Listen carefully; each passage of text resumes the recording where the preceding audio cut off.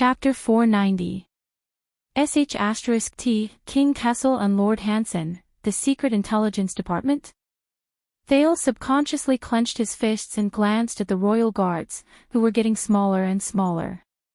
Perhaps it was because the king's name was shocking, or the Secret Intelligence Department's reputation was terrifying, but as the knight's voice spread, the hundreds of cavaliers under Roman's command, from the sentinels at the periphery to the awaitings inside, instantly burst into an uproar. The two members of the Secret Intelligence Department were getting closer. No, it was not just two people. Behind them, there were more than a dozen cavaliers charging over. Once Thales registered what was going on, he turned to Roman with a pale face. "Hey, young white. I mean, Williams." He shouted loudly, and his tone was full of anxiety. "Maybe I can use my identity to delay," but Roman's reaction was faster than his. "What are you panicking for?" The legendary Wing rode on his white horse. His earring swayed in the wind, and he looked very heroic. He urged his hooves forward while he roared at his subordinates around him to suppress their uneasiness. "Do what you have to do." Roman approached slowly and cast Thales a glance. Thales was shocked. At that moment, the legendary Wing exuded an ominous emotion. His expression was dark, as if lightning was about to strike. "You too," he said coldly from his white horse. The teenager nodded instinctively. Roman then raised his head and looked at the dozen cavaliers who were getting closer. More than 10 seconds later, the dozen members of the Secret Intelligence Department finally arrived in front of Thales and got off their horses in a familiar manner. The person in the lead with the scroll in his hand looked slightly plump. From afar, he looked rather cheerful. He wore thin clothes and a headscarf commonly seen in Western Desert, and he panted. The second person who followed him had a burning gaze.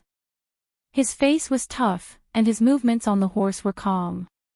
But for some reason, Thales felt that his upper lip and the left side of his jaw were slightly red, as if he had been stained with some sort of lipstick. The cavaliers behind them all looked different, but they all wore different clothes: merchants, mercenaries, farmers, and herdsmen. They were all different. "This is the Secret Intelligence Department?" Thales was on guard. The slightly plump man took the lead. He stepped on the sand laboriously, trying to lift the scroll in his hand higher. "This is Lord Hansen's warrant of appointment.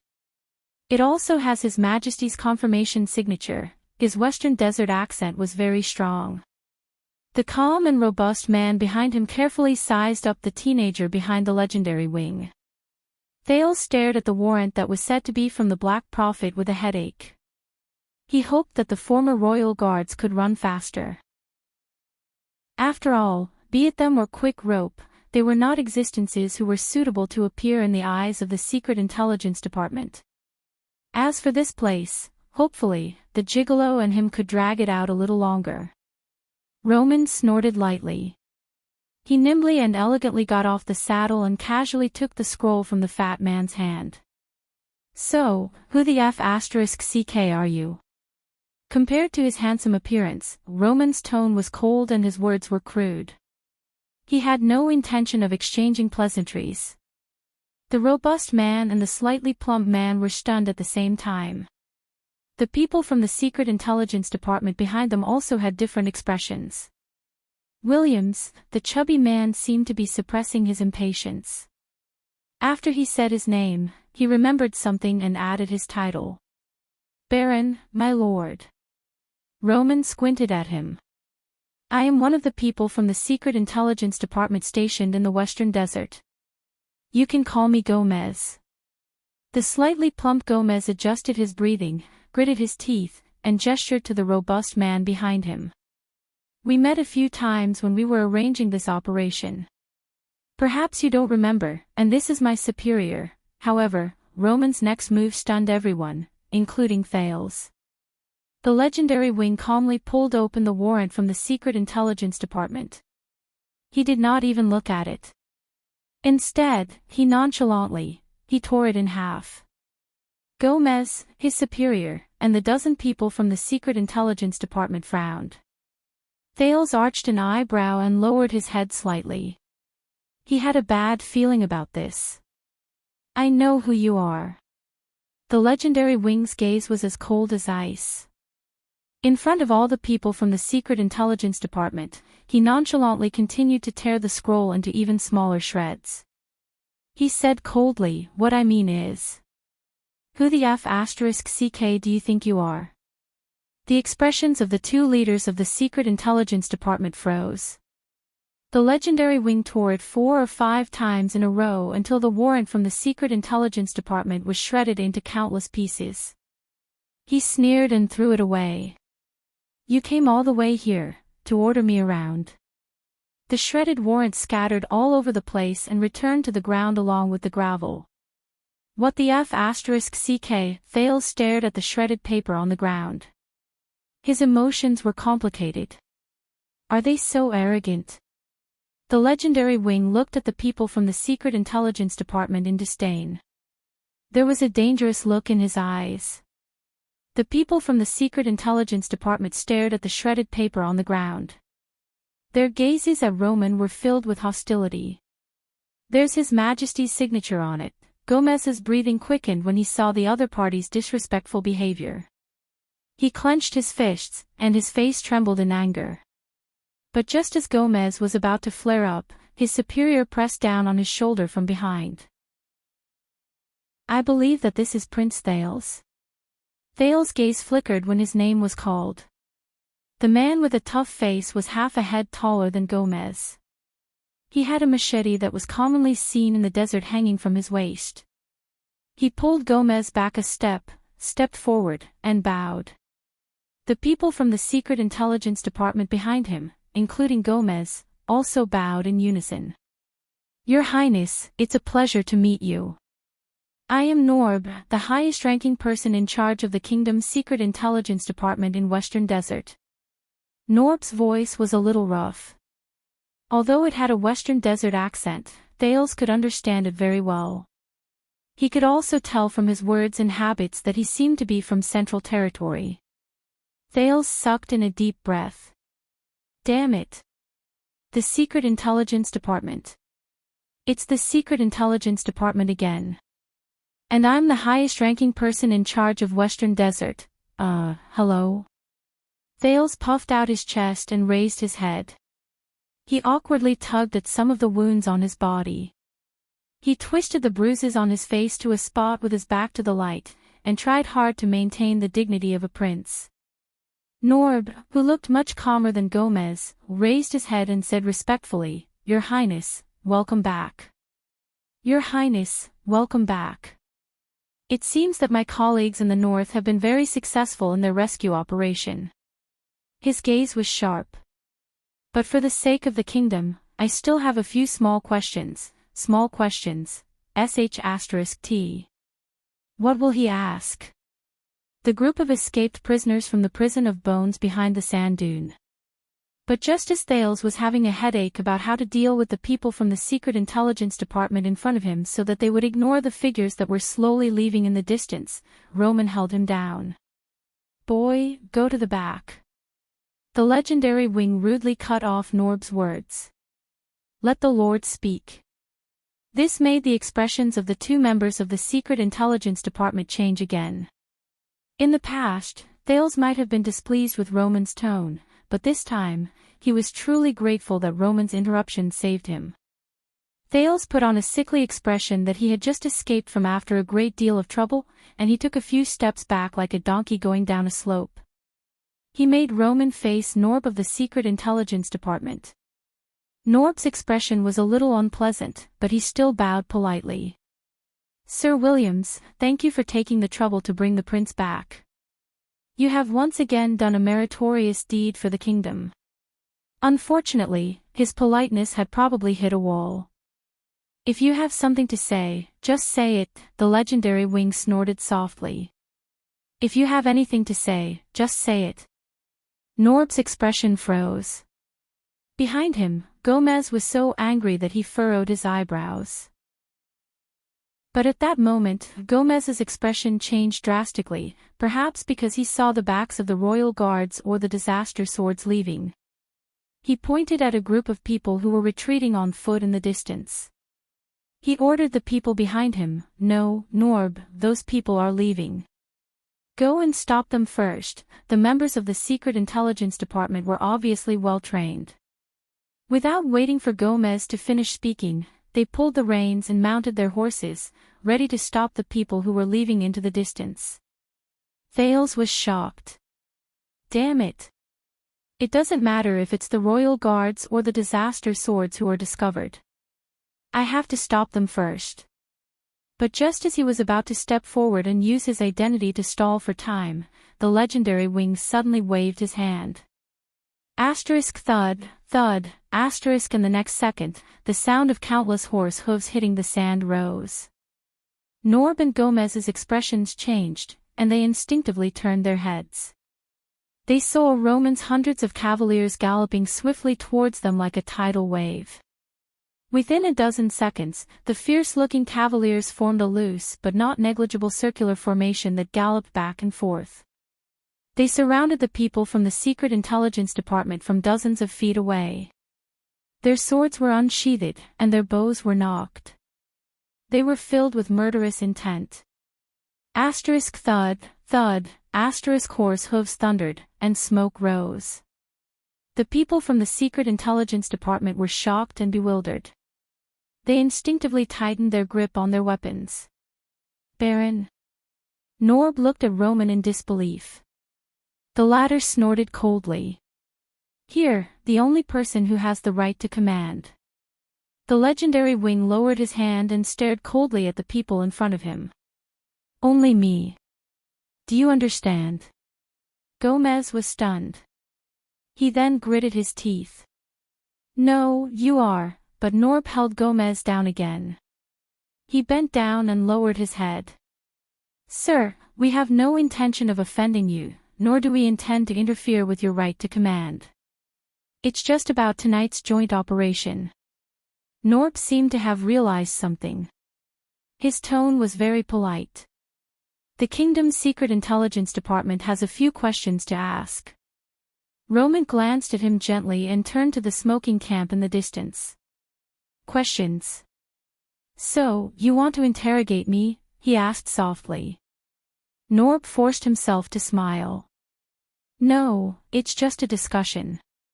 As if he was afraid that Gomez would not believe him, Norb immediately turned around and ordered his subordinates. Everyone, get off your horses and step back. Under the hesitant and nervous gazes of his subordinates from the Secret Intelligence Department, Norb smiled and said, We just need some space and time to have a private chat with you, Your Grace. Aside from Gomez, the people from the Secret Intelligence Department looked at each other. In the end, they got off their horses, held the reins, and retreated to a safe distance. The legendary Wings cavaliers immediately changed their formation. Dozens of them split up and stuck close to them, almost as if they were monitoring them. They waited for them to lead their horses into the distance. Norb turned his head around to look at Roman. His gaze was serious. It was as if he was waiting for something. The legendary Wing snorted. He then raised his right arm and made a gesture. Asterisk thud, thud, asterisk. The sound of horse hooves changed again. The cavaliers who surrounded the group then sheathed their swords under their commander's orders, drew their bows, and slowly retreated. The clearing regained its calm, and the tense atmosphere relaxed. *CK, those people. The helpless Gomez stared at the mercenaries and royal guards who were moving further and further away. He slapped his thigh hard. Thales also breathed a sigh of relief subconsciously. When he saw that the conflict had subsided, the calm Norb nodded. Your Grace, according to the original plan, we will solidify the loyalty and obedience of the Western Desert nobles during the unfortunate incident in Blade Fang's camp. We will also use the false impression that the camp is empty and there is an opportunity for us to take advantage of it. We will lure and incite the bandits who are entrenched here, capture them all in one fell swoop, and clear the western front lines. Norb stared at Roman calmly. His eyes burned. Of course, you are the key person and commander of the operation. The Secret Intelligence Department will assist you from the side. As he listened to their conversation, Thales subconsciously tugged at his parcel. I knew it. But Roman only narrowed his eyes and answered nonchalantly with a nasal voice. Aha! His expression was calm, and his posture was stern. Obviously, the legendary wing's arrogance displeased the slightly plump Gomez. But Norb was not affected at all. He continued, but after lying in ambush for half a night, aside from a few unimportant pawns, we only caught a Northland noble who insisted that he had met King Kessel and obtained diplomatic immunity at the entrance of the Prison of Bones. He sounded indignant. Thales frowned. That's LaSalle. He represents King Chapman. There is also a certain tavern owner and mercenary intermediary who have a deep relationship with us. Of course, Your Grace, we believe that after we beat up that Tampa, the mercenaries in the camp with a long history and complicated connections will know their place. Your rule will also be more stable and smooth. As Norb spoke, he observed the legendary wing's expression. He was very careful with his words, as if he was afraid of disturbing something. The tavern owner. Thales was worried again. Tampa has a close relationship with Quick Rope. If he reveals anything, but Roman still responded with a faint nasal voice. Aha! He looked very much like those portraits on canvases that were full of postures but did not move. Norb frowned slightly, but he quickly returned to normal. This time, he said seriously and cautiously, but we did not catch Steak. Steak. Thales clenched his fists. He is an important target for us to track down in the near future. He may have control over a considerable part of Shadow Shield, including their deployment at the borders of Constellation and Extet. And the secrets regarding the other higher-ups in Shadow Shield. Norb's expression was very serious, and there was indignation in his eyes. And we did not manage to catch the group of mysterious mercenaries who betrayed the Tower of Eradication and were hired by you, Your Grace.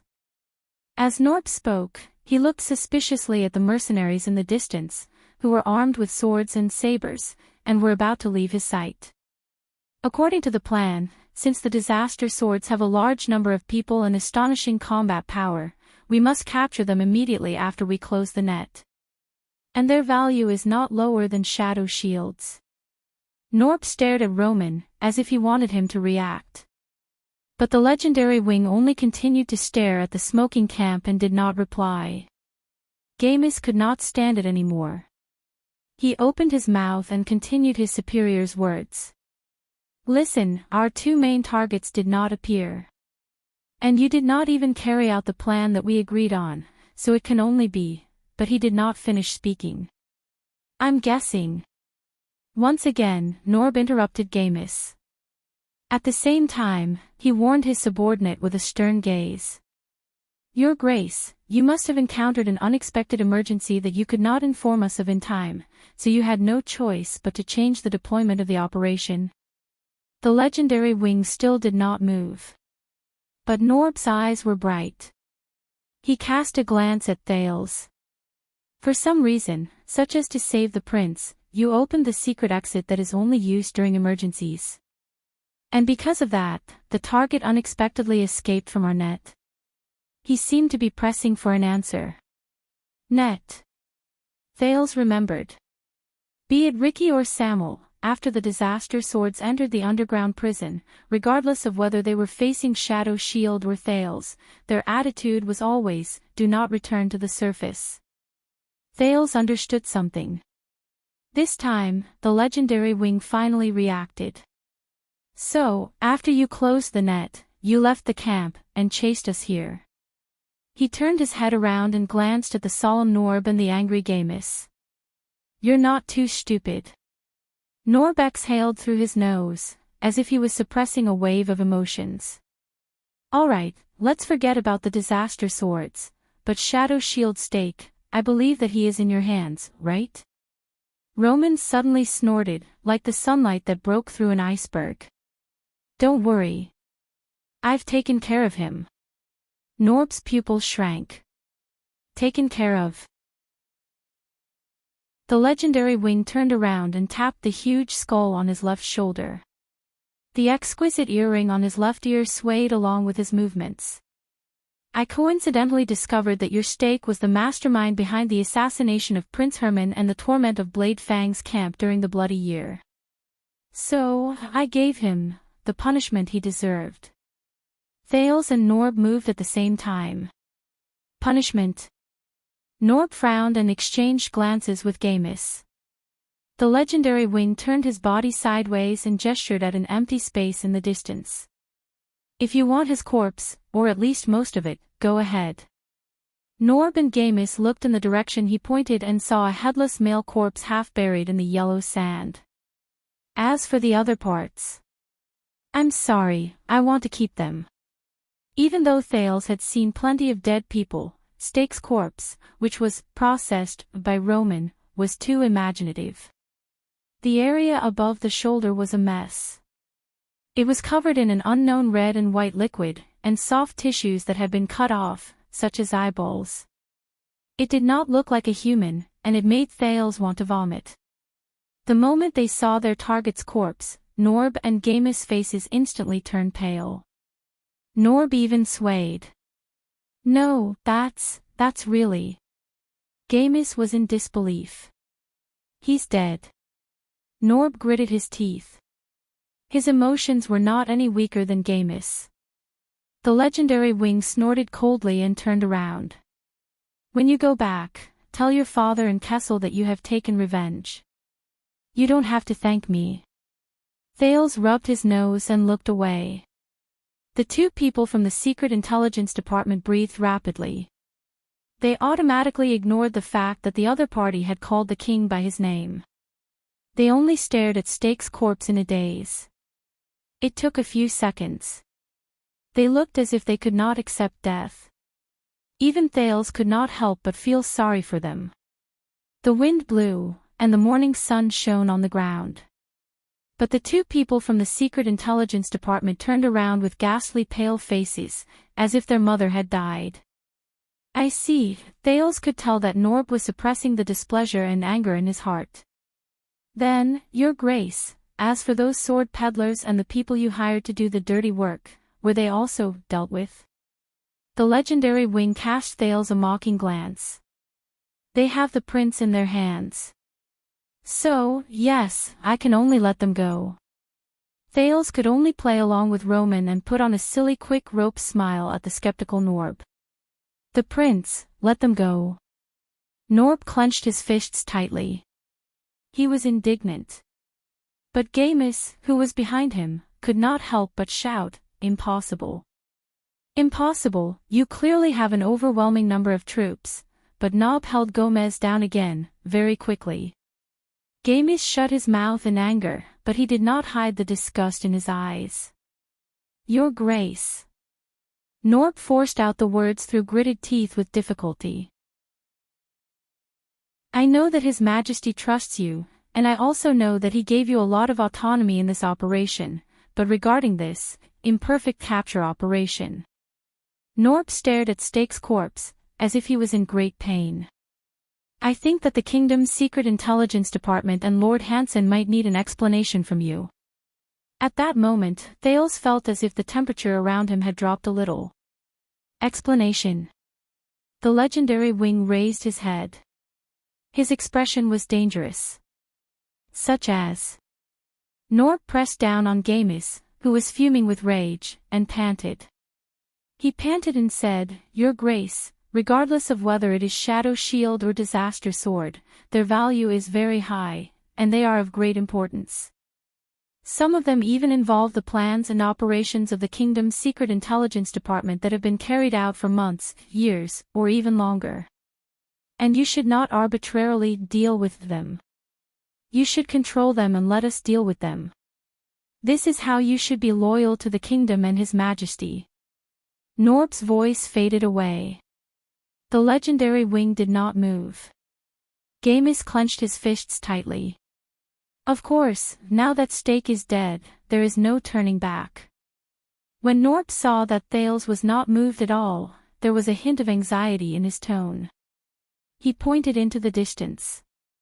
But I can see it. The disaster sword is still in sight. Thales exhaled. If Ricky and his people fall into the hands of the kingdom's secret intelligence department, then Samuel and the royal guards who have dealt with them. Norb gritted his teeth and spoke in a gentle tone.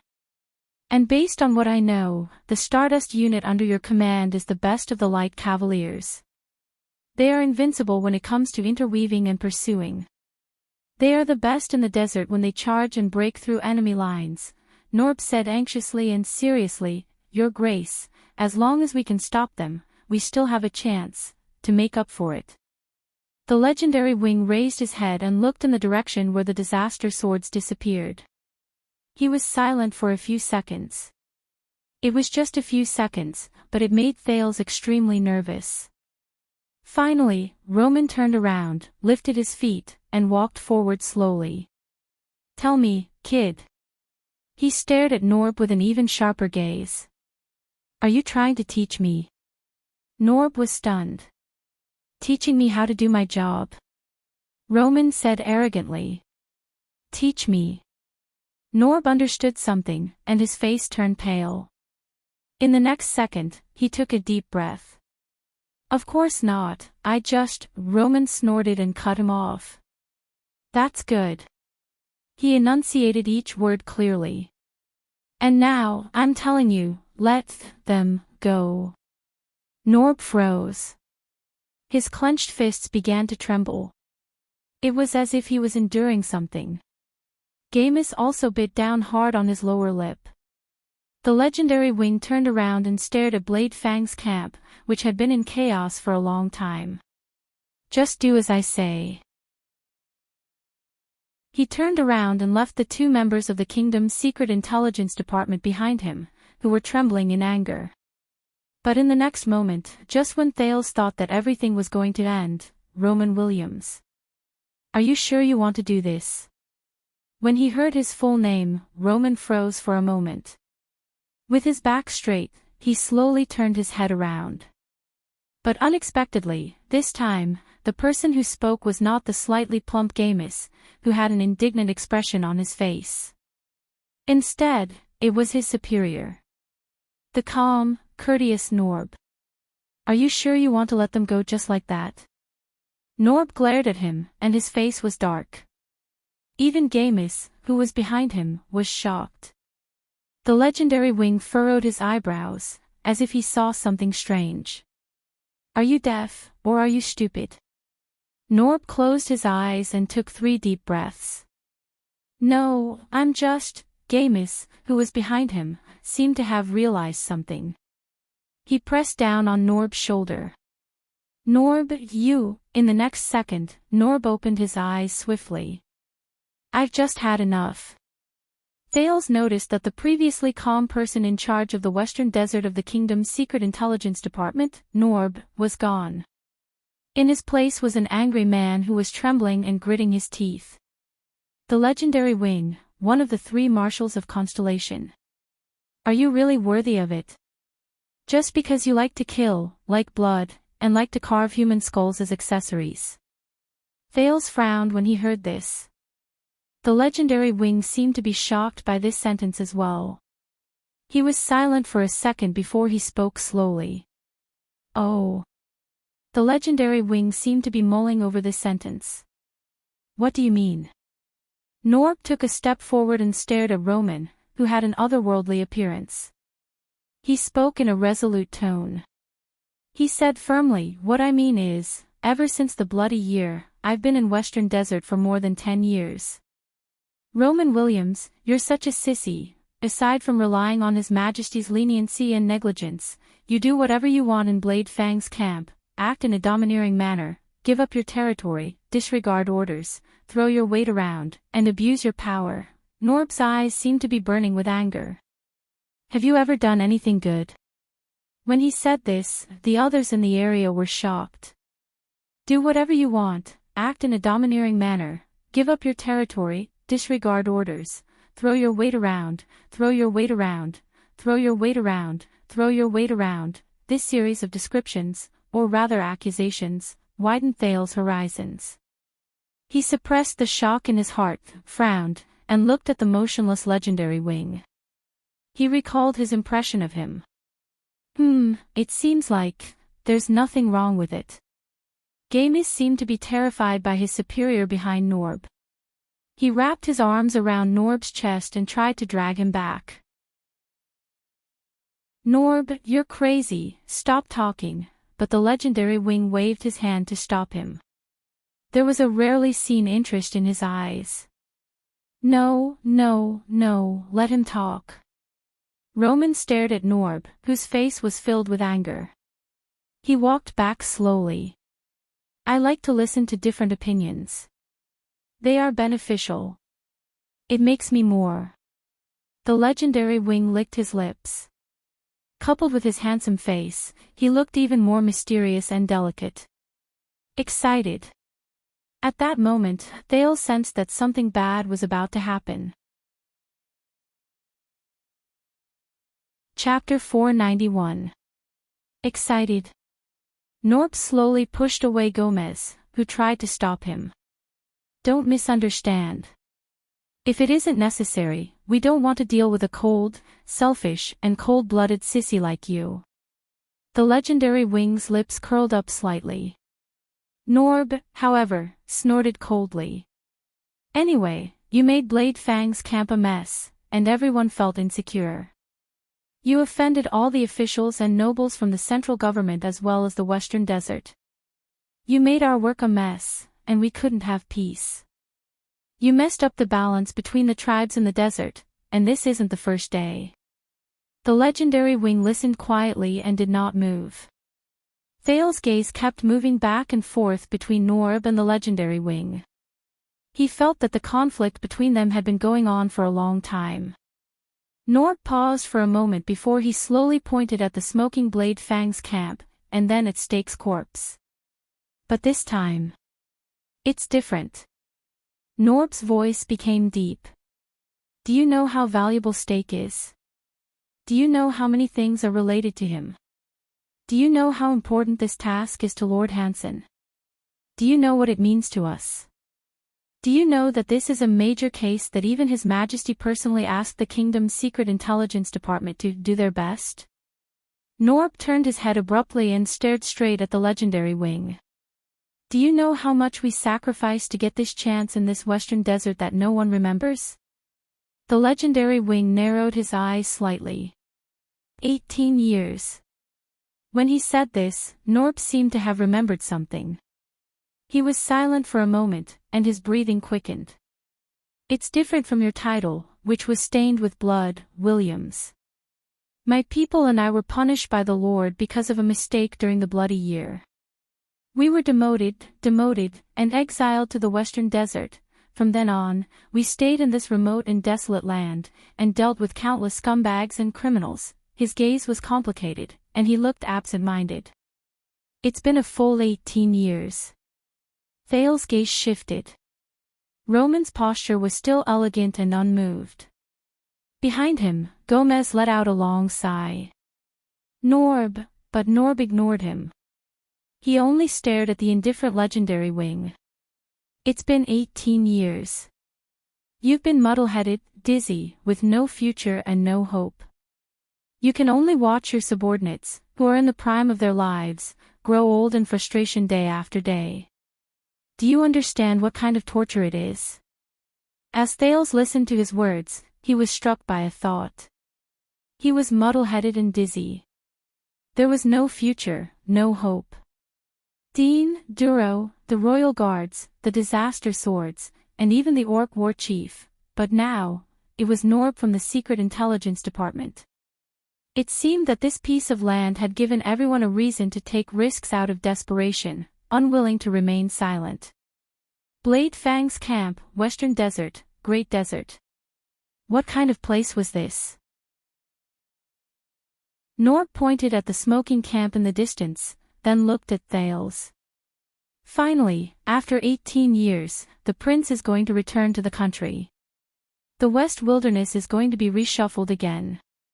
His Majesty is going to take this opportunity to get things done. He took a deep breath as if he was trying his best to suppress himself. We, the forgotten ones, are being remembered again. I once again have the conditions and reason to ask the Lord for a chance to turn things around. Dig out Stake, dig out Shadow Shield, dig out Ting and his lackeys. Norb looked at the headless corpse. Do you know how important this operation, which is our only hope for more than 10 years, is to us, who are far away from the center of the kingdom, far away from the Lord and His Majesty's line of sight, and how important it is for us, who are unknown and no one cares about us? Norb's face was livid. He pointed at Stake's corpse, as if he could not find any other suitable words. It's been 18 years, and you dealt with him just like that. Dealt with our only chance to turn things around in 18 years. Norb gritted his teeth. This is unacceptable. Roman only glanced sideways at Norb. He seemed to be interested. So. Norb took a step forward. So, chase them back, Williams. Norb stared at the figure in the distance, who was getting further and further away. If we chase after those people we let go, be it the disaster swords or anyone else, we might be able to find some clues and save ourselves from this failure. Make a contribution and reverse the situation. Reverse our future. Thal's heart sank. Norb seems to have made up his mind to chase after those who escaped. Otherwise. The legendary wing sneered. Norb's eyes were red, and his chest was heaving. Otherwise, legendary wing. He looked at Roman, and his tone became even more sinister. Don't forget, everything you have, your title, your army, your territory, everything you have, was given to you by His Majesty and the kingdom. The legendary wing frowned slightly. Gamus, who was behind Norb, widened his eyes.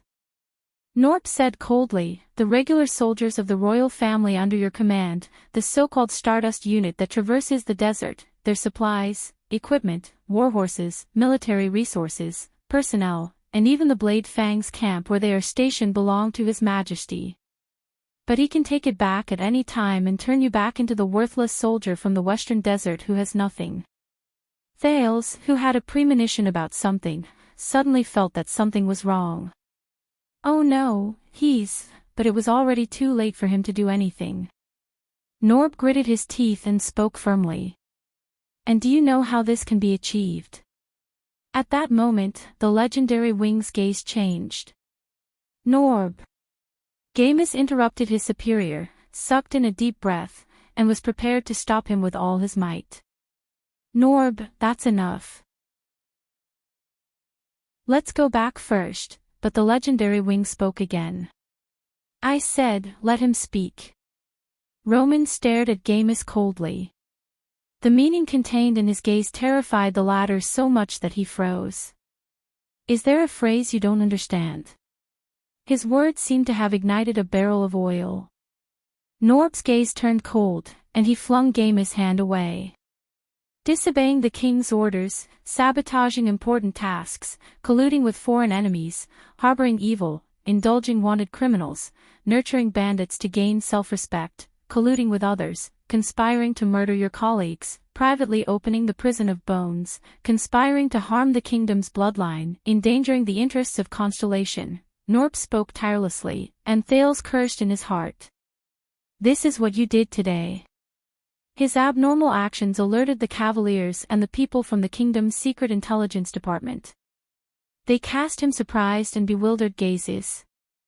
But the legendary wing did not interrupt him. The Cavaliers under him also continued to stand in a stalemate.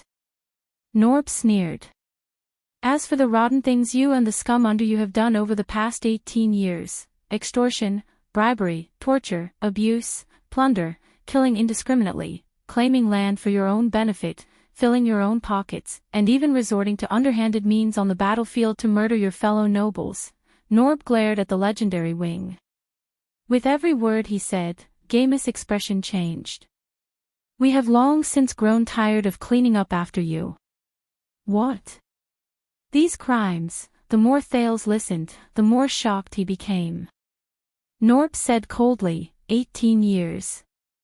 Every piece of evidence and every crime we have collected over the past 18 years is enough to make Renaissance Palace furious at the Baron of Blade Fang's nobles, make the nobles in Western Desert who have hated you for a long time go mad with joy, make the entire kingdom despise you, and make the illustrious you lose your reputation, and all of the above, including all of the filthy things you have done over the past few years, will be reported to the Imperial Conference, to His Majesty, and to Lord Hansen, word by word.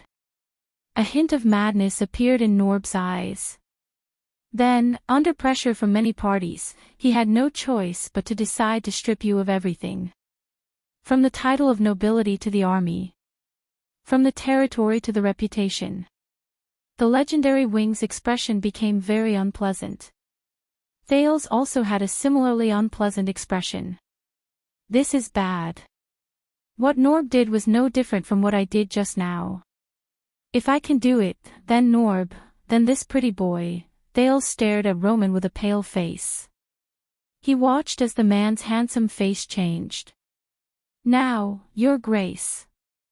Norb sucked in a deep breath. His voice sank, as if he had instantly released his anger back into his chest. We can either make up for everything together. Norb glared at the legendary Wing, as if he wanted to dig out a piece of flesh from his handsome face. Or we can die together. You lose your title, and I lose my future. We can rot in Blade Fang's camp, in this bottomless abyss that devours people to the bone. He said softly, time is limited. The choice is yours. The moment he finished speaking, the place became quiet again. But the people present were far from being at peace. Damn it. This was the only thought in Thales' mind, which was in a mess. A few seconds passed, but Thales felt like a long time had passed. Sir Norb, Baron Williams, in truth, I am very tired now. These messy things. He pretended to be impatient and thought about how to deal with the situation. But before he finished speaking, the legendary Wing interrupted him again. This is strange.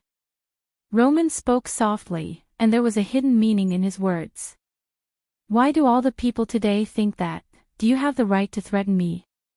Thales' expression changed. The legendary Wing walked forward slowly. You are from the Secret Intelligence Department. You have met Murat, right?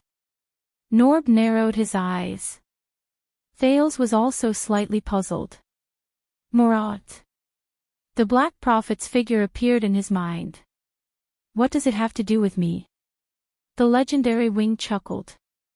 Do you know why that black-robed prison chief always uses a cane? Norb frowned. Because he once said something similar to me. Something similar. The legendary Wing's voice was very weak and calm. It was not even louder than the wind. But before Thales and Norb could react, the legendary Wing's hand flashed with white light. In the next second, with a dull thud, Norb fell to the ground. What followed was his pained grunt. Gamus, who had reacted, instinctively wanted to draw his sword, but Roman, who had a spear in his hand at some point of time, flung a white shadow, and Gamus was sent flying. Thales was shocked. And I. The legendary Wing's voice suddenly became loud. Back then, I was like this. His eyes were as cold as ice as he walked towards Norb, who was moaning on the ground. In the next moment, before everyone's eyes, the legendary Wing lifted his leg without hesitation. Roman ended his speech coldly. I broke his leg. A crisp sound rang out. Ah! Norb hugged his right leg and screamed. When the people around them saw this, the people from the Secret Intelligence Department instinctively wanted to rush over. Sir! But Roman's subordinates reacted quickly as well. They unsheathed their weapons, tightened their bowstrings, and forced the people from the Secret Intelligence Department to retreat. The stunned Thales watched this shocking scene. He could not understand it at all. Why did he? Norb's screams turned into moans. He crawled on the ground, trying to stay as far away from Roman as possible. His pained moans continued to travel. The legendary wing snorted coldly. As if he had not had his fill, he swung the white spear in his hand and walked towards Norb. Roman, no. Thales quickly spoke after he came to his senses. There are too many people watching. The legendary wing's footsteps froze. He turned around abruptly. He stared straight at Thales. The cold warning in his voice caused the prince's remaining words to be stuck in his mouth. The legendary wing snorted coldly. He turned around and walked towards Norb, who was on the ground. The white spear in his hand slowly shrank into a handgun. Now, from the Secret Intelligence Department. The legendary wing extended his long arm and grabbed Norb's collar. I want all of you to report everything I said and did today, including your broken leg, to that old bastard Murat, that son of AB*TCH, without missing a single word. Report everything to that son of AB*TCH king whose surname is Jadestar and who wears a crown on the supreme throne. Thales was shocked when he heard this. Old bastard, son of AB*TCH, did he just say? Roman's tone was so cold that it could freeze the sand around him. That's right. Not only did I kill your target, I also let your suspect go. I've also jeopardized your interests and ruined your plans. The legendary wing turned around abruptly and pointed his handgun at Thales. It made the prince jump in fright. I even injured the people you sent to monitor me and threatened to kill the heir of the kingdom. The legendary wing's gaze was terrifying. And I don't care what all of you think.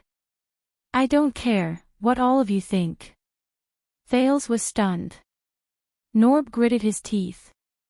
He seemed to have understood the situation. The legendary wing tightened his grip on Norb and enunciated his words clearly. Because this is my F*King, Blade, Fang, camp. The legendary wing let go of Norb, turned around, and whipped Gamus, who had climbed up, back to the ground. And as always, I find them an eyesore. Roman roared, as if he was burning with rage. The people from the Secret Intelligence Department around them burst into a commotion again. Then, a cavalier lashed out with his whip and whipped one of them back to the team. The legendary wing stood up slowly and looked at Norb and Gamus, who were hissing and coughing up blood while enduring the pain. Next time, they send an idiot like you to threaten me with the king, the Secret Intelligence Department, and my Blade Fang's camp, like an ignorant brat, threatening me with Blade Fang's camp. Thales felt a chill run down his spine. Next time, if they want to use my territory to play some political game to balance power, the legendary wing's gaze turned cold. Just wait for me to go to Renaissance Palace to look for them. When he said this, Roman suddenly turned around and cast a glance at Thales. The teenager felt his heart palpitate again, and he could not help but take a step back. And if they are unhappy, if they have the guts, the legendary wing's face was filled with murderous intent. They will come to take away my title, take back my army, and take away my territory, with that *T Jadestar's *T warrant, they will come and kill me. The legendary wing roared. Jadestar, Thales subconsciously gulped. Damn it. He stared at the legendary wing, who was brimming with murderous intent. He is really a vassal directly under the royal family. Roman turned around and stared at Norb, who was panting on the ground. Kessel and Murat, if they don't have the guts, if they don't dare. At that moment, Roman was filled with pressure. Every word he said seemed to have been cut through the air with a blade. Let them hold it in, tuck their tails between their legs, and keep their balls between their legs, continue to hide behind the throne and the veil, obediently become cowards who are sons of B*cheese. Thales was incredibly shocked. He stared at the murderous Roman, and he could not believe his eyes. His attitude towards the Iron Hand King, just now, how did he successfully convince Roman? Norb panted. He endured the pain and pressed down on Gomez, who wanted to get up again. He glared, as if he could not believe it either. Listen up, Secret Intelligence Department. The legendary wing snorted coldly and sheathed the white spear behind his back. If you leak even a single word, 1, 2 words. Roman's tone was no longer cold, but his words were still sharp. I will personally go to the capital and break Murat's remaining leg, together.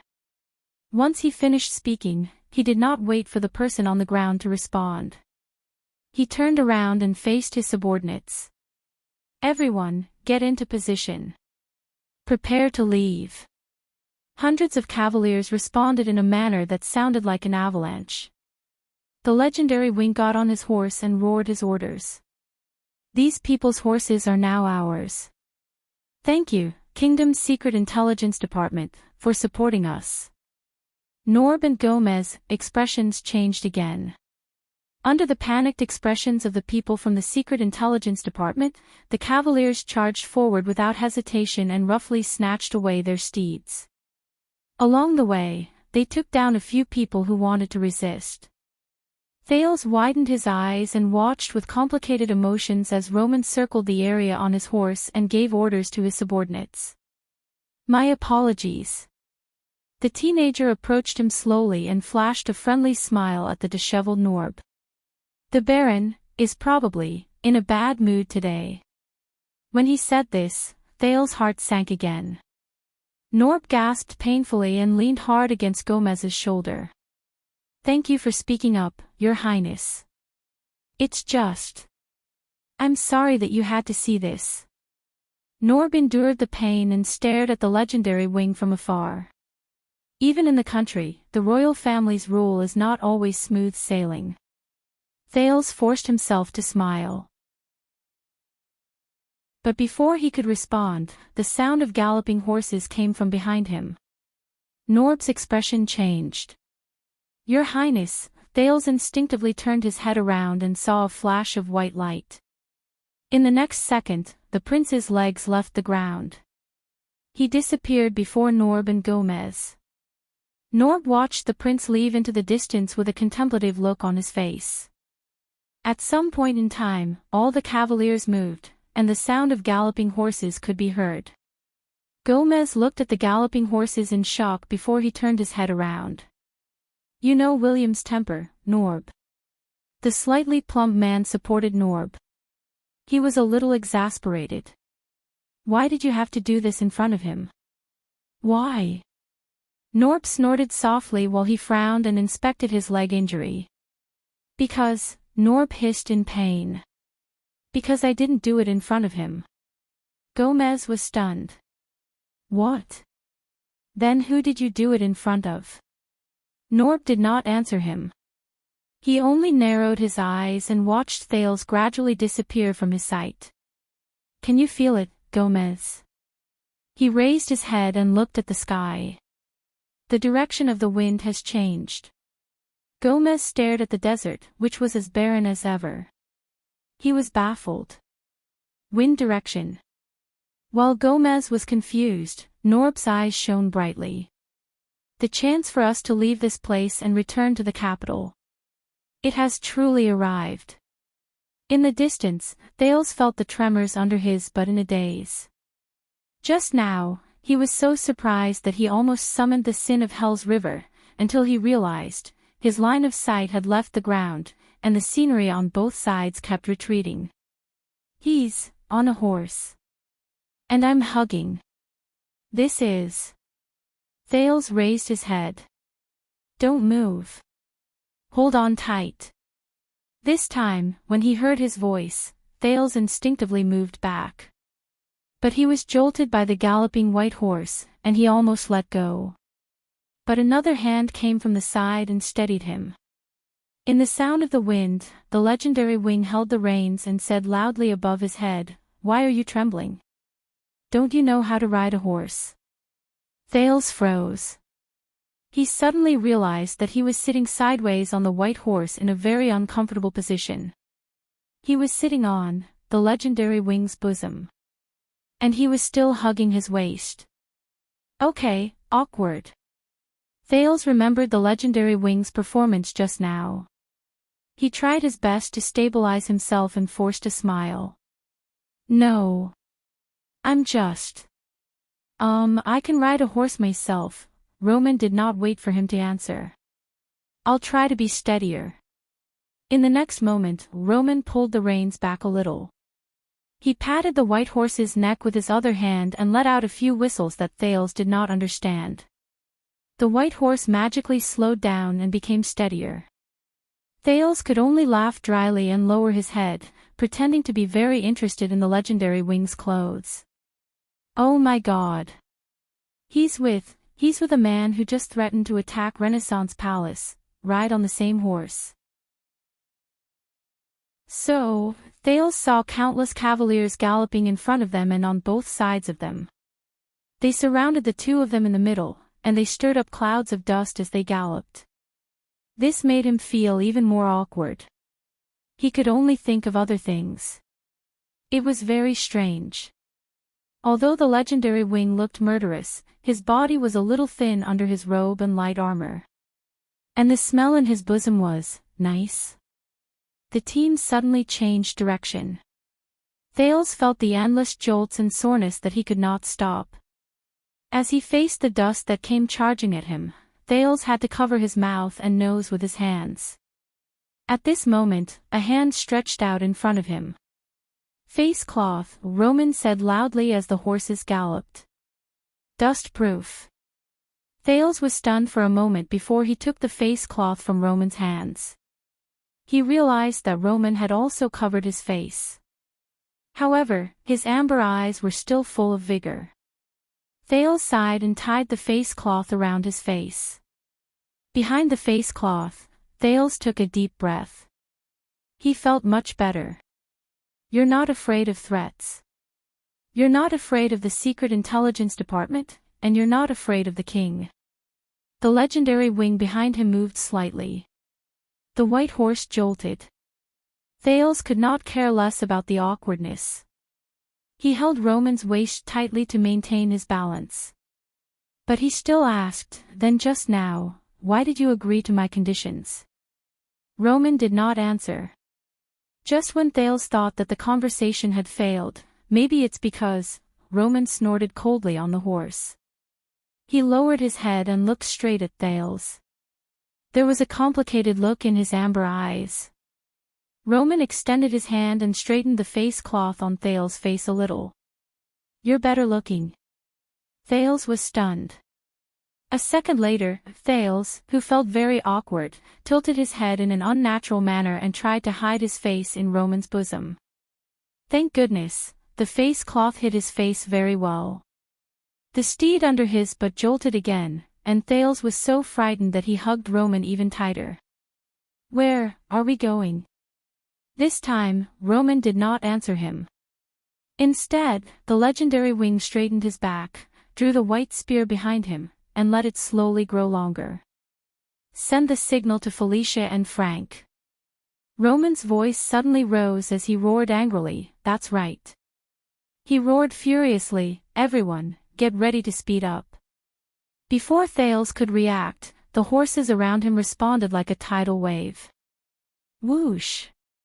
The legendary wing's roar rose to the sky. We're going back to the camp. His voice seemed to have a power that could make people's hearts tremble. It passed through the rumbling horse hooves and reached everyone's ears. Even Thales could not help but feel his blood surge. Whoosh! The cavaliers responded in unison again. They were eager and eager. Soon, the cavaliers began to increase their speed. The increasingly fierce sandstorm forced Thales to close his eyes and lean against Roman's bosom. Damn it! The dull sounds of the horses' hooves hitting the sand became louder and clearer. But the legendary wing's voice was still clear and shocking. Our camp! As their speed increased, the cavaliers drew their weapons and responded in a frenzy. Whoosh!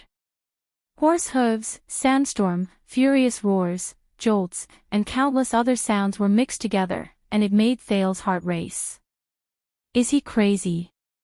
He's bringing me along with him to war. The legendary wing spun the white spear in his hand and thrust it forward. No matter who we run into on the way, whether they are humans, mixed breeds, barren breeds, or King bloody thorn lizards. As long as they see the Stardust War flag and refuse to surrender and kneel, the legendary wing's voice grew colder by Thale's ears. There was an unprecedented sharpness and anger in his voice. In the next second, the legendary wing swung the white spear. He shouted a sentence in the orc language that had once made Thales tremble in fear. Ser Riki. The white horse leaped, and Thales nearly let go of him. He closed his eyes and held Roman's waist with all his might. He heard the soldiers' zealous and excited roars. Ser. Ser. Sar Lika. Thales listened to the roars that rose and fell against each other, and his heartbeat and blood flow gradually calmed down. A wave of fatigue that he had never felt before attacked him. So tired. Ser. Amid the endless jolts and roars that sounded like a tsunami, Thales felt his eyelids grow heavier, and his body grow lighter. Everything beside his ears seemed to have been separated by a layer of water, and it no longer stimulated his nerves. In the next second, Thales closed his eyes, and his arms relaxed. He felt as if he had fallen into water. But a powerful arm holding the reins came from the front ring. Before the teenager fell off the saddle, it held him tightly. Ser, in the midst of the roars, the dazed Thales seemed to have realized something. But before he could register what was happening, the teenager fell into the legendary wing's arms. He fell unconscious. Chapter 492.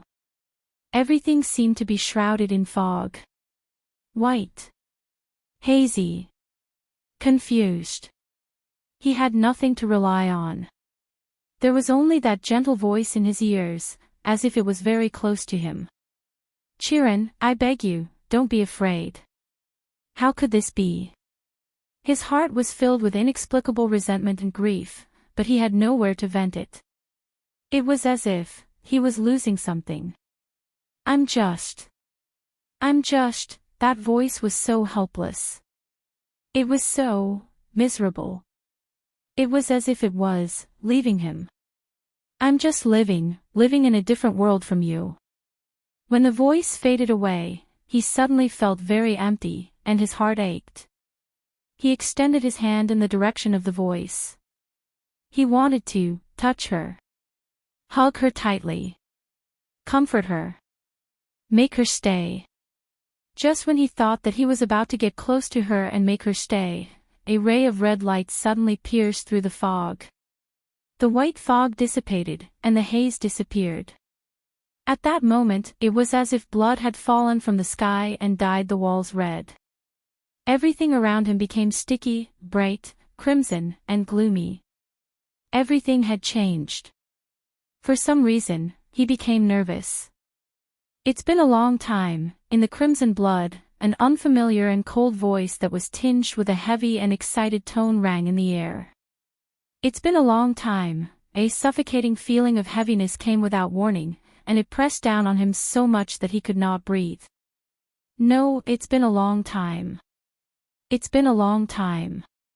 It's been a long time. The echo was heavy, and it echoed endlessly. It was as if a heavy war drum was beating against his heart. No of mine, that voice was excited. But he was terrified. No of mine, the blood around him became redder, darker, and deeper. It was getting closer and closer. Mine, unavoidably, the boundless color of blood climbed up his body and climbed up his senses. He could not break free, and he could not escape. No, it violently attacked his thoughts and occupied his will. It filled him with everything.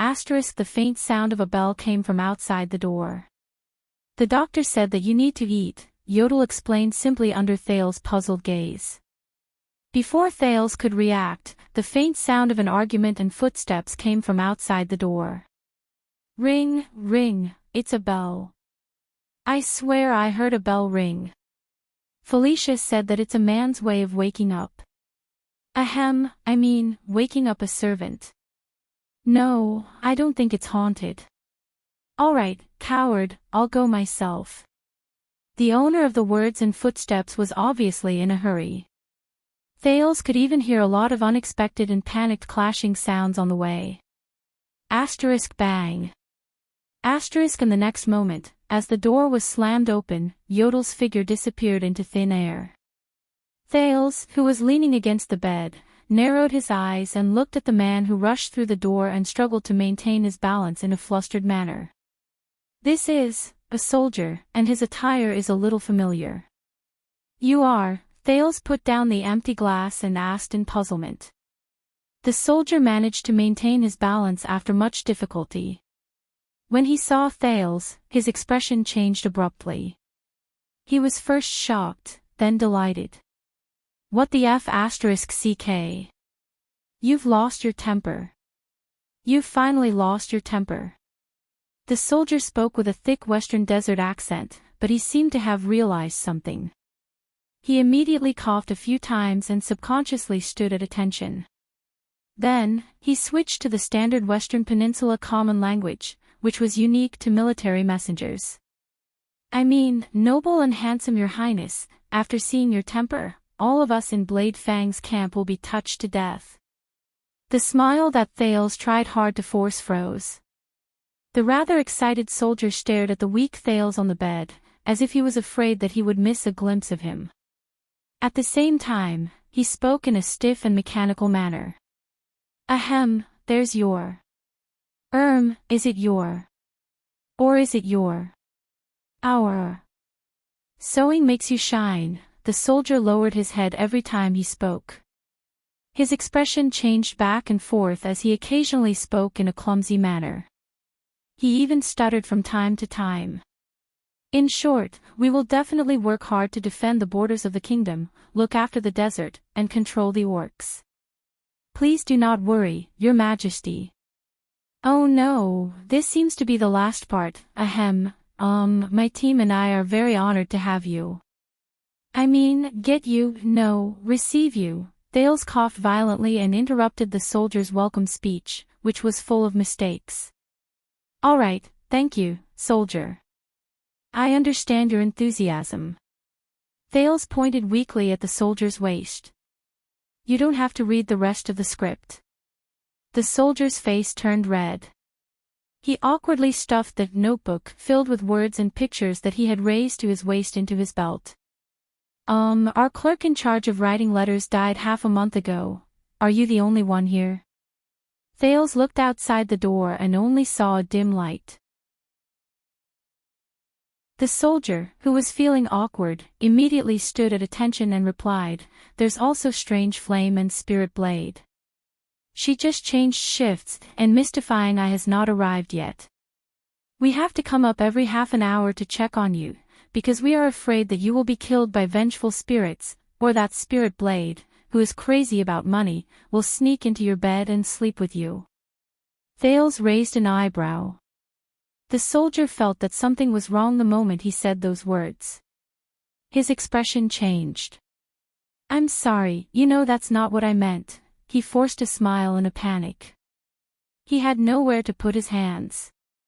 What I mean is, noble and handsome Your Highness, we have always taken good care of you, and we love you as if you were our own son. The more he spoke, the worse it became. Thales, who was mentally exhausted, became a little more energetic after being nagged by the soldier. He sighed and reached out to stop the soldier from continuing. I remember that you are Snake Shooter, a psionic. You are, the new captain under Baron Williams' command. The soldier named Snake Shooter was slightly stunned. Then, he looked ecstatic. Ah, you remember my name. As expected of the noble and handsome Your Highness. Yes, Your Highness, please remember me. I am Snake Shooter under Sir Williams. I am loyal, and I have absolutely no criminal record of smuggling, tax evasion, or organized crime. Ever since I was recruited by the Sir, I have shed blood, sweat, and tears for the kingdom every day.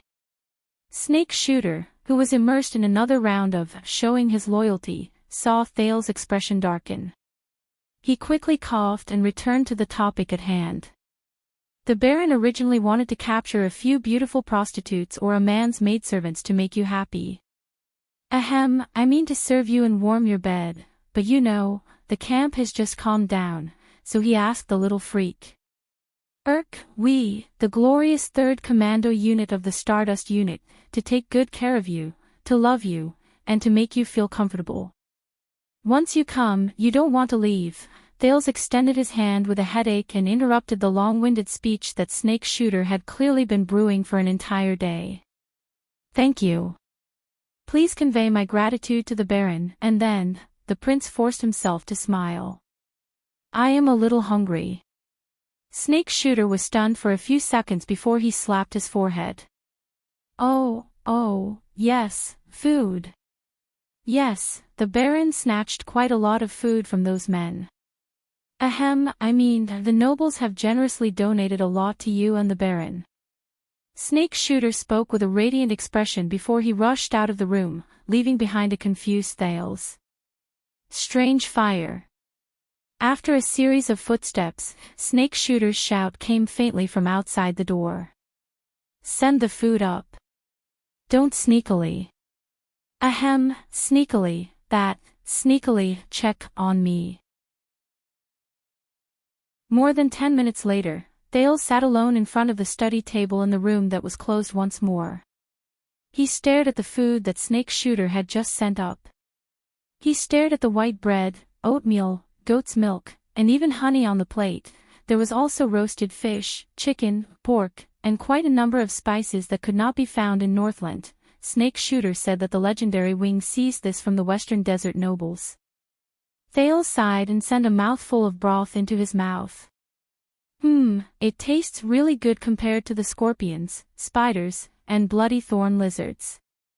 Desert God, if anyone ever tells me that the western desert nobles are located in a remote area with poor soil, turbulence, danger, poverty, and hardships, I will cut all ties with that person. As he felt his stomach fill up, Thales asked the air, so, what happened to Blade Fang's camp? He waited for a few seconds. Yodel's hoarse and indistinguishable voice traveled from the air. Williams won.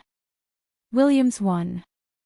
Thales bit the spoon in his mouth and tilted his eyebrows in resignation. Wow. That's really detailed. It was just like the first time they met, when Yodel answered him, "Who is my father?" His words were filled with diplomatic language. When he remembered what happened in the past, Thales could not help but smile. God, how old am I? Am I already starting to reminisce about the past? But Thales immediately thought of something, and his mood sank. What about the kingdom's secret intelligence department? Thales' question was very vague, but Yodel seemed to know what he wanted to ask. They did not have horses, and were forced to return on foot. The prince breathed a sigh of relief. So, Quick Rope, Barney Jr., Belden, Tardin, Cannon, Bruley, and Zacriel. His mood became cheerful. That was a fulfilling and interesting day, wasn't it? Thales said half-jokingly. A few seconds later, a hoarse voice traveled from the air, and there was a barely noticeable hint of amusement in it. Yes. Thales, whose appetite had increased, happily finished the food on his plate. By the way, Yodel, your injury, it's healed. Don't worry. The answer traveled from the air so quickly that Thales did not even have the chance to finish his question. But this made the prince frown. It's healed. Thales put down the half-eaten bread. My injury is healed. He remembered that a long time ago, Yodel had once blocked 3 vicious and fatal crossbow bolts for him and was heavily injured. That was how they parted. Thales no longer knew what happened after that. The prince's mission urged him to head north. He was gone for 6 years. The memories of the past and an inexplicable melancholy surged into his mind. 6 years. Thales' smile disappeared. He was silent for a while. Yodel, have you been, well, all these years? The answer in the air was still brief. I'm fine. Thales nodded slightly, and the corners of his lips curled up slightly. Yes. He's still the same person. Silent, and a man of few words. The former masked protector. Isn't he? When he thought of this, Thales suddenly changed the topic. You know Zacriel, don't you? This time, the answer in the air only appeared after a few seconds. It was filled with an inexplicable emotion. A long time ago. Thales frowned. His tone was filled with worry. He said that your mask is one of the secret treasures of the royal family. The room was very quiet. There was no answer. Thales took a deep breath. He turned his head around and looked at the dark and narrow room. He still did not see any signs of a living person. When Yodel did not reply, Thales could only sigh and ask. He also said that there's a price to pay for using that amazing mask. There was another few seconds of silence. When Thales could not help but want to speak again, the masked protector's voice traveled into his ears. It's fine. Everyone has a price to pay. His voice was still hoarse, but it was filled with an unknown, profound meaning. There was also his determination to end the conversation. He's not going to say anything. The teenager could read the meaning behind his words. But Thales was not satisfied. So, what is it? He looked at the air behind him worriedly. He felt that he looked a little silly when he shouted from a distance. There was no answer. Yodel. This time, there was a hint of urgency in Thales' tone. I'm really worried about that, but there was still only silence that answered him. Thales exhaled in resignation. I saw it. The teenager frowned and stared at the air. He was displeased and worried. When Ricky tried to take it off, you reacted as if he wanted to skin you alive. If you're really fine, then why have I never seen you take off? Thales stopped speaking hurriedly. The dark room was dead silent. There were no ripples in the shadow in the darkness. It was as calm as ever. All right. Since that's the case. Thales took a deep breath and put away his displeasure. He imitated the posture he learned in the past 6 years and became the aloof, arrogant, noble, and aloof prince of Constellation when he faced the overbearing vassals of Dragon Cloud City. Yodel Kato, Thales said solemnly and coldly. I order you, tell me. He raised his chin and raised his voice with a stern expression. This is my order. An order from the second prince, Thales Jade Star. His voice was cold, his tone was stern, and there was no room for doubt. His response was still silence. Thales suddenly felt that the shadow in the darkness seemed to have moved. But what followed was a cold and hoarse voice. Prince Thales. It was faint and broken. Merciless and cold. I only obey His Majesty's orders. The voice faded away. At that moment, Thales felt his body turn cold. Only obey His Majesty's orders. He stared at the air in a daze. He was a little dazed. Is that so? Thales inhaled absent-mindedly and turned his head around stiffly. He no longer looked behind him. A few seconds later, all right. Thales heard himself speak unnaturally. He felt that his tongue was stiff and rusty. It was even worse than Snake Shooter just now. Of course, His Majesty's orders, he said laboriously, of course. Thales took a few deep breaths. He picked up his cutlery and started eating again. just like before. But just now, for the first time, he felt that the shadow behind him that seemed to be empty no longer gave him a sense of security. The unfamiliar yet familiar purple mask no longer gave him a sense of security.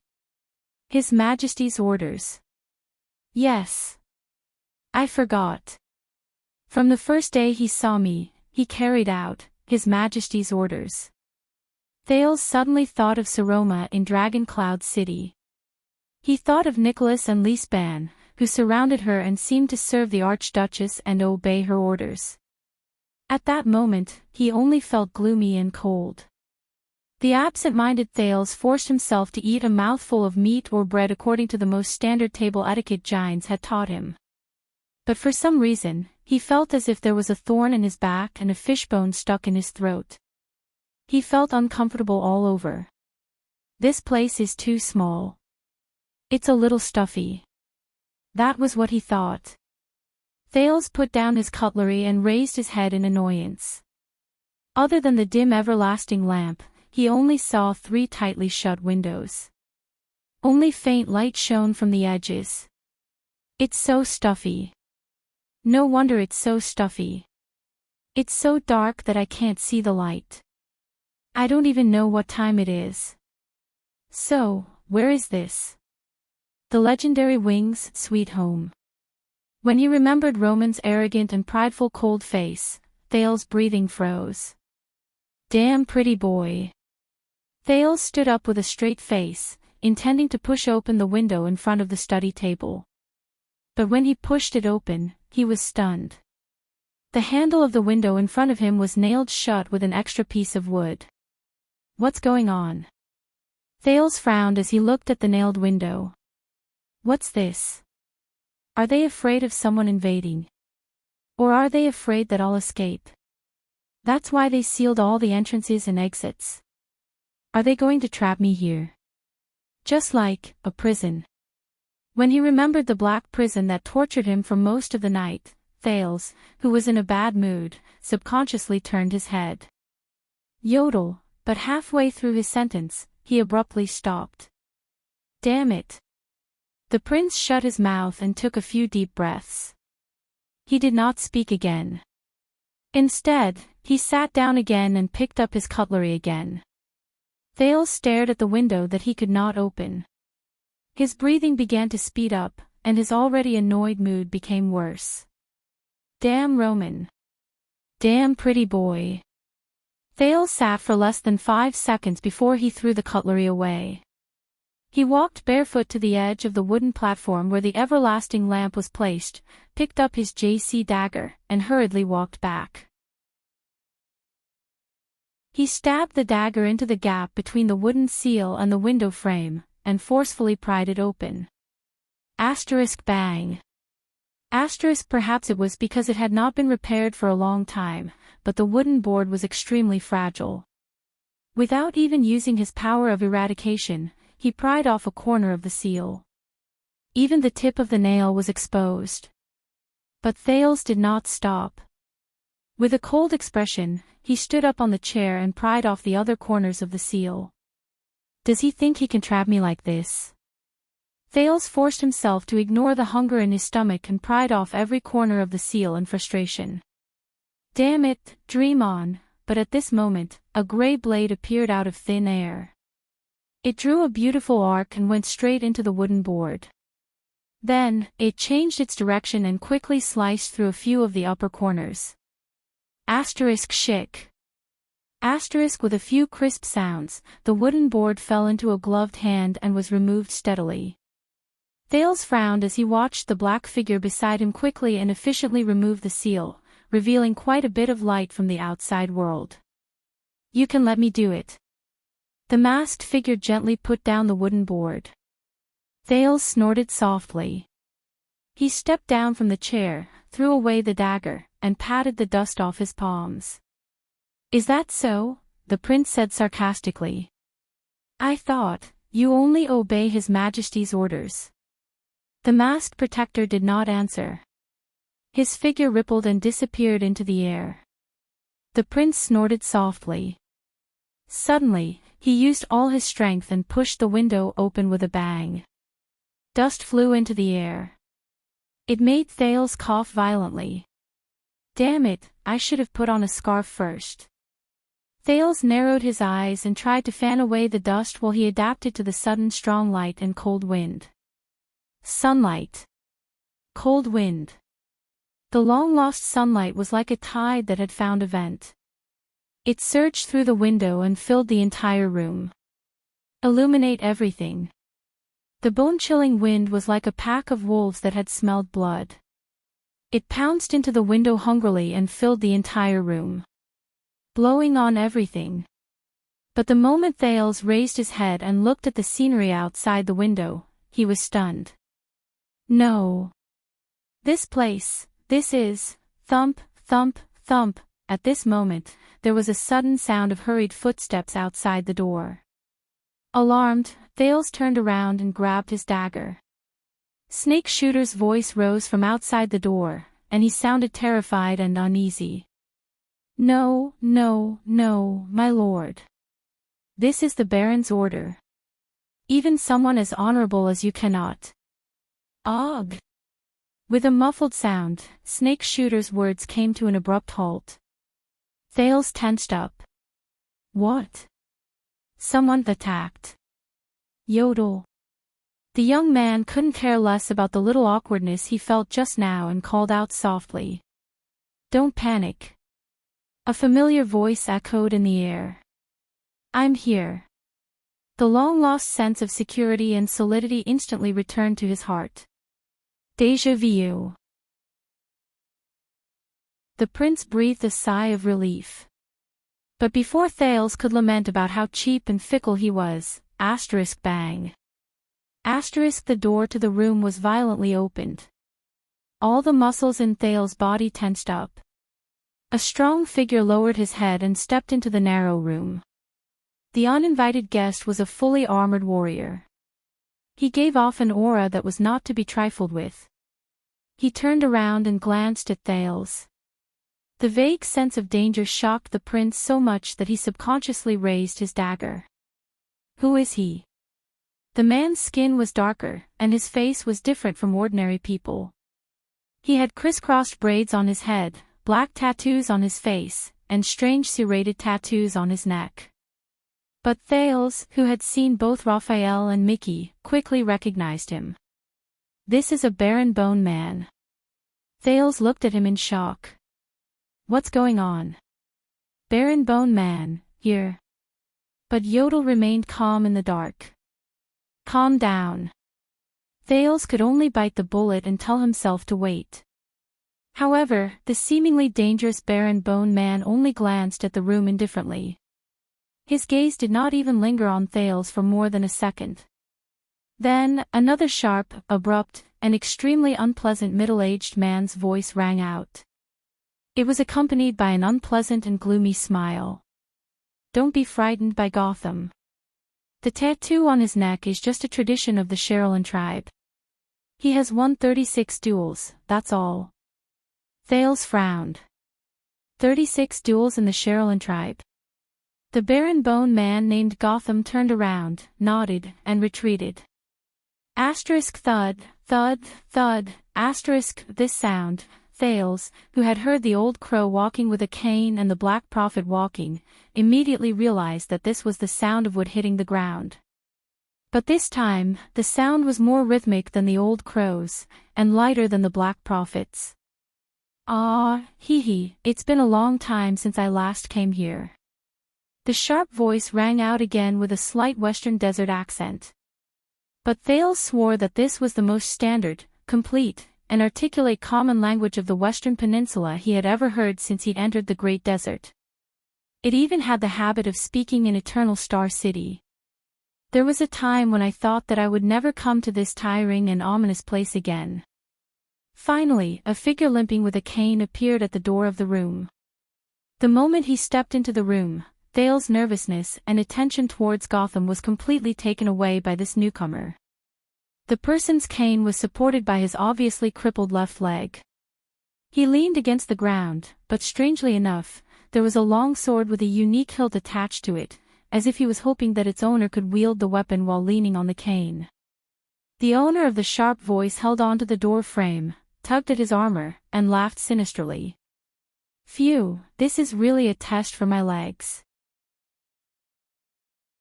He raised his head while leaning on the cane, and revealed a middle-aged face that could not be considered human. Withered, pale, and crooked. Coupled with his cold and sharp voice, as well as his sharp and intelligent eyes, it was enough to make people shudder.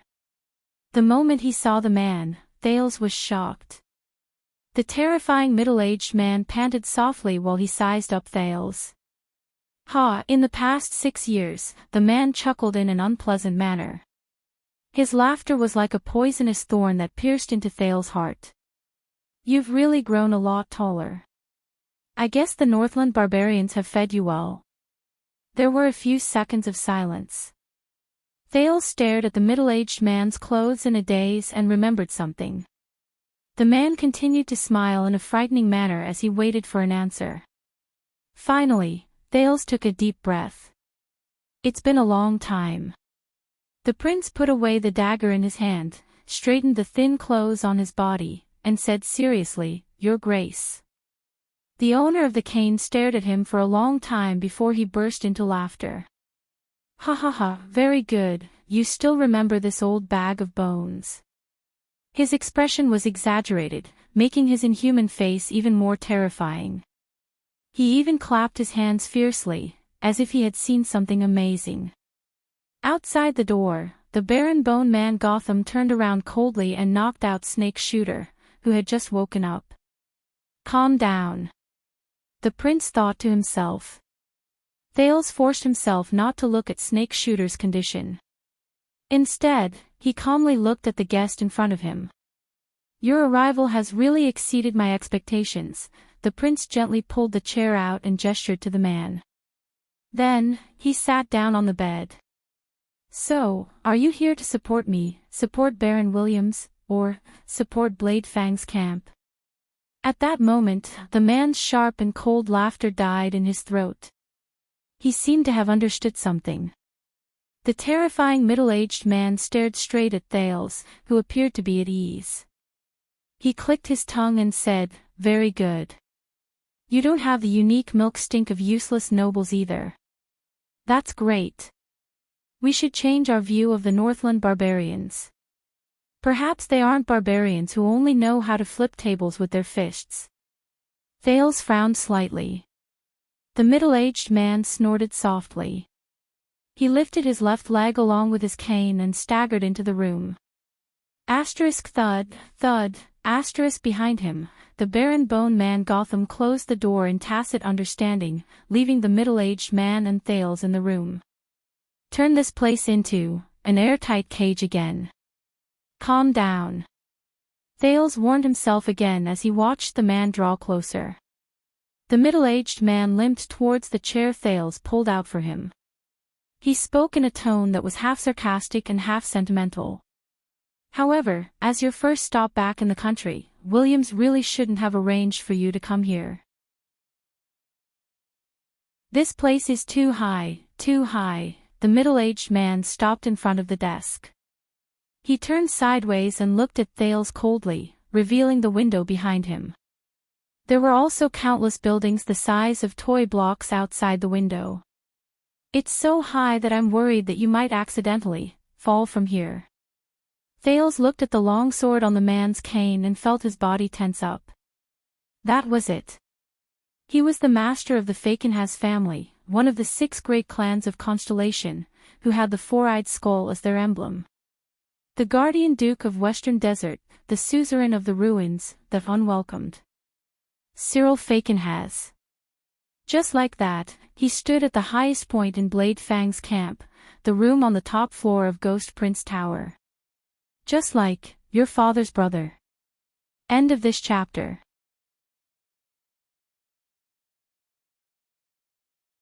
Chapter 493. Cyril Fakenhas. Persona non grata. Thales stared at the Duke of Western Desert solemnly. He stared at his face, which had become even more terrifying after 6 years because he had more wrinkles and less hair. Being a hostage for 6 years had caused Thales to develop a faint sense of alienation towards the people, things, and things in Constellation. However, when the terrifying image of the Duke, who was like an old tree that had turned into a spirit, appeared in front of Thales again, and his sharp and ear-piercing voice echoed in the prince's ears again, all the memories of the past came back at that moment. The national conference that decided Thales' fate in Eternal Star City 6 years ago seemed to have happened just yesterday. The cold wind outside the tower blew, and it made Thales, who was wearing only a thin shirt and thin pants, shudder. The ruins are quite far from here. Thales tried hard to get rid of all distracting thoughts and looked at Fakenhas calmly. Calm down. This is Williams, the territory of the regular soldiers of the royal family. He can't possibly harm me. Think about it. What was Fakenhas' stance when the second prince appeared 6 years ago? What was his personality like? And why did he appear here? Thales' expression did not change. So, what exactly made someone as honorable as yourself come all the way to the dirty, messy, and exhausting border? Fakenhas let out a strange laugh. He moved his walking stick and closed in on Thales, inch by inch. Your Highness, you are truly a newcomer and have no time to think. The other party's terrifying and withered face slowly grew larger in front of his eyes, causing Thales to feel uncomfortable. He could not help but grip the dagger behind his waist tightly and suppress his desire to retreat. The Duke of Western Desert stopped when he was about a foot away from the prince. He was so close that Thales could see his dried skin, which seemed to be hanging on his bones, and the fine wrinkles on it. Or have you been kept in the dark since the beginning? Against the prince's expectations, Cyril, whose expression did not change, suddenly extended his hand and pulled the chair in front of the study table behind him. It dragged the chair on the floor with a long and unpleasant sound. It made Thales frown. Let me guess, your complete question should be, the Duke put on a fake smile and sat down in front of Thales' bed at ease. He pointed at the window behind him. When the nobles of the Western Desert who were sleeping in the camp were thrown off their armor, suffered heavy losses, and suffered a crushing defeat because of the unexpected ambush, from the commanding to the logistics, from the confidence to the prestige, from the field to the field, they lost everything and had nothing. When quite a number of people lost the conditions and courage to continue defending Blade Fang's camp, they retreated dejectedly and prepared to return home. When the legendary Wing returned with his royal family's regular army in glory, he stepped on the failure of the local nobles and re-entered Blade Fang's camp. Thales listened quietly to the man's narration. He looked at the buildings under the window along the man's arm. Yesterday's attack and riots had left scars in the camp, and one of the fortresses had been burned by fire. A group of soldiers had sealed off the surroundings and stopped a man who seemed to be the owner of the house.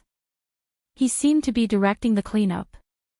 On the other side of the road, another alley that was not blocked by the soldiers was still bustling with people. Merchants, herdsmen, mercenaries, thieves, beggars, and prostitutes were bustling with noise and bustling with activity. The boisterous voices unique to Blade Fang's camp traveled into their ears faintly, and it was accompanied by the silver cross double-star flag that fluttered high above the camp gate. Disaster and life. Destruction and reconstruction. It was as if nothing had happened. It was just another day in Blade Fang's camp. Cyril Fakenhas' sharp voice was just like his nickname. Coupled with his intentionally forceful tone, it made people feel uneasy. What you want to ask is, under the above circumstances, Fakenhas' smile was strange. Just what is it that made a cunning person like me come to Blade Fang's camp, which is guarded by the prince and has an extraordinary significance? This is bad. Cyril's strange and unpredictable laughter, his unfathomable tone, his irrelevant answers, his evasive words, and his devastating voice and appearance gave Thales a headache, even though he was used to the Northlanders' straightforward and loud voices in Dragon Cloud City. Your Grace, I have heard of your losses, and I am deeply sorry. Thales, who had his meal interrupted, forced himself to focus and think hard. Blade Fang's camp was attacked, and Williams won. So, this was the current situation in the camp. This means that Duke Fakenhas, who holds the highest position in the entire Western Desert, rudely and violently barged into my bedroom, and his goal is. He thought about it and spoke. I did not expect it either. That was indeed an unfortunate day. Please convey my regret to your vassals. But now, I do not think that Baron Williams will be happy to see, but Fakenhas interrupted him. I heard that you liked to play chess when you were in Northland. Thales was taken aback by the abrupt words. Play chess. The Guardian Duke of Western Desert laughed sinisterly. Do you know what I find the most interesting thing about playing chess? Just when Thales was thinking about how to answer so that he could politely end the conversation and send the guest off safely, Cyril suddenly shook his left hand, and the end of his cane landed heavily on the ground. Asterisk thawed. Asterisk the long sword tied to the cane trembled. Before Thales realized that the man was just looking for a place to place his cane, he had already subconsciously held his breath and bent down, gripping the dagger behind his waist tightly. Fakenhas did not seem to notice that Thales looked as if he was about to face a formidable enemy. On the contrary, his smile faded, and he leaned forward with his hands on his knees. His skinny figure pressed down on the prince sitting on the bed. That is, there are no blind people in a chess game. Both sides of the chess game can see clearly, and understand every piece, every square, and every step. Thales adjusted his breathing with great difficulty and began to think about the man's words. Cyril, who had been staring at him, suddenly extended his hand and grabbed the plate on the study table. The Duke placed the plate with rich contents firmly on his knees. He grabbed a grilled fish that looked like it had a lot of spices added to it with his bare hands. He opened his broken teeth and bit into it. He did not follow the usual dining etiquette, nor did he care that it was the prince's meal. Thales frowned again as he watched. So, let us stop pretending that we can't see the chessboard. It tastes good. It seems to be the batch that the Loudon family presented to me during the Renaissance Festival. It was fished from Shepherd's River. Cyril chewed on the bony fish in his mouth as he nodded and commented in a serious manner. Stop pretending that you can't see the chessboard. As he stared at the man's face, which had great destructive power, Thales felt a prickling discomfort crawl up his back again. Your Grace, what are you trying to say?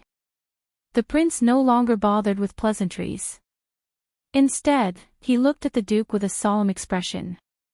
Cyril smiled. It looked as if his ugly face had suddenly cracked. As he chewed, he raised the half-eaten grilled fish in his hand and pointed at Thales. To save a seemingly important personal guard. Cyril looked out the window and watched Blade Fang's camp after the night of chaos. His eyes shone with a rare chill. A certain chess player generously sacrificed a knight. But he did not expect that the knight was the killer. It rampaged through the formation, and in the end, it became a prime minister. It ate countless infantrymen, swordsmen, shield-bearers, knights, and even catapults. Cyril stopped eating. There was a dangerous look in his eyes. Teach me, Thales. In this chess game, between the knight and the personal guard, who does the chess player want to sacrifice, and who does he want to save? Chess game. Chess player. Knight. Personal guard. Thales had a headache. He was used to the boorish and ancient heroic Spirit Palace and the bold and heroic Northlanders. The Guardian Duke of Western Desert who beat around the bush, mocked him, and was so sarcastic that it was unpleasant made Thales very uncomfortable. In comparison, even Trent Ida, the Archduke of Reconstruction Tower, who was famous for being stingy and cunning, paled in comparison. The prince could only sigh and try his best not to look at the grilled fish in Cyril's hand, which had been bitten into pieces. I'm sorry, I'm not good at chess. It's just a hobby when I'm free. Cyril let out a strange laugh. His ugly and withered face rippled. "Ha, you don't care." He leaned forward again and pointed at Thales with his left hand. His tone turned cold. "But you should care." The sudden change in Cyril's attitude confused Thales. But Duke Fakenhas immediately grabbed the grilled fish in his right hand and waved it in front of Thales. "Just like how you don't care about this fish, I don't care about this fish either." But under Thales' furious expression, Cyril bit the fish's head and tore it from the grilled fish. There was a loud, crisp sound. Thales looked at the grilled fish and felt a wave of discomfort. Cyril looked at Thales coldly as he chewed. He gently shook the headless grilled fish in his hand. It should still care about itself. Thales' expression was solemn.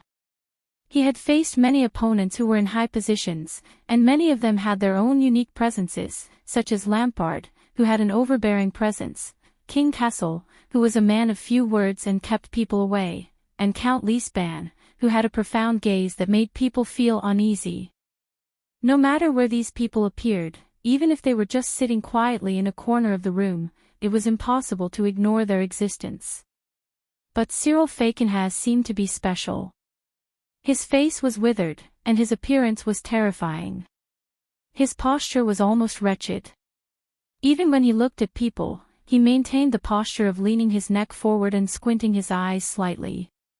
The first impression he gave people was a strong sense of discomfort and awkwardness. His sharp and unpleasant voice made people frown and want to ignore him. But as Cyril's movements changed, his tone fluctuated, and his gaze drifted, there would always be an inadvertent moment when this withered old man would give people a sense of danger, as if there was a blade on their backs. It was like combing through piles of straw, constantly worrying about whether their fingers would be pricked by hidden thorns the next moment.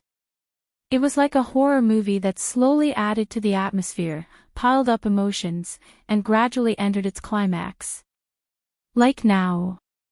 Thales tried hard to get rid of the shadow in his heart. He could only choose the method that Northlanders were most used to, and go straight to the point. "Your Grace, I am very grateful that you came to visit me. I also know that Fakenhas has contributed a lot to my journey back to the kingdom, but believe me, I know nothing about the chess game between you and the Baron of Bladefang's camp.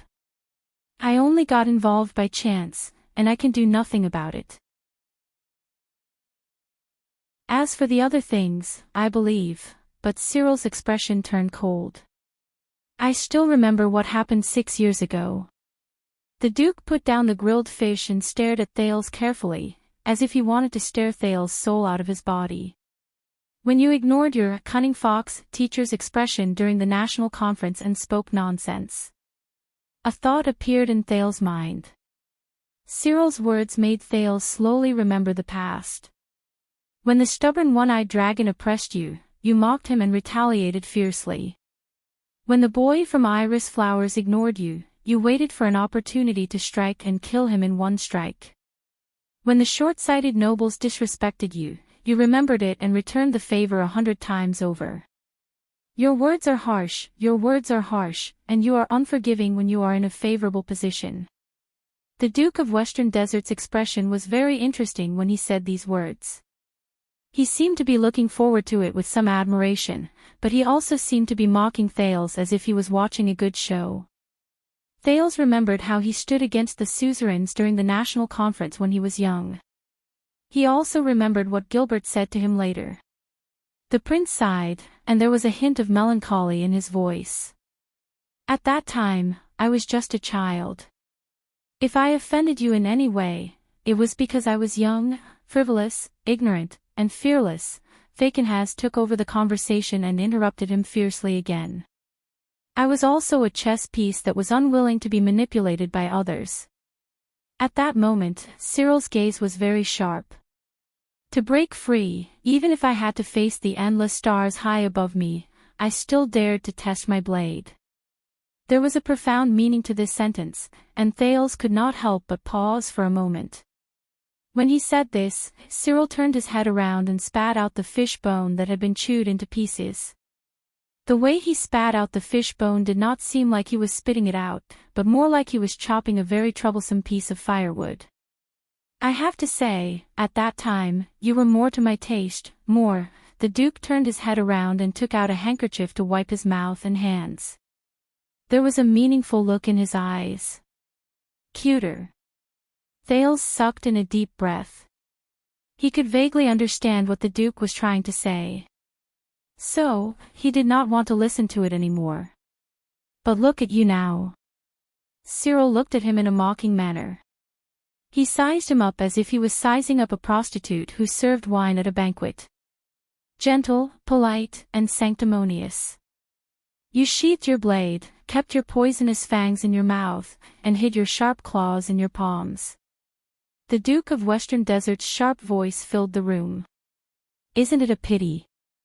Thales lifted his gaze and looked straight at Cyril.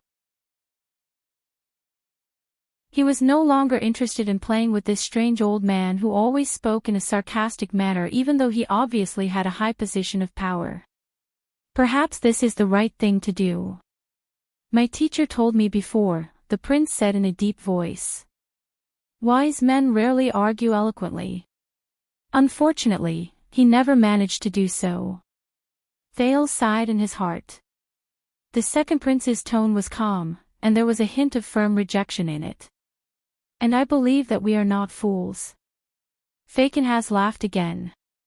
This time, his laughter was exceptionally long, to the point that even Thales, who was usually very patient, became impatient. Cyril stopped laughing and said airily, very well.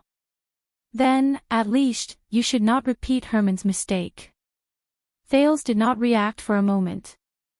Who? Cyril looked around the room. He laughed strangely, and his voice sounded like a gust of chilly wind. As a diplomat, he has a graceful demeanor, perfect etiquette, eloquence, and wit. He makes all those who want to speak loudly in front of him feel ashamed and at a loss for words, so he can always use his silver tongue to gain the most benefits in negotiations. No matter who he faces. Herman. Thales' heart skipped a beat. He subconsciously glanced at the corner where his luggage was piled up. His fourth uncle, Herman Jadestar's last letter was also there. Why did he mention him? Just because this is Ghost Prince Tower.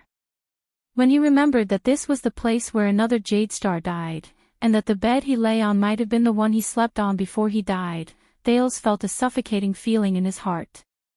But at the same time, he also built a high wall in his heart.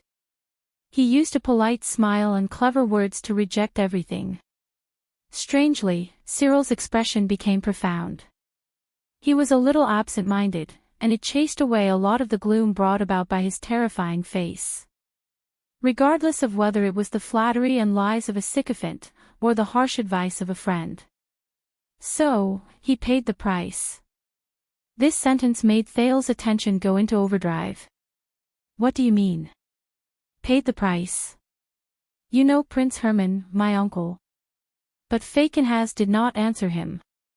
The ruler of Western Desert slowly turned around and sized up the narrow room on the top floor. The legs of the chair rubbed against the floor and let out an unpleasant, muffled sound. I still remember that night. As he sized up the furnishings in the room, Cyril Fakenhas snorted softly, and no one could tell whether he was being sarcastic or sentimental. That night, Thales saw a hint of darkness in Fakenhas' terrifying eyes. When I rushed over, I only saw him lying quietly on the ground. His face was covered in blood, and he could no longer speak. The alarm in the camp went off. The soldiers under the tower were panicking and at a loss. His personal guard scolded me, and the furious attendant led the regular soldiers to search for all living people within a 100-foot radius. They even cut down a few local nobles on the spot. Internal strife broke out at any moment. The regular soldiers of the royal family and the local recruits and even mercenaries who rushed over raised their weapons in a standoff. There were a few clashes, and there were countless casualties. Baron Lumen and I mediated in the middle, but the results were minimal. Everyone was tense and panicked. That night, Thales immediately realized what Fictional was talking about. Duke Cyril seemed to have ignored Thales' existence. He only slowly observed the room that once belonged to the Ghost Prince. The military depot, the supply warehouse, the prison of bones, and other places soon erupted into chaos. Just like the past few days, order in the camp collapsed, and we had no time to take care of it. In less than half an hour, beacons and signal arrows came one after another from the 5 sentry posts several miles away. The orcs and barren bone people were so long that the end of the line could not be seen. They mysteriously took advantage of the night and launched an unprecedented ambush. The prince's death had great implications. The regular soldiers could not suppress their hatred and only wanted to attack. The suzerains were distracted and focused on defense. The mercenaries harbored ulterior motives and only wanted to protect themselves. The generals and commanders were suspicious of each other, morale was low, and there was a traitor. We, who originally had the upper hand, only managed to defend for less than a day. Cyril turned his head and looked at the houses under the window. His gaze froze slightly. At the most critical moment, we lost contact with each other. I was struck off my mount, and half of my face was also torn off by a damned orc. Baron Lumen even sacrificed his life to cover our retreat from the camp. If it weren't for the lack of military discipline of the orcs who intercepted us and only cared about looting in a disorderly manner. Cyril's gaze was filled with mockery and disdain. He snorted and shook his head. Thales heaved a sigh and closed his eyes. But that wasn't the worst. Duke Fakenhas's expression became more and more stiff. His ugly and withered face, which made people uncomfortable, turned into an indifferent and cold expression that could not be ignored. Just as we retreated to Blessings Town and regrouped our defeated army, intending to send Herman's body and the letter requesting for reinforcements back to Eternal Star City, even more terrifying news came from Wing Fort. Even more terrifying news. Thales' heart tensed. Eternal Star City was in chaos. Renaissance Palace was in chaos. The king and the crown prince were both assassinated. Thales' breathing slowed down as he listened to Cyril's words. The capital was locked down, and communication was cut off. We lost contact with a large number of nobles and suzerains in the city. The center of Constellation was silent. Our reinforcements were nowhere in sight. Cyril turned his head around and looked at Thales. His gaze was unfocused, as if he was staring at the air behind Thales. And this was just the beginning. Urgent messages came one after another from Wing Fort. Bad news came one after another. Cyril turned his back to the light. His face looked gloomy in the cold wind. In the north, Broken Dragon Fortress fell. The second prince died. Ekstet's army pressed down on the northern territory, and they crossed the land of cliffs. They were unstoppable. In the east, the third prince died in Broken Bridge Fortress. The waterways supply he was in charge of overseeing the war stopped because it was exclusively for the north and south battlefields. In the southwest, the Duke of Star Lake died in internal strife. The Starlight Brigade, which shouldered the people's hopes, lost their leader and cut off their supplies. They fell apart and disappeared without a trace. The bleakness and coldness in the Duke's words caused the prince to shudder. It reminded him of Gilbert's narration of the Bloody Year. But Thales immediately remembered Zakriel's half-truths and the royal guard's painful confessions in the dungeon. He could not help but clench his fists. The flames of war were everywhere in Constellation. The kingdom's hope was cut off. The enemy's army was at the city gates, and the royal family was nowhere to be found. And where should Western Desert go from here? The suzerains of Western Desert held a meeting in Blessings Town, and many of them harbored ulterior motives. Some of them shut themselves in, some of them compromised and surrendered, some of them gathered troops to form an independent state, and there were also a few of them who discussed in private to support the new regime. Compared to that, the invasion of the mixed breeds and barren species, the fall of Blade Fang's camp, and the disaster at the borders of Western Desert seemed to be nothing. Cyril raised his head. The coldness on his ugly face shocked Thales. In Sunset Temple and Blessings Town, I listened to their meaningless arguments. I was heavily injured and could only be supported by others. I stood in front of Herman's body, which was covered with a thick cloth, and asked him in silence, "Old friend, pretty boy, where did the handsome face and witty eloquence you were so proud of go?" Cyril's tone was very cold, but there was a sense of loss and bleakness in it that Thales did not expect. "That is all in the past." Thales tried to comfort him, and at the same time, he ordered him to leave. "Now, we have," but Fictional stared at the ground with his hands on his knees. He suddenly said, "So, sometimes, I regret it." "Regret?" Thales was stunned. Cyril raised his head. His eyes sparkled, and his expression was strange. "That night, if I did not do that, what would the future hold?" Thales was a little puzzled. "Do that?" "Do what?" Cyril sneered and put the tray back on the desk. He stared at Thales again, as if he had turned back into the Duke of Western Desert who behaved strangely, laughed, and scolded angrily. "That night, if I didn't secretly let the assassins from Shadow Shield into the camp, put them in front of Herman," at that moment, Thales' heart skipped a beat. It was as if all the hairs on his body were standing on end. "Put the assassins from Shadow Shield, put them in," Cyril said airily. "Then, what will happen in the bloody year?"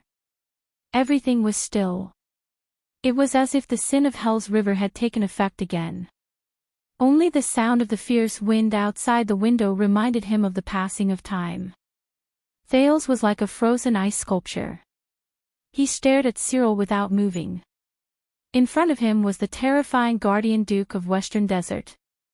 Cyril Fictional did not smile, speak, mock, or provoke him. He only stared at Thales quietly, and he was incredibly calm. The cold wind outside the window grew stronger again, and it caused Fictional's robe to flutter continuously.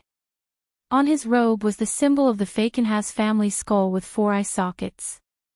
It was incredibly eye-catching, and it was as ferocious as ever. It was as if it had come to life. Only God knew how much effort Thales had to put in to suppress his desire to call for Yodel or get into a fighting stance. Only God knew.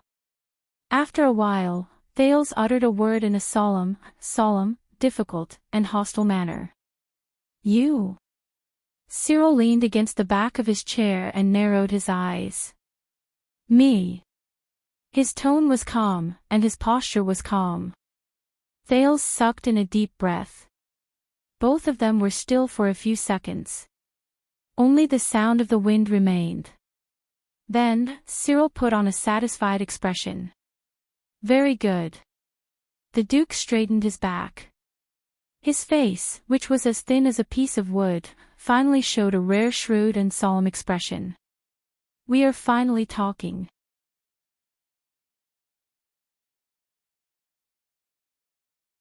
Chapter 494. "Tell me, child, there are so many orcs in the world." Cough, cough, cough, his uncle's voice was accompanied by heavy coughs. Even the sound of his personal guard's horse hooves could not drown it out. "Which one is the most dangerous?" He lifted his gaze from the soil under the horse's hooves. "The kind that is near death." He was not in high spirits as he rode on the horse. He lagged behind his uncle's carriage by a full body length. "Yes, the kind that is near death." His uncle's weak voice seemed to have been injected with new energy. He was like his uncle when he was in his prime. He could point out the world with great vigor. Just like a sand scorpion's poisonous stinger hidden behind its tail, a venomous snake's poisonous fangs buried deep in its mouth, and a dangerous quicksand hidden underground. At that time, his uncle's back was majestic and tall. His arms were strong and powerful, and his voice was deep and sonorous. When he thought of this, he snorted, tightened his grip on his horse, and urged it forward. He sped up and arrived in front of the carriage. But his uncle was like a desert after a storm. His spirited voice returned to being dispirited and hoarse. "Then, which kind of orc is the safest?" He answered unhurriedly. "The dead kind. That's what old Scholar Mon taught you." His uncle shook his head and said, "A dead orc is a good orc. But I have to say, Cyril, the safest orc is also the kind that is near death." He was stunned for a moment. His uncle's weak voice rose and fell as the horse moved forward. "Because they are like arrows at the end of their flight, like the tail of a terrifying sandstorm, like the embers of a burnt fuel. They have a great momentum, but they have no stamina." He tightened his grip on his horse's abdomen and frowned. "This damn riddle. Old man, did you regain your masculinity last night and sleep with a priestess from Dark Knight Temple? Or worse, a male priestess?" His uncle's voice fell silent for a moment. For a moment, only the sound of his personal guard's horse hooves could be heard. A few seconds later, "All right."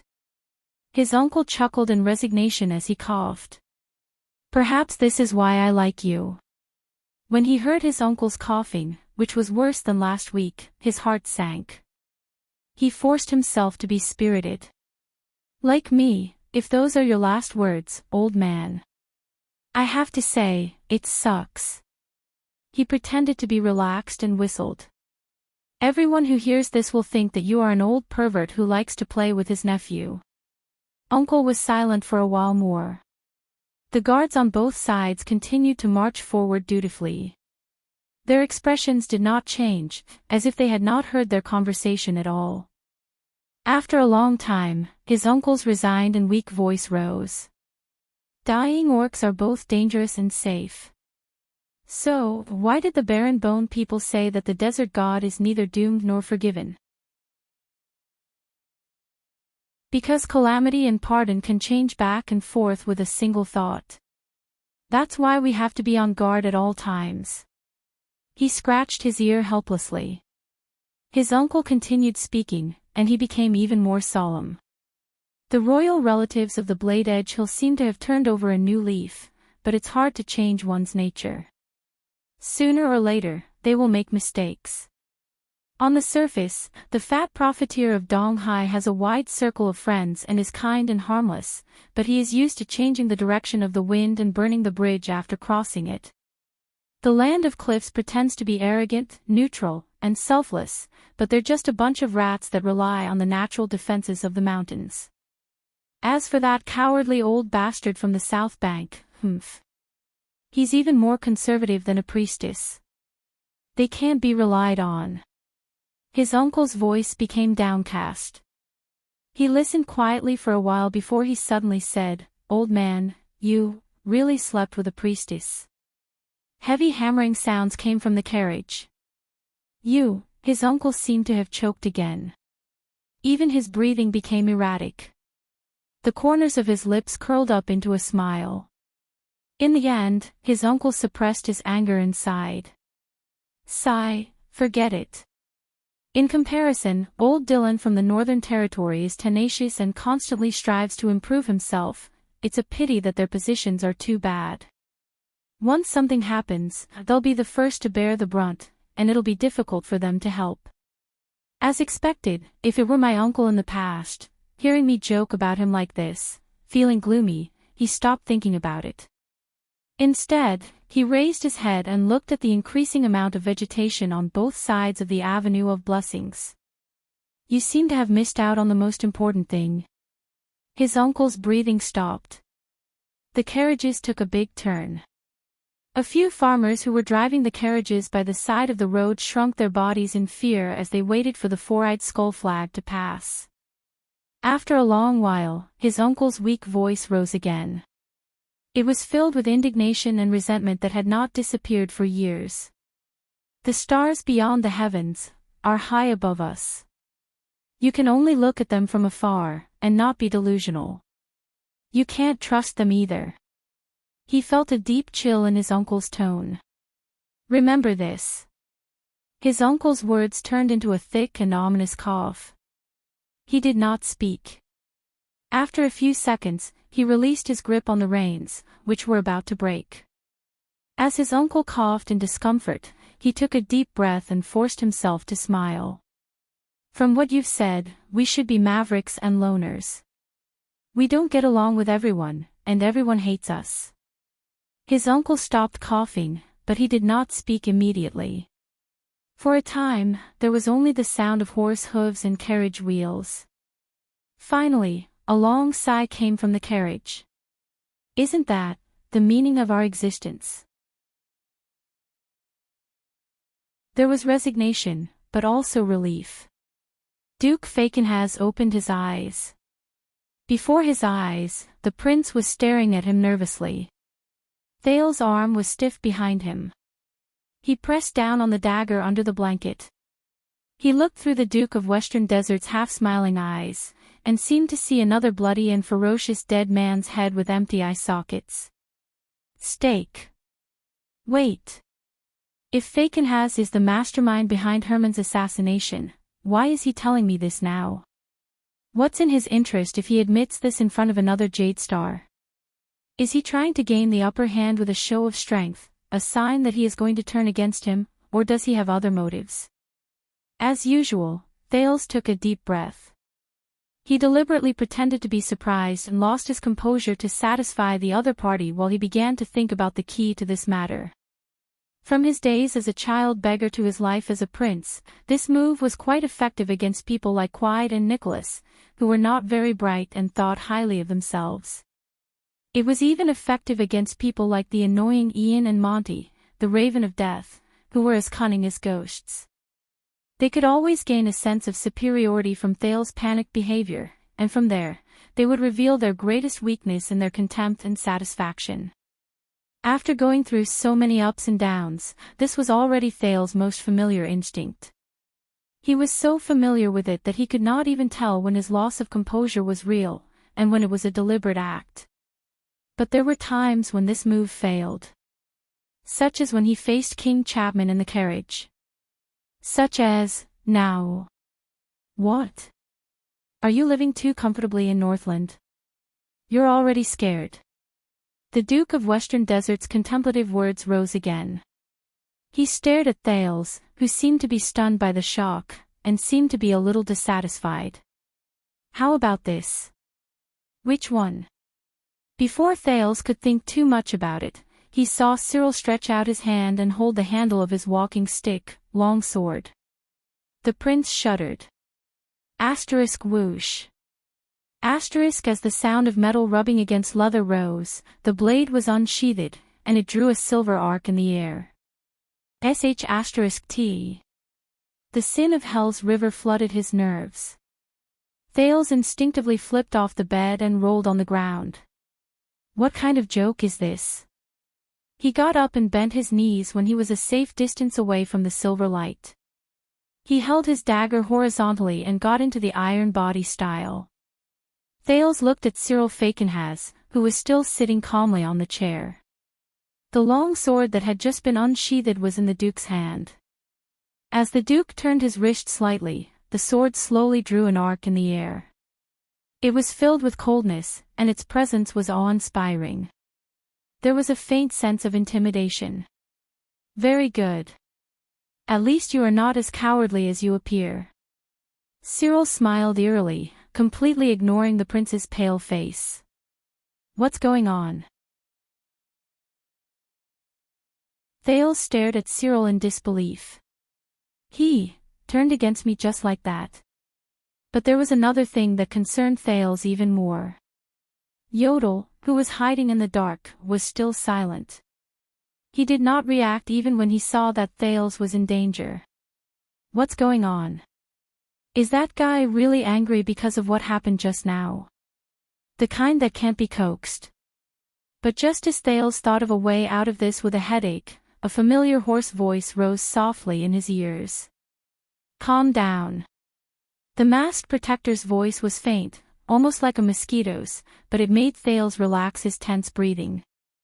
It's not him. It's not him. The familiar voice made Thale's heart fall back into his chest. It's not him. But at that moment, when he saw Cyril's malicious smile, Thale seemed to have grasped something. This was Blade Fang's camp, the territory directly under the royal family. A considerable number of regular soldiers were stationed here. The legendary wing was at the side, and King Kessel was at the back, taking the blame and threatening the prince. No matter what, Fakenhas should not have done this. The prince's thoughts were interrupted because of his battle stance. He took a few deep breaths and forced himself to think from the beginning. Then why, it was not him. After Yodel's reminder, Thales, who seemed to have figured something out, immediately asked. However, he did not dare to relax his fighting stance for even a moment. Are you the murderer or not? Cyril stared fixedly at him. The long sword in his hand was extremely steady, and his eyes were shining with extraordinary splendor. Finally, in the tense confrontation, the Duke of Western Desert chuckled and shook his head. Looks like you don't know. Under Thale's solemn expression, Cyril's cold smile slowly faded away. The Duke placed the long sword across his knees and played with it slowly. He did not look at Thales again. I don't know. The confused Thales took a deep breath and slowly exhaled. You said that you placed the assassin in front of Prince Hyman. The prince gritted his teeth and asked, but why? Fakenhas did not turn his head. He only stared fixedly at the exquisite long sword on his knees. Because that is his wish. Thale's question came to an abrupt halt. His will. This time, before Thales could ask further, Duke Cyril answered softly. His voice drifted, and his emotions were complicated. He was the one who took the initiative to find them. Find those assassins, Shadow Shield. Thales was stunned. However, Hyman. And Shadow Shield. Thales understood the Duke's words, and he immediately widened his eyes. 18 years ago, Cyril said faintly. Hyman came to me and asked me to do my best to help him avoid the personal guards from the Royal Guards and Jade Star personal guards, and complete his private meeting with some unfamiliar guests. More than once. Avoid personal guards. Unfamiliar guests. Cold wind blew into the room, causing the Duke of Western Desert's leather robe to flutter slightly. His gray hair fluttered lightly. The wind also brought up endless dust. Under the sunlight, countless particles that flew to and fro in a strange manner tumbled about in the air. Cyril's eyes were still spinning, and there seemed to be light in them. Until, the last time. The last time. For some reason, Thales suddenly felt a chill run down his spine. Shadow Shield avoided the eyes and ears of the royal family to meet, so, Thales put down his dagger in disbelief and straightened his back. He moved his lips laboriously. The bloody year was done by him. Hyman. At the top floor of Ghost Prince Tower, the narrow room became quiet. Only faint noises could be heard from outside the window. There was also the fierce, chilly wind at such a high altitude. But the prince only felt that he had fallen into a deep and thick fog. And he was getting closer to the truth behind the fog. In the underground prison, Samuel's words, which were filled with hatred, rose in his mind. Is it the beauty Hyman who only has good looks and literary talent, but is narrow-minded, sinister, and ruthless? Is it the son who killed his father, or the brother who killed his brother?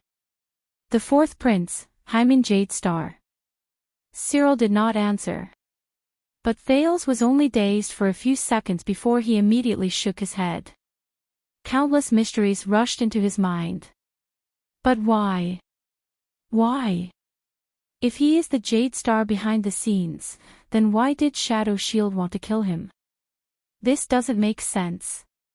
He stared at Fakenhas, who seemed to be in a daze. The Duke closed his eyes gently before he opened them again. He placed his arms on his knees and leaned forward. He schooled his expression and turned to look at Thales. He smiled faintly but frighteningly. I want to know too. Thales was stunned. You don't know. Cyril chuckled, as if he was not bothered. No. Maybe he was just too stupid, and he was betrayed. Maybe he was a victim, and he was destined to be betrayed. Maybe he was just an insider, and he could not escape his fate in the end.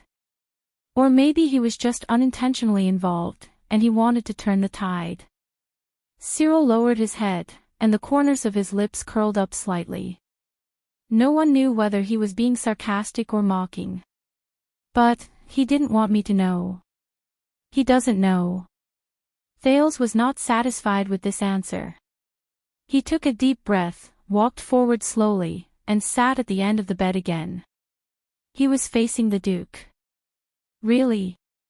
He asked you to do him a favor so that you wouldn't know the truth, and you agreed to it. You didn't even ask. Thales said coldly. Aren't you being too generous? Cyril turned his head around slowly. It might have been a figment of his imagination, but Thales suddenly felt that Duke Fiction's ugly and hideous face had become much more relaxed. Believe it or not, child. Cyril's gaze suddenly became very serious. His sunken lips opened and closed under the sunlight. Herman is one of the few friends I have. At least, compared to his brothers whose minds are only filled with conspiracies, murder, money, and women. He asked, so I helped. It's that simple. Thales frowned deeply. Brothers whose minds are filled with conspiracies, murder, money, and women, Cyril observed Thales' expression. He shook his head and chuckled. But the prince's next sentence caused his expression to change. Is this related to Prince Horace? Thales relaxed his eyebrows, but the seriousness in his eyes was at its peak. The reason why Herman went to Shadow Shield, but died in their hands in the end. At that moment, Fiction's expression froze. Horace. He stared at Thales. His face was still ugly and hideous, but he no longer had that playful look on his face. Why do you ask? Thales exhaled and answered him with another question. And you, why did you tell me this 18 years later, at the place where Herman died? Cyril stared at Thales for a very long time. Finally, the Duke's elbows left his knees, and he straightened his back in his chair. Against Thales' expectations, the seemingly serious Cyril did not respond to his question. Instead, he lifted the long sword on his knees again and sized it up. Have you ever seen a sword like this, Your Highness? Cyril seemed to have walked out of the memories of the past. He regained his scary and relaxed smile. Thales could not help but be stunned. It was only then that he noticed that the Duke's long sword had a unique appearance. The bronze-colored handguard and hilt were exceptionally long. It did not seem to be the most ideal structure for bearing force, but it was exquisite and neat enough. The two sides of the blade extended in a smooth arc that was like a sand dune, giving people a sense of aesthetic comfort. There was a pure black gem embedded in the center of the sword guard, but Thales did not know what it was. Cyril didn't even raise his head. He continued to admire the exquisite sword on his own. The ancient sword of the Empire, also known as the Ancient Knight's Sword, has a special style and arc. It has an astonishing sense of balance, allowing it to swing with greater ease and smoothness. It requires good raw materials and superb craftsmanship. Of course, it also requires a high price. I guess this is why they are destined to be unable to be mass-produced. In the end, they disappeared from the battlefield, and only a few of them are valuable enough to become family heirlooms. Cyril turned the sword upside down so that Thales could see the bottom of the hilt. It was an unfamiliar letter of the ancient empire that Thales almost did not recognize. F. The carving of the letter looked rather crude. Compared to the other exquisite parts of the sword, it did not seem to be in harmony. Ancient Sword of the Empire. Ancient Knight's Sword. Wait a minute. Thale's eyebrows twitched. Such an arc, it's a little familiar. I've seen it before. 1. The eternal truth of Ricky's silver-hilt longsword with the same beautiful arc appeared in Thale's mind. But what does it have to do with what I'm asking, Herman and Horace? Thales asked vigilantly. At the same time, he quietly sat a little further away, ensuring that his legs touched the ground. Cyril continued to admire the sword that might be the family heirloom of the Fakenhas family. He clicked his tongue and said, "It is said that the first batch of swords of the ancient empire were provided by the dwarves and forged by the elves. They used the flames of the earth as the furnace fire and gathered the essence of the seven seas to be presented to the first emperor of this world, the great Emperor Camelot Carlus, who created the boundless prosperity of mankind." Thale's thoughts froze for a moment. Cyril raised his head and chuckled coldly. "That's right. I'm talking about your ancestor, the one whose blood is said to be gilded with gold and shines." Thale subconsciously said, but Cyril seemed to have made up his mind not to be interrupted. He returned to the long sword in his hand. "This sword is called Sentinel. It participated in the Battle of Eradication with Tiberia Fakenhas 600 years ago. He was Tormund the first sword teacher when he was young. He was also the oldest follower under the King of Renaissance's command until he was conferred the ruins and became the first Guardian Duke of Western Desert and my ancestor. Sentinel. Tormund the First. The Battle of Eradication." Thales was a little impatient. "I will have time to listen to your family history, but for now, let us first, end the Sentinel's most recent military service." Cyril's voice suddenly grew louder, drowning out Thale's voice. The Duke of Western Desert narrowed his eyes slightly and turned his head to look at Thales, who was frowning. "It was in the hands of another Cyril Fakenhas. He was my great-uncle, and he served under the silent Sumer IV's royal guards. During the crisis of the king's sudden death, he held this sword and led the royal guards to fight their way out. From there, he protected the young Adi II so that he could successfully ascend the throne and rule over Constellation." As Cyril spoke, he swung the long sword in his hand and swung it in the air. His skillful movements and steady grip on the sword made Thales, who had always thought that Duke Fakenhas' movements were inconvenient, look at him in a different light. "Wait a minute." Thales' expression changed. He caught something from the words just now. The other Cyril Fakenhas. Royal Guards. The silent Sumer IV. The king's sudden death. Anne. Adi II. Thales stared at Sentinel. Before he could figure out what was going on, Cyril sighed. "Fakenhas is a family as old as Arund. It has been passed down since the age of the Empire, and it followed the Jade Star family to this day." The Duke stared at his sword of the ancient empire.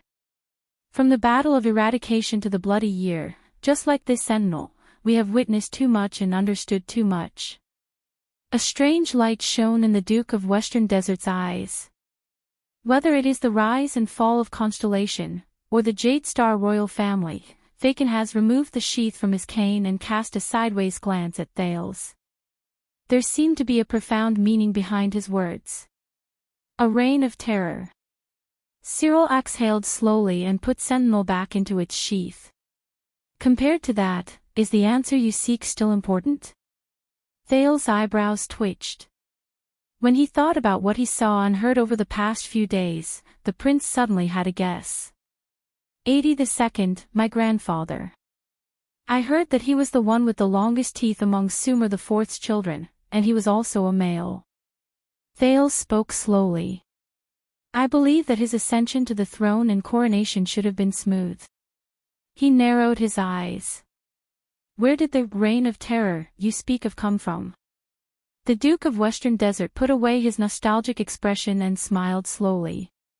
He turned his head around and stared at Thales with a burning gaze.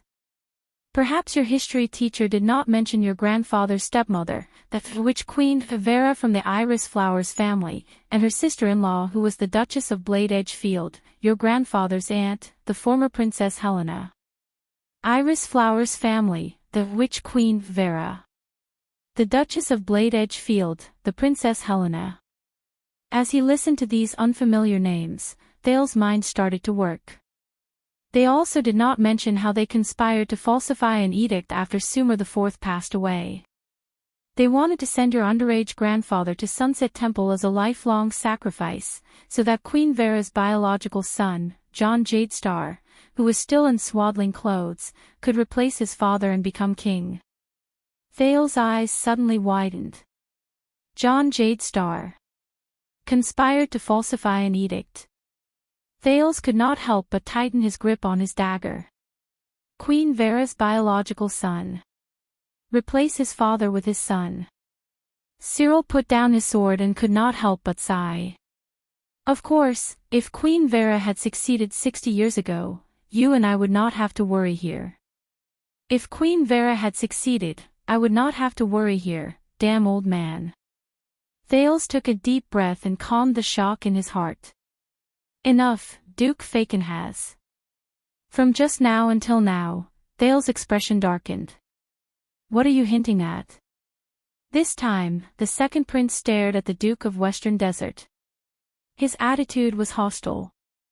Is it the late king's younger brother, the Duke of Star Lake, John, who had the chance to surpass my grandfather and ascend the supreme throne of Constellation? Fakenhas curled his lips. Or is it the Covendier family of Iris Flowers who once tried to interfere with the succession of the throne? Cyril's smile did not fade. And the Duke of Blade Edge Field, the entire family of Princess Helena's husband who died 18 years ago, was also involved. As he watched Cyril's unhurried and calm expression, Thales gritted his teeth. Or are you hinting that during the Bloody Year, it was indeed one of my grandfather's princes who also wanted to replace his father, usurp the throne?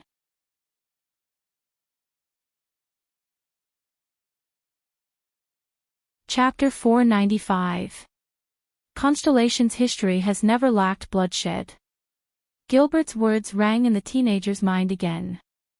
You are reading too much into my words, Your Highness.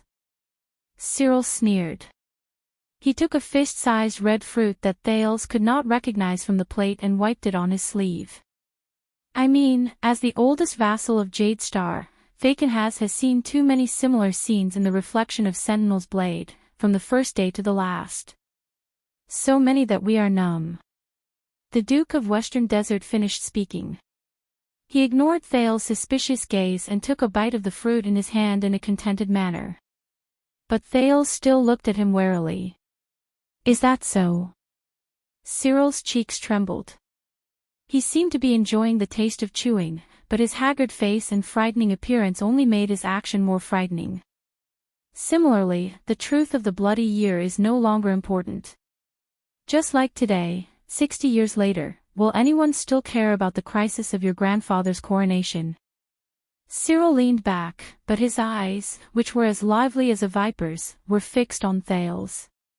He said in a muffled voice, What is really important is what the Bloody Year has brought us, and how are we going to face it?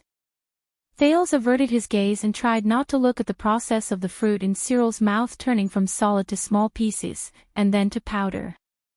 The prince said solemnly, I do not like to deliberately mystify things. I also do not like to beat around the bush. Cyril swallowed a mouthful of fruit and snorted. He used his left elbow to support himself on the arm of the chair and leaned over. His gaze changed, and he became aggressive. Then perhaps you are not suited to be a Jadestar. Thales turned his head slowly and looked at him. Cyril still maintained his teasing gaze, which was half genuine, while the prince's expression was calm. They stared at each other in silence. There was an indescribable feeling in the air. A few seconds later, Thales lowered his head slightly and stared at the Duke from a strange angle. He said in a low voice, My father knows, doesn't he? Fakenhas' right hand, which was playing with half a piece of fruit, froze for a moment. The light in his eyes slowly faded away. Thales inhaled softly and said with a serious expression, "Regardless of whether it was you secretly helping Hyman back then, or him colluding with Shadow Shield, or even what happened that night. He knows everything." The prince used an affirmative sentence. The smile on Cyril's lips slowly disappeared. "So what if he knows?" The Duke enunciated his words slowly, as though he was approaching his prey. "So what if I don't know?" Thales exhaled. He understood. "You just threw out those secrets layer by layer, from Hyman to Shadow Shield." Thales raised his head. His gaze was firm and resolute. "It's to test me, to see how much I know, and to see how much my father has told me." Cyril said nothing. But at that moment, his gaze on the prince became even sharper. "And the reason you did this," Thales did not continue speaking. He only stared at the Duke with a burning gaze. "This was to test King Kessel's trust in his heir. They wanted to test the foundation of the Jade Star royal family." After a long while, Cyril smiled faintly, turned his body sideways, and pointed at Thales. "As I said, we're talking." Thales' expression became even more solemn. The teenager lowered his head and followed the Duke's words. "So, according to what you said, aside from the details and the truth, what did the bloody year bring us?" Cyril smiled. He did not answer Thales' question directly. Instead, he tilted his head and took another bite of the fruit in his hand. "I heard that Baron Williams found you first, Your Highness." He chewed and said in a muffled voice, "What do you think of him?" Thales' eyebrows twitched. "Williams? What do I think of him?" Thales' first thought was the scene of the man tying him to the saddle. The teenager shuddered a little and tried hard to chase the image of him riding a horse with him out of his mind. "The Baron is but the moment he opened his mouth, he was suddenly at a loss for words. The Duke of Western Desert did not panic. He waited for Thales' reply with great interest. Roman's murderous eyes appeared in Thales' mind, along with his unapproachable face when he said, "If you interrupt again, I'll kill you." The prince felt suffocated. "How can I praise a person I can't find any good points about against my will? Desert God above, I can't possibly praise him as cute, can I?" The prince coughed softly and tried his best not to let his expression change too much. "I think he's very... ahem. Well, he leads his troops well, commands calmly, and..." Thales was stuck on the next adjective. Cyril did not look at him. He only snorted softly and did not comment. Thales, who had been racking his brains, remembered something and quickly added, he's extremely skilled and has an extraordinary appearance." "Thank you, Desert God. I've finally found a good point." Cyril snorted and nodded. He turned around and spat out the core of the fruit in his mouth. He tugged at his face, twitched his dented lips, and glanced at Thales with narrowed eyes. All right, I have to admit, even though he was slowly getting used to the Duke's face, Thales still felt goosebumps when he was stared at. Cyril sneered. "Williams, that guy is indeed better looking than me." He smiled and raised his right hand. His thumb and index finger were very close together. The potholes and ravines on his face looked like they had been flooded. Just a little. Thales stared at Cyril's unique face and tried his best to hold back his awkwardness. "Oh, is that so?" When Cyril saw him, he finally could not hold back his laughter. While the Duke laughed, he extended his hand again and scooped up a second piece of fruit from his plate. "Let's be straightforward. Everyone who has dealt with him knows it." Cyril scrutinized Thales. His terrifying face exuded a cold chill. "Roman Williams." A cold glare shone in Cyril's eyes. "That is a loner, cold, arrogant, shameless bastard." "Shameless, bastard." Thales resisted the urge to nod. He maintained a slight frown on his face. But Cyril did not seem to care about his reaction anymore. The Duke of Western Desert sneered and looked outside the window. Admit it. Since the first time he enlisted in the army during the Bloody Year, he has been more annoying than an ignorant and fearless brat, more irritating than a rude and unreasonable bully, more feared than a ruthless hooligan, more hated than an exploitative tax collector, and more disgusting than an arrogant tyrant. Thales sucked in a breath. He could not help but think of the legendary Wing's condescending look. The Duke did not care about his demeanor at all.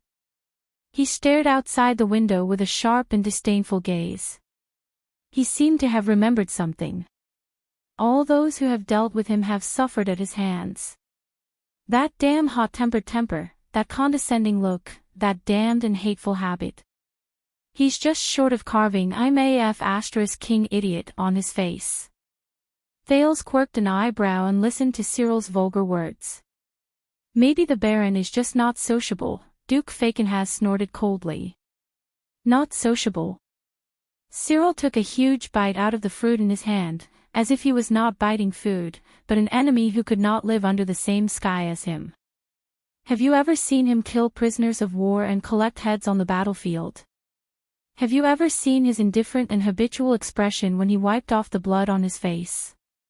Do you know that he has never shown mercy when he kills his own people? Thales remembered how the man had calmly dug out Stake's eyes and pried off the chin of a dead man's head while blood splattered everywhere. He felt uncomfortable. Cyril snorted coldly. Do you think that the commando team he formed in Stardust Unit is known as the Freaks, just because of the few psionic prisoners he released? No. Thales pursed his lips and did not say anything. The Duke of Western Desert chewed on the fruit in his mouth and shook his head with a cold smile. That's because Roman Williams, the legendary Wing, hides under that beautiful skin of his is someone who does not understand the rules and does not care about benefits. He has neither sympathy nor loyalty. He has a strange temper, an unfathomable personality, is indifferent and cruel, and has strange interests. His way of thinking and logic are different from normal people. He is far from what we can understand, and he is far from what Renaissance Palace can command. He is truly, Cyril Fakenhas' gaze turned cold. He enunciated his words clearly and firmly. Freak. Thales sucked in a deep breath and remembered how the legendary Wing broke Norb's legs coldly and scornfully called the king a son of AB****. Perhaps geniuses always have their own quirks. Cyril looked at the half-eaten fruit in his hand and curled his lips. Genius?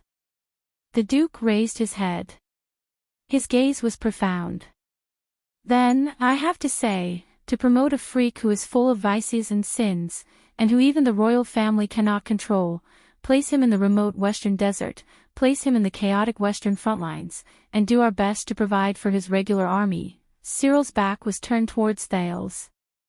He looked at Blade Fang's camp under the window, and with a profound expression, he shook his head and clicked his tongue. Your father is probably also a genius. Thales frowned.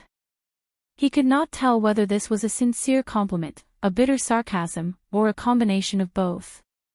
But the prince understood a lot. Thales shook his head firmly. It's useless. As I said, I can't do anything about what has already been decided. You can't take back Blade Fang's camp from me, and you can't take back what you lost from my father. He had an indifferent expression on his face, as if he was 1,000 miles away from others. And you should leave. This is my meal time, and I'm not used to sharing it with others. But against Thales' expectations, in the face of his obvious and resolute refusal, Cyril did not retort with a negative attitude, nor did he use his usual tone to mock and ridicule him. The Duke's expression relaxed. He did not smile, nor did he speak sarcastically. He just sat up straight and looked out the window quietly. Blade Fang's camp. What we lost. Your Highness, have you ever seen the former Western Desert? He stared at the bustling crowd under the window. Thales looked at Cyril's side profile and suddenly felt that Duke Fakenhas was a little absent-minded at that moment. The former. The Duke snorted. He seemed to have remembered something, but he shook his head slightly. Do you know, 18 years ago, when I had just become the Duke, I received the General Edict of Constellation and rushed to Eternal Star City without stopping to listen to your grandfather's call to quell the rebellion with 18 other people. I never thought that Western Desert, which gave birth to me and raised me, would be the next. Thales' expression changed, and he sank into deep thought. 18 years ago. General Edict of Constellation. Call to quell the rebellion. But, the prince raised his head and asked in puzzlement, next. But Thales' vision immediately blurred. He instinctively wrapped his arms around his chest and caught the piece of bread the Duke of Western Desert threw at him. White bread. Thales watched in astonishment as Cyril calmly withdrew his left hand and stuffed another piece of fruit into his mouth. 18 years have passed. Very few youngsters nowadays know that before the War of the Bloody Year, before the legendary wing appeared, when the guardian Duke of Western Desert was still my uncle, the Duke of Western Desert bit on the fruit and said languidly, "What was Western Desert like?" Thales pursed his lips and furrowed his eyebrows. He looked at the Duke, who was obviously reluctant to leave. He opened his mouth in exasperation and resignation and bit into the soft and exquisite white bread. At that time, the ruler of this place, the Baron of Blade Fang's Bar, Garrett Lummen, was an important vassal and guest of my uncle. He often went to the ruins of wastelands and could be said to have grown up with me. We were like brothers. The Duke smiled as he watched the teenager pull his face out of the bread in displeasure, but his gaze gradually froze. At that time, we enjoyed a rare peace with the Great Desert. Peace. Thales, who was trying his best to tear the bread apart, paused. Fakenhas spoke slowly. If we don't go in, whether it's the 8 great tribes of the Orcs or the 5 great tribes of the Barren Bone people, won't come. Our patrols and taxes follow the rules, and their plundering and hurting have their own rules. They look at each other from afar, stay vigilant in silence, live their own lives, mind their own business, be fair, tacit, and natural. He allowed countless traveling merchants, herdsmen, mercenaries, and adventurers to freely enter and leave the desert.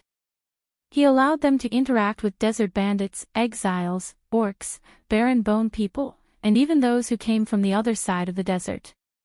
They traded, competed, fought, clashed, and merged with each other, writing their own stories. While Thales chewed on the bread, he frowned and thought of Tampa, the owner of my home.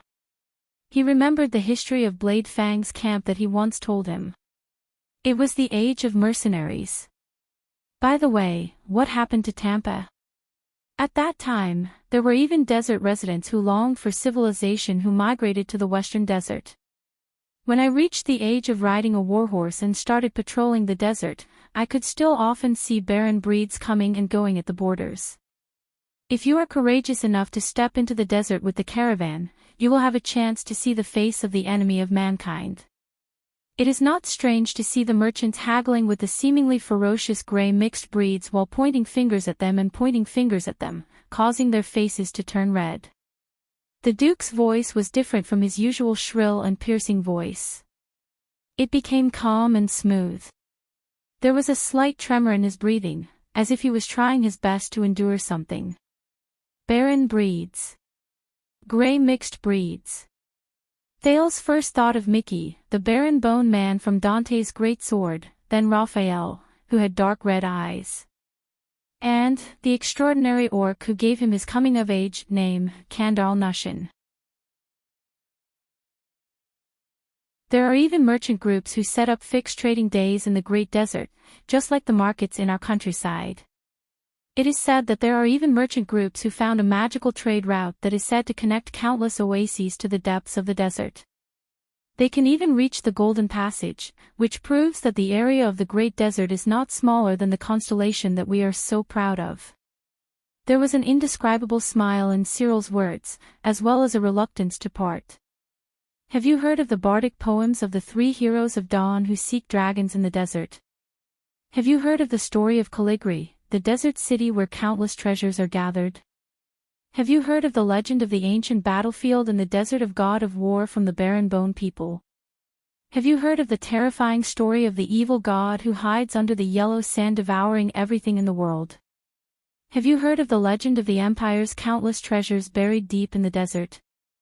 At that time, they were all exciting stories that originated from the mysterious Great Desert. Countless people set out from here, entered the desert, and brought them out.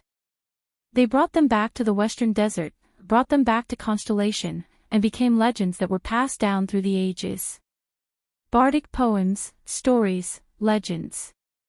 The former desert and Western Desert. Thales listened quietly. For a moment, he even forgot to eat his bread. The Duke sighed.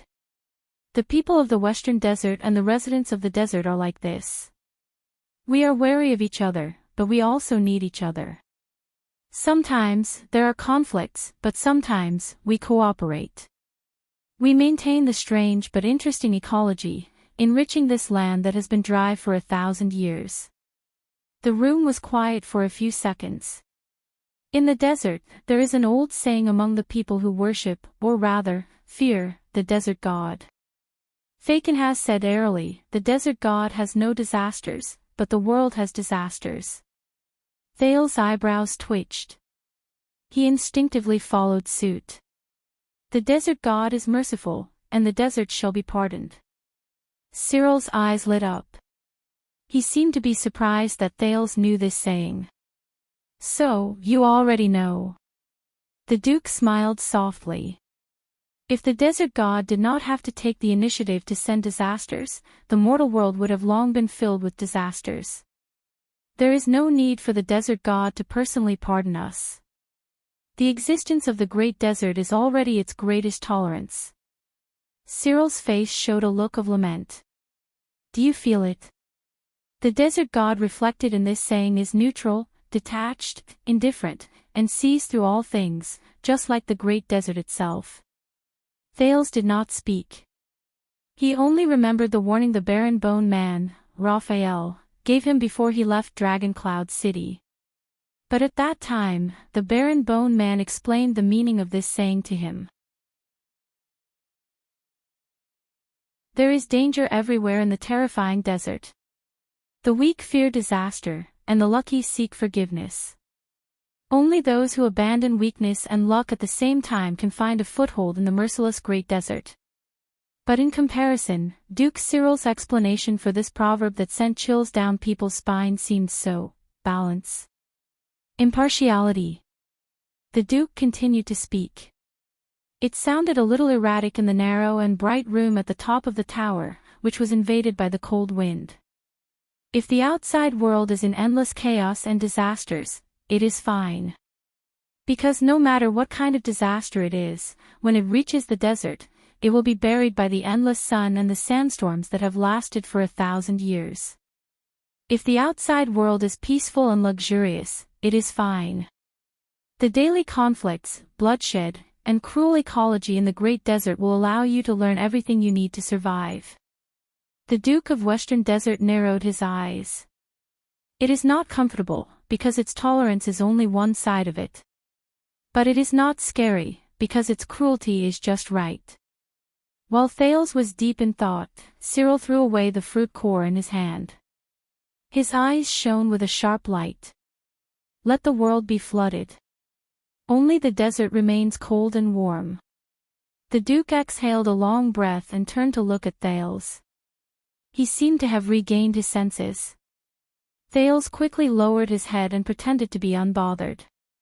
He continued to deal with his bread. But Cyril was not bothered. When I was young, I stood in Western Desert, on the land passed down by my ancestors, and faced the endless horizon of the Great Desert. This is what it told me. That is my memory of Western Desert, the place where I was born and raised. But in the next second, the Duke of Western Desert's tone changed. But Cyril's eyes shone with coldness, and Thales could not help but frown. Look at me now. At that moment, Thales felt a sense of heaviness and stagnation, as if it had gained physical form. The Duke's voice became sharp and ear-piercing again, and it made people instinctively want to cover their ears. After the Bloody Year, the royal family took control of Blade Fang's camp and turned this place into a purely military stronghold. It followed rules that were completely different from those in Western Desert and the desert. There was no fairness, no tacit understanding, and every time the regular army gloriously attacked the desert, the situation became worse. Thales frowned slightly and remembered the conflict between the regular army and the recruited soldiers. The desert that used to be a wilderness has become a dangerous war zone. The number of merchants has dwindled, the mercenaries are no longer glorious, and the barren species have disappeared from the border. The once noisy and lively border has become filled with danger and dead silence. All the rules have been destroyed, leaving only chaos and blood. Thales remembered the tavern owner Tampa's lament about the bad market. As for the orcs and barren bone people in the desert, once they appear, they will be in groups, armed to the teeth, and leave no one alive.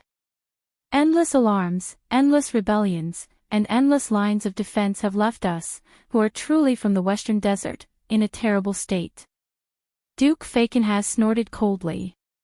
Only the legendary Wing's crimson stardust flag flutters high in the sky every time he patrols the desert, leaving behind the glory of the royal family and the blood of the Western Desert. The grudge between the 8 tribes and the 5 tribes only deepens. The legendary Wing's crimson stardust flag. Thales swallowed the last mouthful of bread and did not make a sound. He had a premonition. What did the Bloody Year bring? Cyril's voice suddenly rose. I do not know. The Duke's cold and sharp voice, coupled with his terrifying appearance, made people's hearts palpitate. There is only one thing I know. After the Bloody Year, after Hermann's death, and after the war broke out, the land of Western Desert during these 18 years, he enunciated his words clearly and firmly. What did it become? Thud. Even though he watched the Duke push his chair and stand up, Thales was still shocked by the sound of the cane hitting the ground. Thud, thud, thud. The cane hit the ground again and again, pushing the Duke of Western Desert closer. He was not tall, but there was a certain coldness about him. It sent chills down his spine. Then, he stopped in front of Thales. Now, Your Highness. Cyril Fakenhas looked at him coldly. There was an inescapable look in his eyes. It is now your turn to tell me that the Bloody Year brought to us, to Western Desert, and to the people who have lived on this land for generations. What did it bring? Thales tried hard to swallow. This was the first time he felt that even the Duke of Western Desert, who had an ugly face, was handicapped, and was used to making sarcastic and humorous remarks, had such a terrifying side to him. I do not understand. The prince suppressed the guesses in his heart and answered with great difficulty. You do not understand. Cyril snorted, but he did not have the relaxed and humorous air he had before. Or do you not want to understand? His withered face was like a skeleton that had been dried out for a long time. Bone-chilling wind shone from his deep eye sockets. Thales was about to speak, but the Duke did not give him the chance. The reason for the Bloody Year and everything we are facing is because there is a monster there. The Duke of Western Desert said coldly. What? Thales frowned in confusion. Monster. Thud. Cyril struck the ground with his cane. Yes. His tone allowed no room for doubt, but there was a hint of deep hatred in it. That is a monster. A monster who feeds on power, lives by destroying. The Duke had his back to the light, and the wrinkles on his face were incredibly ghastly. His leather robe fluttered and trembled in the cold wind in the tower. Thales, is hidden in the deepest part of Renaissance Palace. It is hidden in the crown of the Supreme King, in the mausoleum where your ancestors rest in peace, and in the heart of every jade star who has the right to inherit the throne. Thales blinked and slowly understood what he meant. This was a metaphor. Every time it wakes up in a person's heart and stretches out its claws, it will bring about a terrifying vortex that tries to suck in everything in the kingdom, crush it, corrode it, and devour it. Thanks to it, Western Desert. No, not just Western Desert, but everything that once belonged to Constellation is collapsing, being destroyed, dying, and no longer existing. In the tower, the Duke of Western Desert, Cyril Fakenhas pointed at Prince Thales, who had a solemn expression and was on full alert. And someone has to do something. End of this chapter.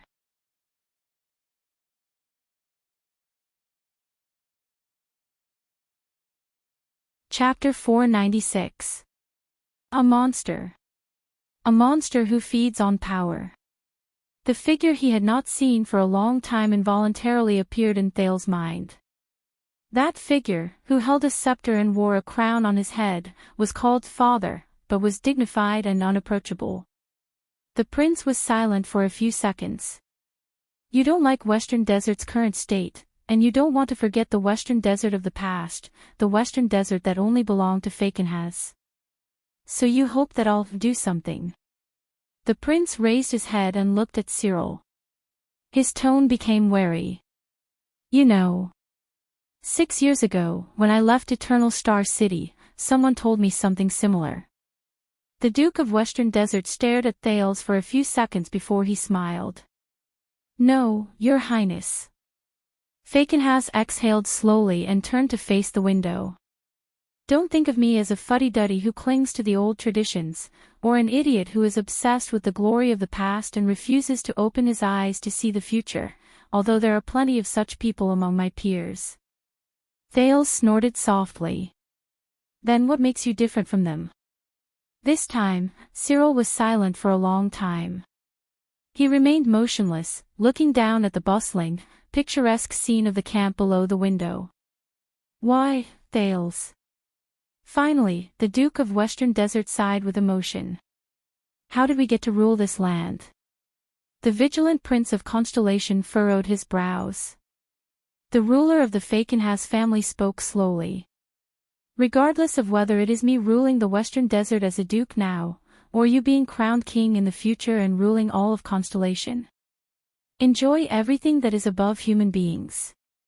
Cyril changed the topic too quickly, and there were hidden meanings hidden in his words. There was also a faintly discernible sharpness and harshness in his words, which made Thales, who was used to Northlanders talking about things as they were, extremely uncomfortable. Is it because we, as rulers, are wise and far-sighted, and have unparalleled strategies? Or are you like the Northlanders, who have the courage to be the first? The prince stood in front of the window, his gaunt figure silhouetted, rooted to the ground. Or is it because you are kind-hearted and care about the people? Or is it the glory of our ancestors, passed down from generation to generation? Cyril changed the topic and revealed his favorite sarcastic tone. Could it really be the will of the heavens, the hope of the masses? And the stuff that runs through your veins can really sparkle? As usual, the Duke did not finish his sentence. He stared at him as if he was waiting for a good show. The teenager was silent for a few seconds. Finally, Thales sighed deeply. From the beginning until now. Who taught you to speak like this, Duke Fakenhas? Does he specialize in teaching idiots? What?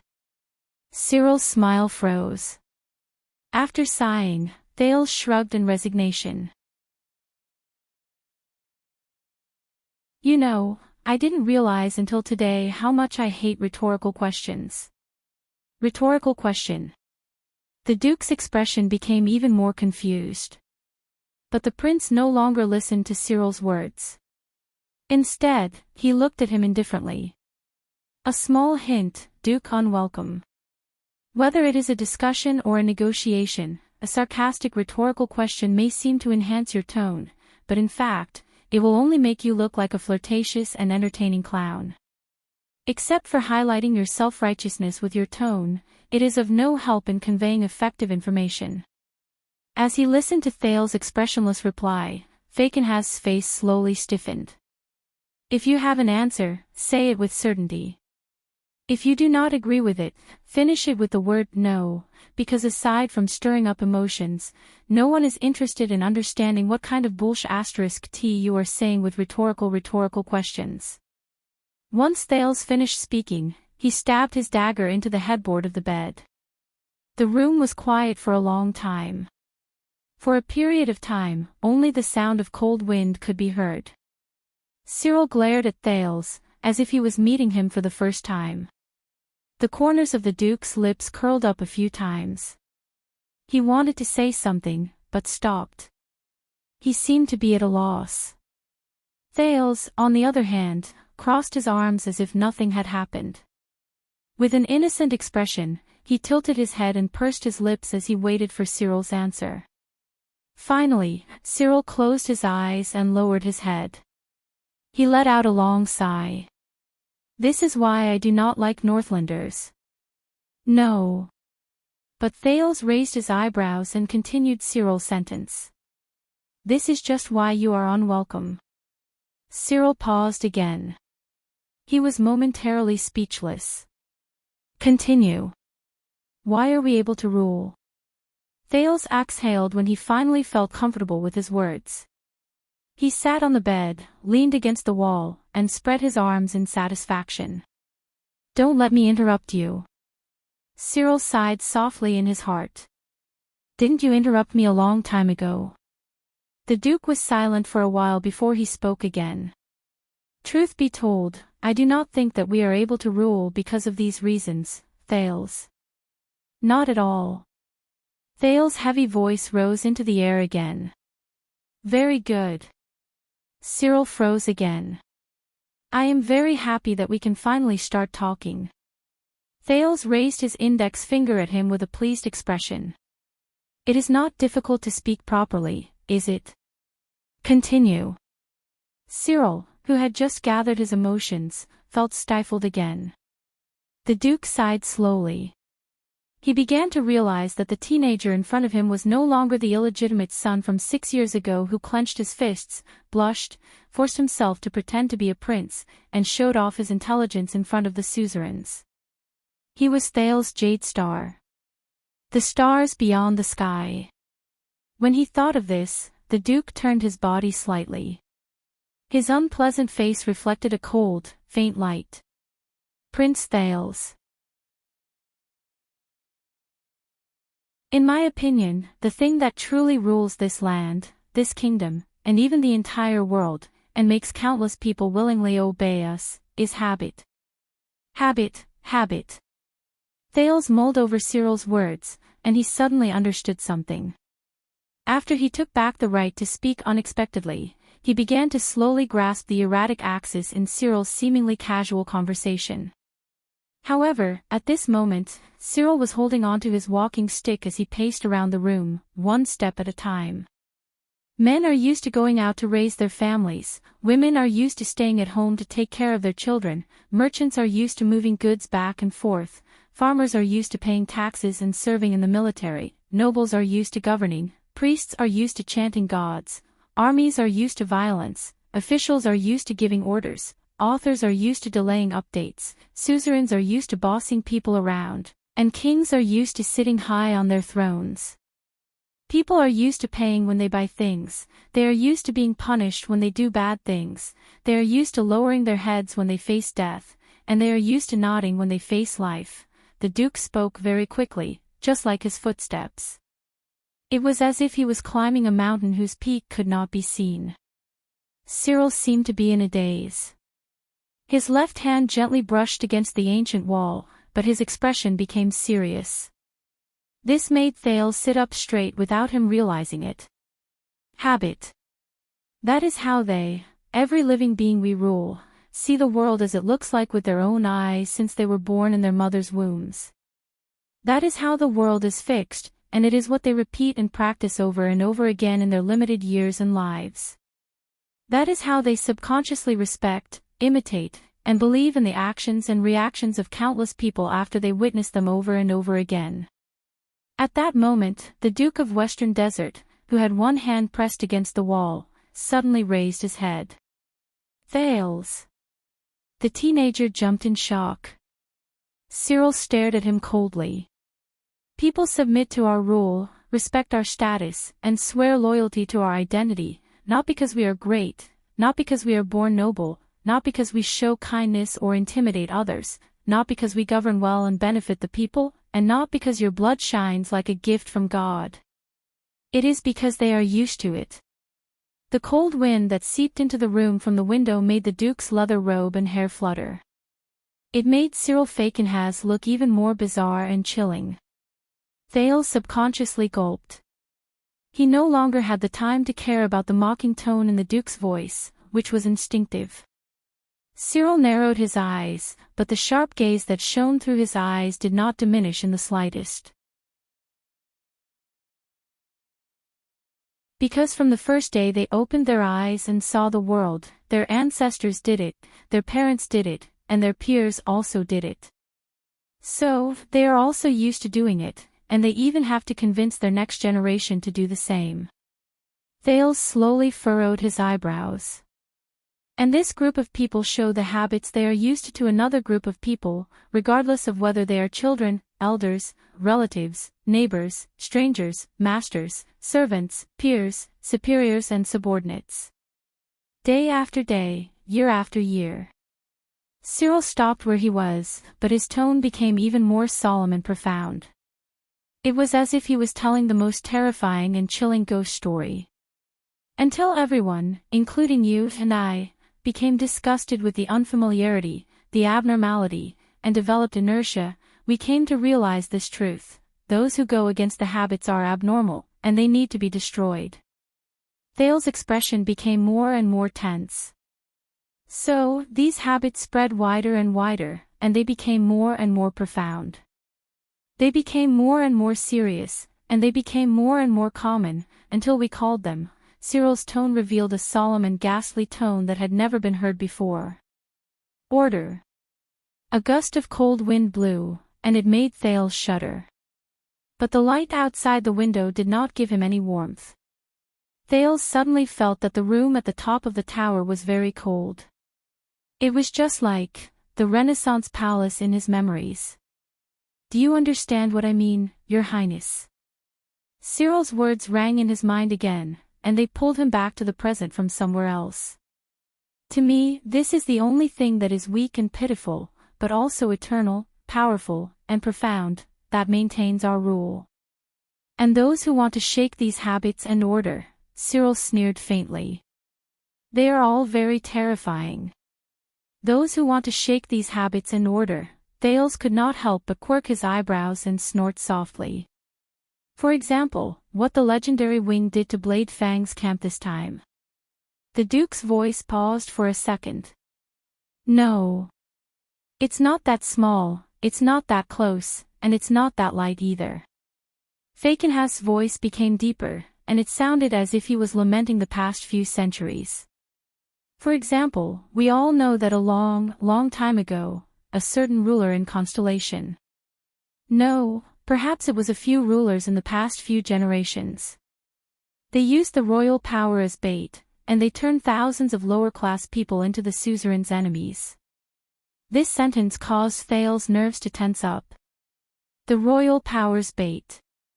At that moment, Thales suddenly had a feeling that Cyril Fakenhas, this unwelcome person who acted strangely and spoke out of turn, did not come here just to draw the second prince to his side. The prince became even more serious. With the help of the royal power, they slowly climbed up the ladder and fought against us, the feudal lords. Cyril slowly walked back to the window and looked at the desert camp under the window again. Hence, the rise and fall of families, the rotation of nobles, the rise and fall of countless people, the uncertainty of life and death, and the rise and fall of the kingdom today. The Duke's voice was deep and indistinct, but it left no room for doubt.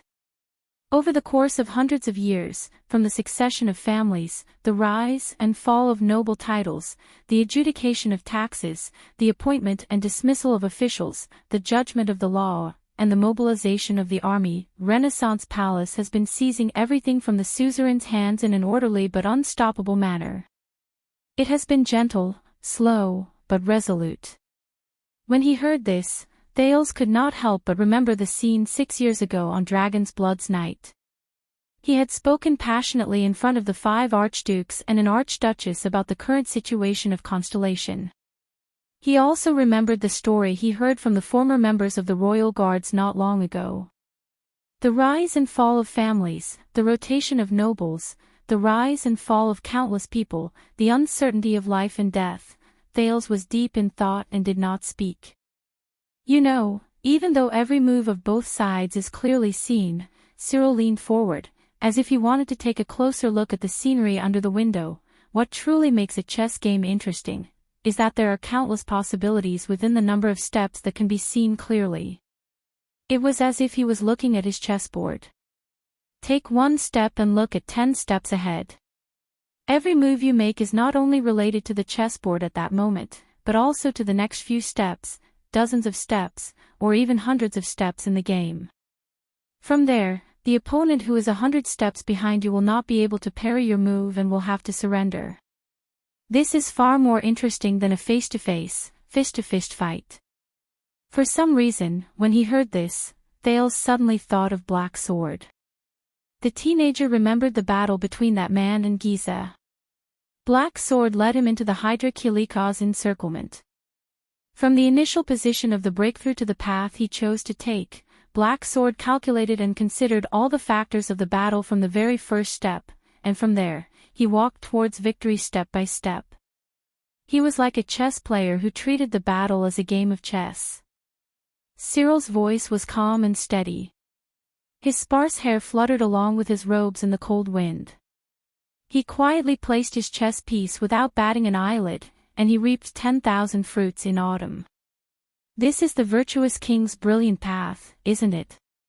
Virtuous king. Thales was slightly startled. Virtuous king. He subconsciously repeated.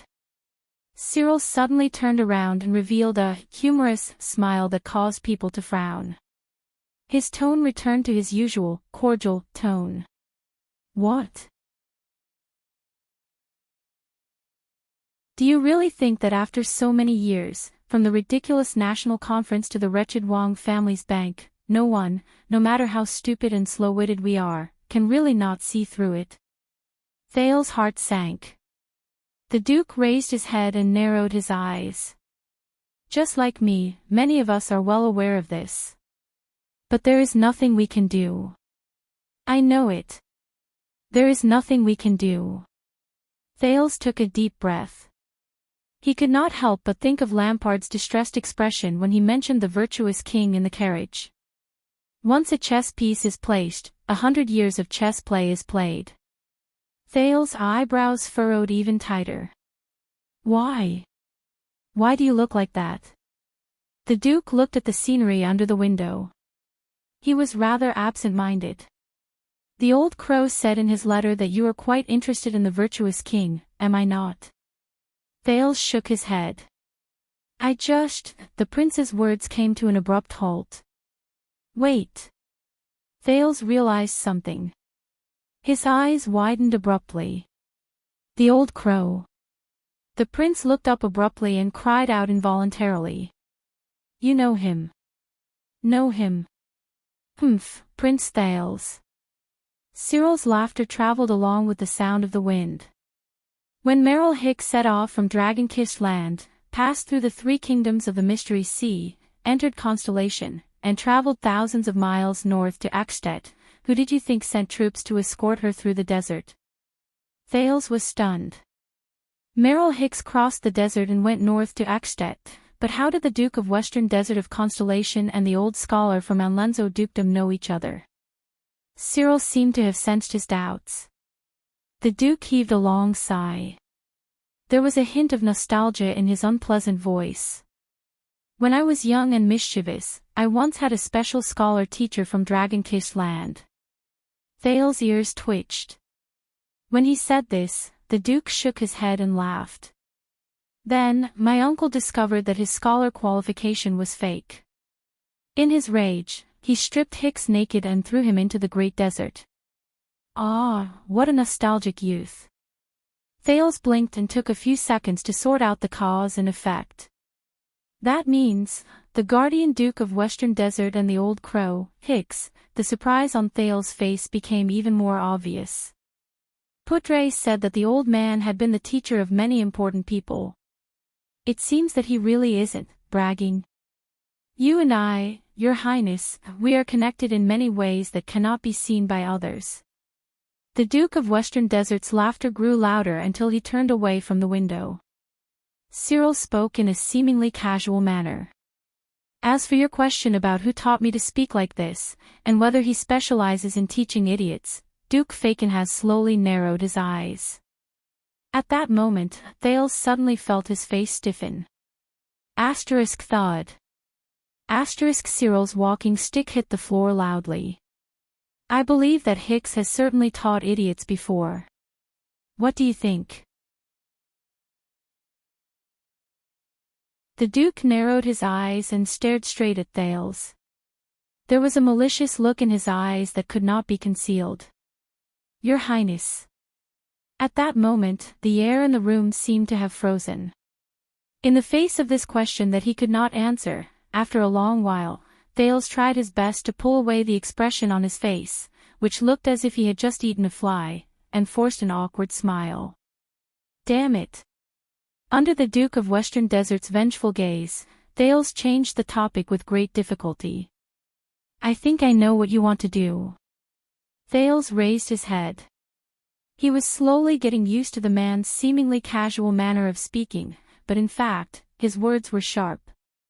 You are powerless against Renaissance Palace, so you are counting on me, a new king, to change the kingdom from the throne. But against his expectations, Fakenhas shook his head again. First of all, it is not we, it is just me. Thales was slightly stunned. Second, change the kingdom. No, the Duke said in a low voice. With or without you, the kingdom has always been changing. Cyril circled the wall again and paced back and forth in a limp manner. His right hand would occasionally tap the furnishings in the room, as if he was reminiscing about something. To be precise, the entire world is changing. It is not just at this moment, not just 100 years ago, not just 600 years ago. The Duke of Western Desert's eyes shone with desire. From Black-Eyed John's forceful mobilization of the suzerains in the kingdom with the might of the king, to bloodline breaker Sumer II's promulgation of the Inheritance Act, Tormund IV's appointment as the Sunset Sun ritual master, and creditor Alan III's adoption of the king's tax law. Until virtuous King Mindes III's unprecedented reform, and poet Adi I's action of gathering the nobles to reside in Eternal Star City. The master of the Fakenhas family put down his right hand and turned around again to face Thales. His gaze was dark. Until today, your father's iron-fisted rule that almost incited public anger. The world is changing every minute and every second, and it is not just limited to the virtuous king's generation.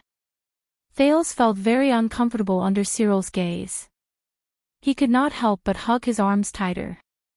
From the second king of Constellation, Black-Eyed John to Kessel V. He suddenly realized that the span of history that Cyril mentioned far surpassed what Lampard mentioned in Dragon Cloud City's heroic spirit palace. Not just the virtuous king. Not just Kessel. Changing every minute and every second. These words sound very familiar. The prince sighed. You are probably really the old crow student. When Cyril heard this, he snorted softly. Hicks, he opened my eyes, my mind, and my heart. But his gaze immediately changed. But what about you?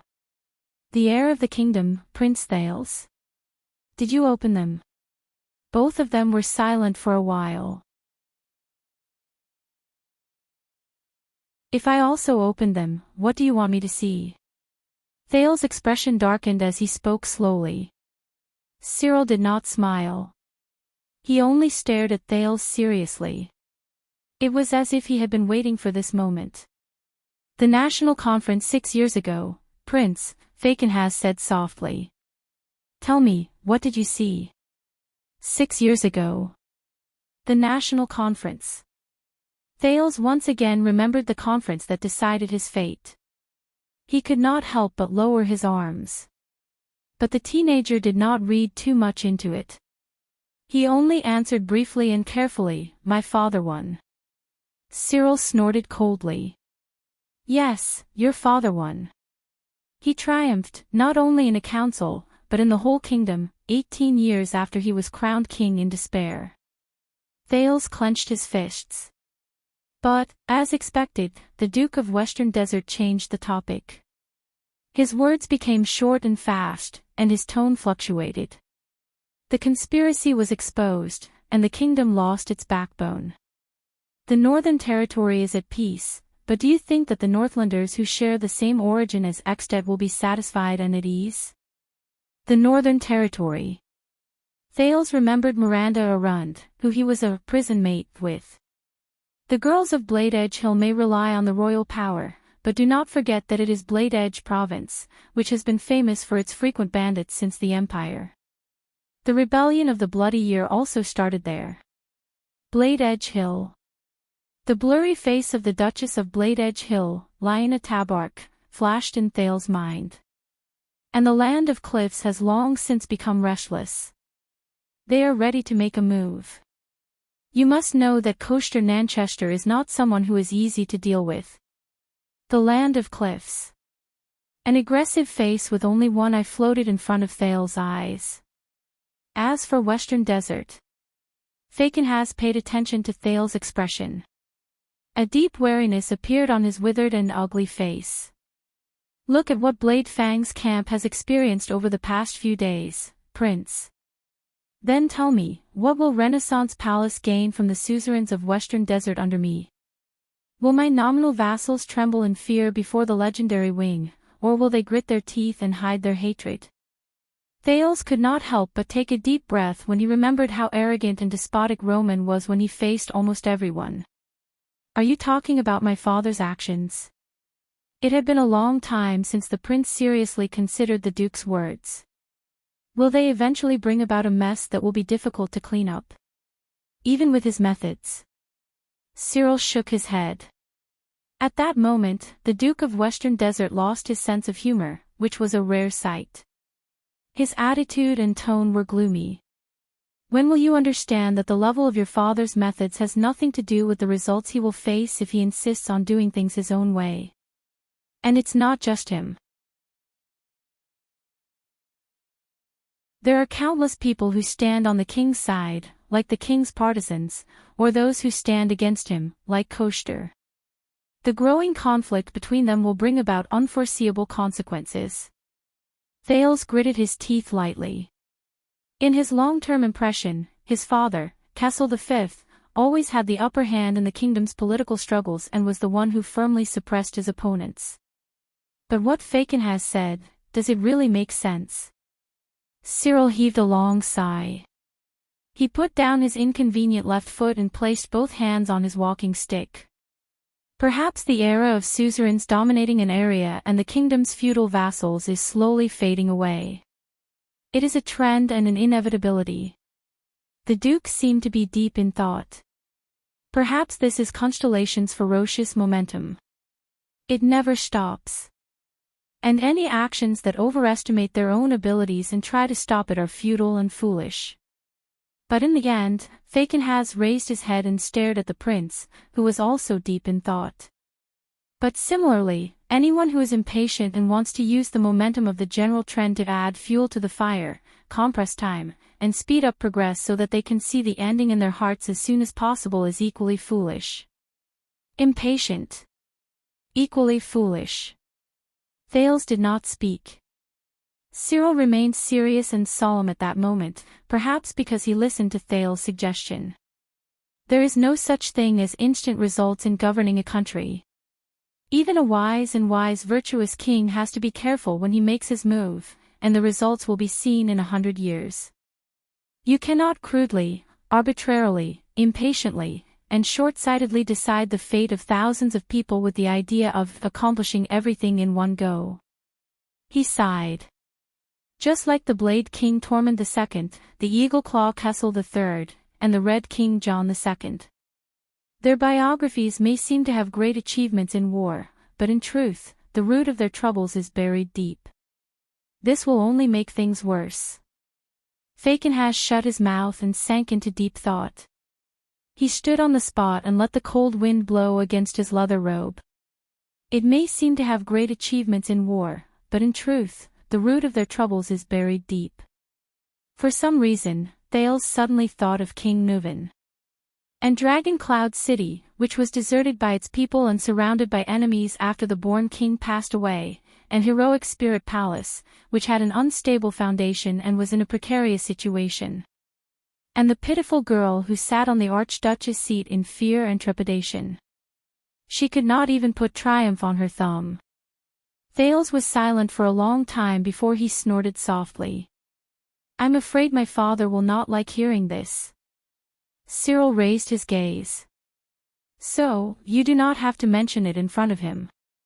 Unless the day comes when you can mention it." Thales tried his best to ignore the hidden meaning in Cyril's words. He said, "But you also said that the momentum of the general trend never stops. Any action to stop it is futile and foolish. If all these are obstacles that must be overcome, what if it is a path that must be taken before reaching the summit?" After hearing this, Cyril was silent at first, then he sneered in response. "But..." The Duke picked up his walking stick again and limped closer to Thales. However, Thales felt that the Duke of Western Desert's terrifying face was no longer so difficult to accept. "Be careful with your words, Thales.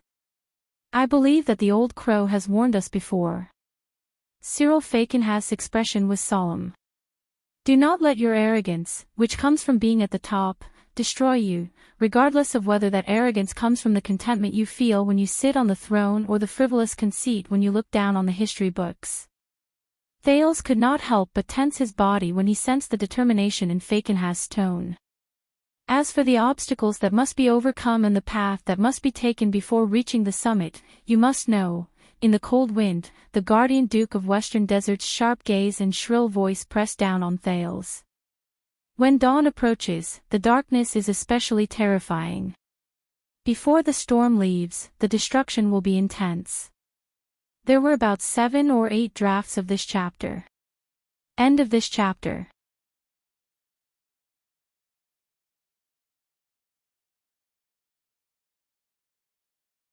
Chapter 497. In the tower, Cyril snorted coldly. "I dare say that even the virtuous king, when he sees the suspicious and hostile state of Constellation today, it is difficult to say that he will not feel a little regret for the decision he made back then." This time, Thales listened quietly and did not speak. But he remembered the words he used to convince the 5 archdukes in Heroic Spirit Palace when he tried his best to turn the situation around. Constellation's current weakness and turmoil is not a coincidence, but an inevitable result of walking down this path. This is what the virtuous king left for Constellation. At that time, this was the argument he made with great confidence, racked his brains, and worked hard to pick out. It was only used to temporarily sway the archdukes. To be honest, even he did not quite believe it. But now, Thales subconsciously clenched his fists. But Cyril, who had been observing him quietly, did not seem to think that it was enough. After clicking his tongue and shaking his head, he raised his voice and said the next sentence. "But do you know, we, the people who are on their last legs, may only be in the terrifying future when you overcome the obstacles and successfully reach the top." The Duke's tone was very soft, as if he was talking beside a demon's ear. "The most inconspicuous part." Thales suddenly raised his head. "What do you mean?" The terrifying Duke of Western Desert no longer looked at him. Instead, He shook his head and sighed. Do you think that after we, the feudal suzerains, the old nobles who dominated the places, the commoners who finally managed to get seats in the national conference and the new nobles who were used as weapons by you will be satisfied, and will retire with success? Cyril's gaze slowly became murderous. When you ascend to the throne, subdue the vassals, and gather power, where do you think the regular army, which the royal family has spent a lot of money to support to keep the vassals in check, will go? What is the way out for a mad dog like Immerse? What can an immoral woman like Sonia Cicere do for you?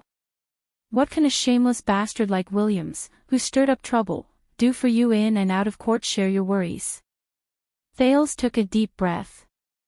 The three marshals of Constellation. He remembered the boorish kingdom's wrath, the steady fortress flower, and the annoying legendary wing. There were also countless regular soldiers from Broken Dragon Fortress to Blade Fang's camp. They were mobilized frequently, and they had gradually become the norm in the kingdom. As for Cunning Fox, Casso, Moneybag, Kirkirk Man, Soldier, Reed, and even Old Man Godwin and Pointy-Faced Kenny, who are supposed to be loyal to you and take down the powerful nobles as their duty, after they succeed, what will they leave you, and what will they ask from you? The Duke's words became increasingly dangerous. Do you think that when the Jadestar family sits on the supreme throne and there are no longer any threats in the country, when countless lowly people have already followed the king's will and wiped away their natural fear of those with higher positions, then gathered into a torrent that defeats the old vassals and becomes the new generation of nobles to serve the supreme king? Cyril's voice was so sharp that it almost penetrated the door. To Thales, it sounded like a venomous snake hissing. So you can sit back and relax. Thales was silent for a long time. However, it was clear that His Excellency the Duke had no intention of letting him go. What's even more terrifying is, when he said this, Cyril's tone became a little strange, and he sounded like he was trying to scare Thales. When the merchants who relied on you to sell official positions and titles to become nobles find that their gold coins can no longer buy more glory, when the hired knights who earned their titles by developing the wastelands at the borders find that their swords can no longer be exchanged for glory like the 6 guardian dukes who founded the kingdom, at some point in time, Cyril started pacing again. This was something Thales only noticed when he heard the man's voice coming from the left. When the professional bureaucrats who worked hard to learn how to read and write can only get a meager salary while they toil on their desk, when the creditors in the royal bank find that the king no longer has the intention or ability to expand by confiscating assets from within the kingdom or expanding outwards so that he can give them special privileges, increase their debts, and increase their profits, when countless new nobles yearn for more power, status, and benefits, but they can no longer find a big target like us, no enemies for them to plunder, and no targets for them to demand. It was still the sarcastic and harsh words that were exclusive to the Duke, but Thales no longer felt that it was humorous. Thawed. Cyril's walking stick hit the ground hard. The guardian Duke of Western Desert blocked the window. His back was against the light, and his wide but empty leather robe covered him like the shadow of a solar eclipse. Who do you think will be the new target for the nobles, who have lost their respect for those with high positions and are eager for power? Will it be upwards or downwards? Fakin has said coldly, who will be upwards, and who will be downwards? What will happen if we go upwards, and what will happen if we go downwards? Upwards. Downwards. Unknowingly, Thales' left hand had already gripped the JC dagger that was stabbed into the bedside table. Any change has a price. The teenager thought absent-mindedly. Some of the price might not be obvious at that time, but it was just like when Cyril talked about the chess game, after 100 steps. Then, Thales Jadestar. Could it be that after 100 steps? Let's not talk about this first. These are all your guesses. Thales sucked in a deep breath and pulled himself together. He shook his head. If the general trend is really like this, then we can't avoid it. Then, we will definitely have a countermeasure, such as readjusting the situation and balancing our interests. There will always be a better way out. However, Cyril sneered in disdain. It was not the kind of ridicule or sarcasm that he was used to using to offend people. Instead, it was a genuine disdain that came from the bottom of his heart. So, you have never been a ruler, humph, do you really think that your citizens are all sincere, loyal, and good people who know how to repay kindness? As long as the government is clean, they will live and work in peace and contentment? As long as you give them benefits, they will be satisfied. They will be grateful and support you, even if you have to go to hell. Thales turned his head away and frowned. I repeat. The prince was a little unhappy that he was choked. I don't like rhetorical questions. But this time, Cyril did not fall for his rhetorical questions. Go to hell, the Duke of Western Desert said coldly, not giving him any face. Thales swore that he could even hear some of the local Western Desert accent that only the locals were used to speaking. This is not a face-to-face transaction. Your people are not merchants either. You give them money, and they will give you goods in return. This is not a bar fight, where you can regain your dignity and subdue your opponents with just your fists. Thawed. The Duke moved and took a huge step forward. His robe fluttered in the cold wind, and it pressed down on Thales like a hunting vulture. This world is not that simple. It is not so simple that hard work will bring you rewards. It is not so simple that hard work will bring you rewards. It is not so simple that if you work together and pour your blood, sweat, and tears into it, you will be able to benefit the people for thousands of years. People are not so simple either. They are not so simple that they will repay kindness, give benefits to others, fear torture, and submit to authority. Cyril's tone was anxious and sharp, as if he was reprimanding Thales for failing to live up to his expectations. No. He looked at the slightly shocked Thales and hit the wall with his walking stick. I have been ruling Western Desert for more than 20 years, ever since I helped my uncle with political affairs. Believe me, your people will always give you unexpected and contrary feedback. One person may cooperate, be loyal, and obey, but a group of thousands of people. Fakenhas snorted coldly. His gaze was cold. He was vigilant and on guard, as if he was facing a flame that could not be touched. A group of people are huge beasts with bottomless appetites. They are sharks that are never satisfied. They will always give responses to their rulers that are beyond their expectations, and they will catch you off guard. Thales was slightly stunned. This Cyril, he's not his usual self. At the very least, he's not like how he was during the national conference 6 years ago. If he wasn't putting on an act. Cyril turned around and gritted his teeth fiercely. If you hate your people, they will hate you even more. If you love your people, they will not necessarily love you back. A high-handed authority may bring about even more intense resistance, but benefits that benefit the people may not bring about true loyalty. Good intentions lead to bad things, and actions that go against one's wishes are even more common. Thawed.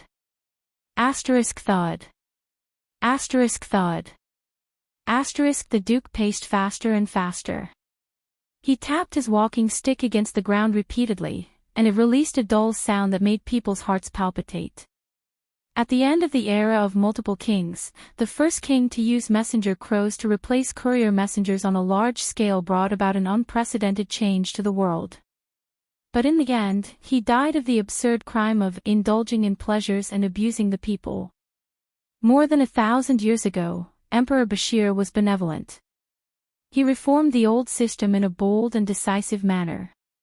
He wanted to provide protection to his people who had nowhere to live, but he died of depression amidst endless complaints and surging public sentiment.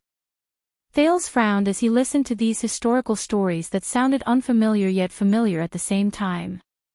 Are you saying that we are walking on a path that we cannot control, and that we might be heading towards unexpected consequences that go against our wishes? We can't change it with human strength, and we can't turn around to avoid it either." The Duke did not comment. So, Thales simply and mercilessly snorted in response.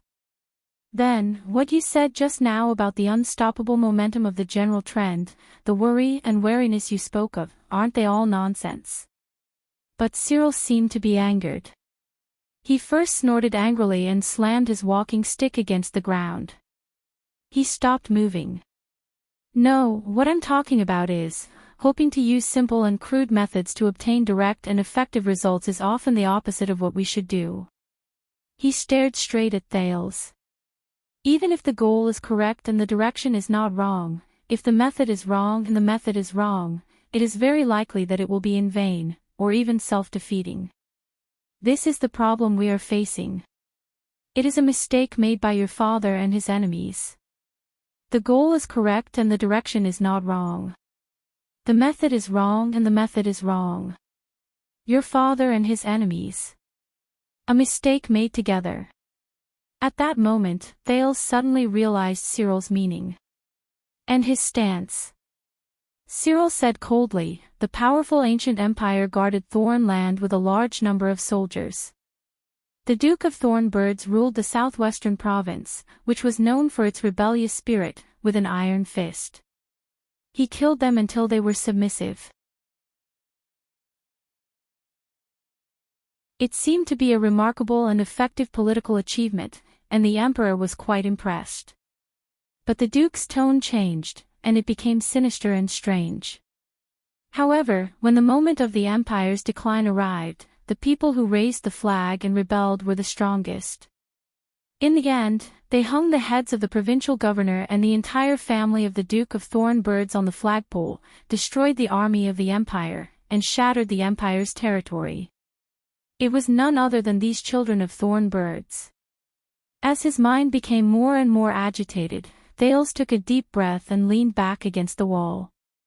"If I remember correctly, the Fakenhas who uses the four-eyed skull as their emblem, your clan's saying is power arises from violence." He said softly and waited for the Duke's response. "Power arises from violence." The Duke of Western Desert froze for a moment. He was silent for a long time, until a gust of cold wind blew. "Yes," the Duke said faintly. There was a rare complicated look in his eyes. "But the people outside only know this saying. This is the worst saying." Cyril, whose face was so haggard that he did not look like a human, stared at Thales. "Power arises from violence. The worst saying. So?" Thales asked tentatively. But Cyril Fakenhas interrupted him rudely. He spoke coldly, and in his profound tone, he said a string of words that made Thales sit up straight. "Power dominates interests. Interests lead to conflict. Conflict leads to violence. Violence leads to obedience. Obedience forms habits. Habits create order. Order affirms power." Thales was stunned. It was very strange. Fakenhas, who usually had a sharp, unpleasant, and hoarse voice, spoke in a cadence, as if there was some form of respect in his voice. "This is the logic of power arises from violence. It is a perfect cycle that cannot be broken. As for power and violence, which the outsiders love to talk about, they are just two small pieces of the puzzle." Cyril lowered his head and narrowed his eyes. He held on to his walking stick like a vulture perched beside a tree, waiting for an opportunity to strike. But too many people like to simplify and skip quite a lot of the steps in the middle. They think that by giving benefits, they can win obedience, and that resorting to violence can bring them power. This is the biggest problem. Especially those reformers who want to bring change to the world and change everything that people are used to. Power arises from violence. But, they are just two pieces of the puzzle. Fakenhas' words made Thales sink into deep thought. Cyril snorted coldly again. "And do you know what we call the group of great people who wanted, were the most eager, were the most confident, and were the best at changing the world?" Cyril's next words attracted Thales' attention. Wizard. The room was silent for a few seconds. Thales let go of the dagger in his hand. He could not help but raise his head. He tried to hide his surprise and met the Duke's gaze with a solemn expression, which also seemed to be burdened. And do you know what they brought to the world in the end? Cyril did not continue speaking. Just like that, the two of them faced each other quietly in the ominous room at the top of the tower. One of them had a terrifying gaze, and the other was very puzzled. But Thales quickly shook off the untimely question. Cyril. You are not here to help your vassals and speak up for them. Thales quickly returned to the current context. But you are also not here to stand on the king's side and show your sincerity to the kingdom's bloodline. Thales said straightforwardly, am I right? He used a definite sentence. The two of them were silent for a while again. Finally, a smile appeared on Fakenhas's face. It was not the fake smile that he habitually wore, but a cunning smile that was a little light. Even though it was a little horrifying on his face. I told you, don't treat me as a stubborn and old-fashioned antique. The Duke exhaled a long breath, as if he wanted to make a brief conclusion to this conversation. Fakenhas is not a conservative who does not understand the current situation.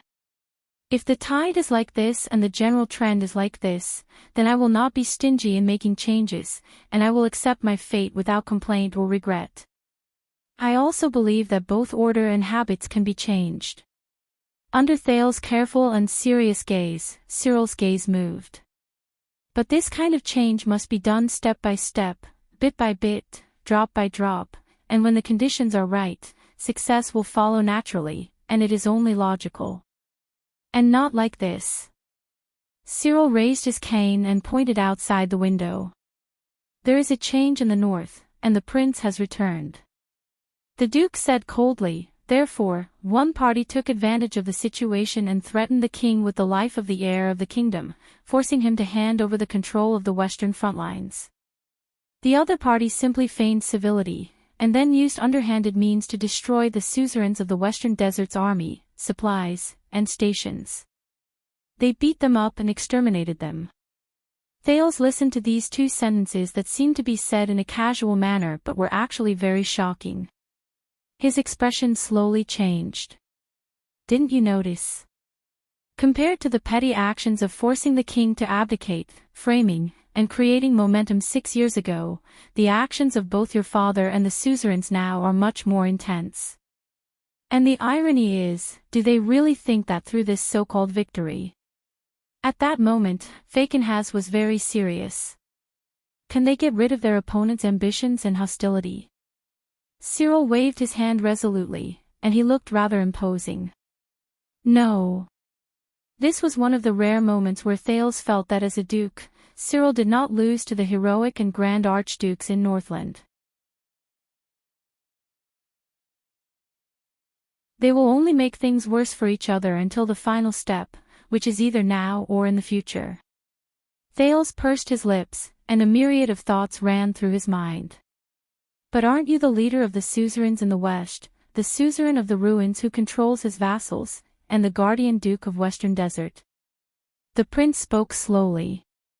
When the game between Renaissance Palace and the ruins that revolves around me in power is placed on the chessboard, shouldn't you be responsible for it and not be able to contribute to it? Cyril smiled. That is why you are not the king yet. The Duke cast Thales a sideways glance. Do you think that at every important point in history, a certain person's will dominates the tides? Cyril said coldly, you must know that when your vassals and subordinates are enraged, and the people's will is high, you do not have much choice but to go with the flow while you stand in front of the tides. Thales' frown deepened. The Duke said in a gloomy tone, unless you want to take the king's place and become the target of all who stop them from seizing back their hopes. If you don't become their leader, you will become their enemy, and you will be the first to fall when you are attacked from both inside and outside. Thales was silent for a long time.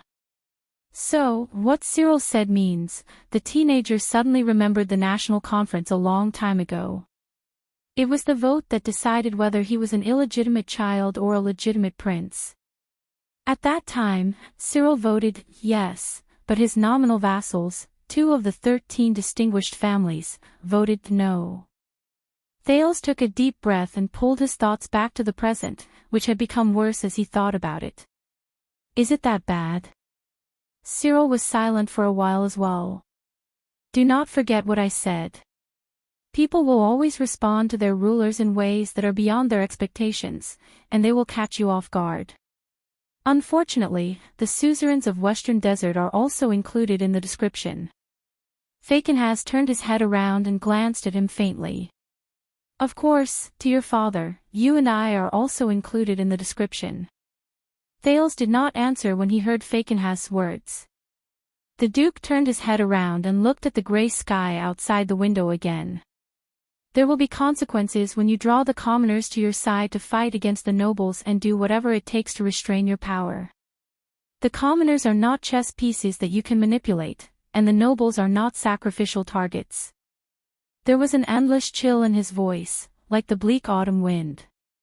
The suzerains of Western Desert are no different from courting death if they try to stop the general trend, but Renaissance Palace may not necessarily get the results they want. Both sides are eager for quick success, and this is a great taboo. Thales clenched his fists. Cyril looked at the sky of Western Desert. He seemed to be at a loss. He sighed softly with emotion. More than 100 years ago, the virtuous king's chessboard was silent, gentle, and stable. But today, the chessboard your father and them are playing on. The Duke of Western Desert paused for a few seconds. No, this will not end well. The bloody year will not be the end of the story. The confusion in his eyes disappeared, and he returned to reality. He became sharp and vigilant. Unless His Majesty can slaughter all the living beings on this land and wipe out all disharmony from the roots. I don't know. Perhaps one day in the future, when Constellation can make it so that everyone has a mystic gun, they can send messages instantly, and the ruler on the throne only needs to nod his head to easily destroy the world, he might succeed. Another gust of cold wind blew into the tower, and it brought with it a whistling sound. But both of them did not seem to notice it. This time, Thales was silent for a long time. Very long. No. After a long while, Thales spoke with a dry and hoarse voice, "You're right. Believe me, even if that day really comes, he will not succeed. Happy or not, vote or not. I've been typing words for the whole day, and I'm almost as tired as a swordless dog." End of this chapter.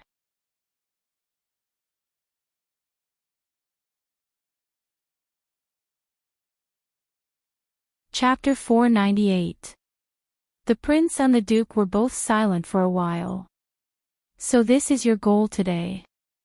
Thales pulled out the dagger that was stuck at the head of the bed. He tossed it in the air and accurately grabbed the hilt of the dagger as the blade flipped.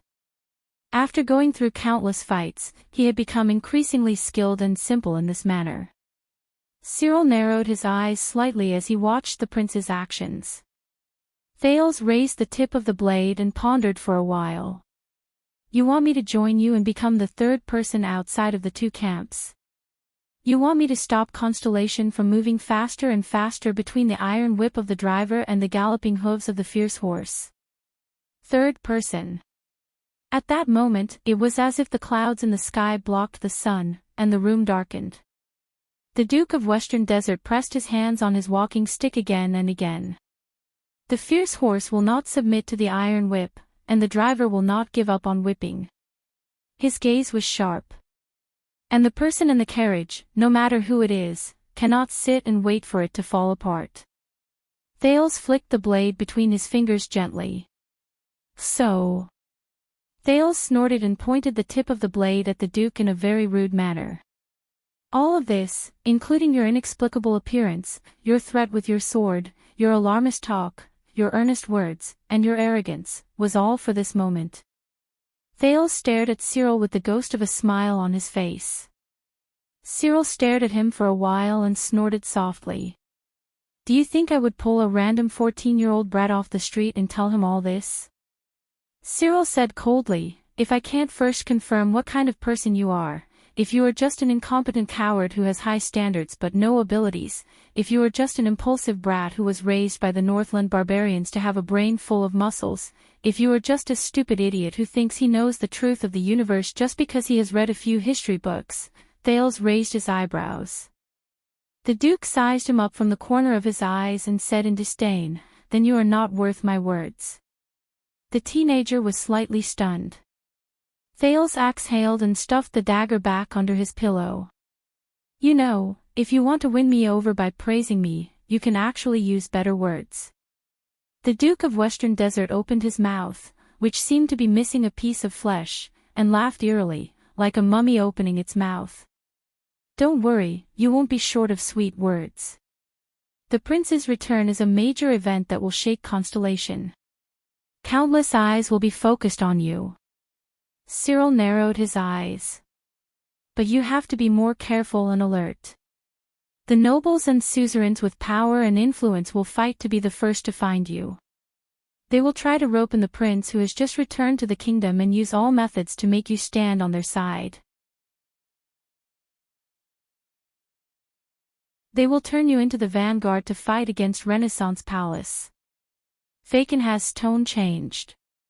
Before you accept their kindness, please remember, they are only against your father, not truly loyal to you. Thales fell silent. He suddenly remembered Quick Rope's words. The shackles of power. How was he going to live a different life? When he thought of this, Thales took a deep breath and raised his head. They won't succeed. But Cyril shook his head in disdain. When I said rope in, I didn't just mean knocking on the door and giving gifts. Thales frowned and retorted sarcastically. Of course, it might also include threatening me with a sword and telling me that the carriage must not fall apart. This time, it was Cyril's turn to be silent. A few seconds later, the Duke said airily, you know, some words are nonsense to most people in the world. Thales was instantly confused. Cyril snorted softly. Remember what I said today. He extended his finger and waved it by his lips. All of it. Cyril's eyes shone with a cold glare. What if you can use it one day? He paused for a second and curled his lips in a rather evil manner. All of it. Thales stared at the Duke and felt uncomfortable. But Cyril quickly changed the topic.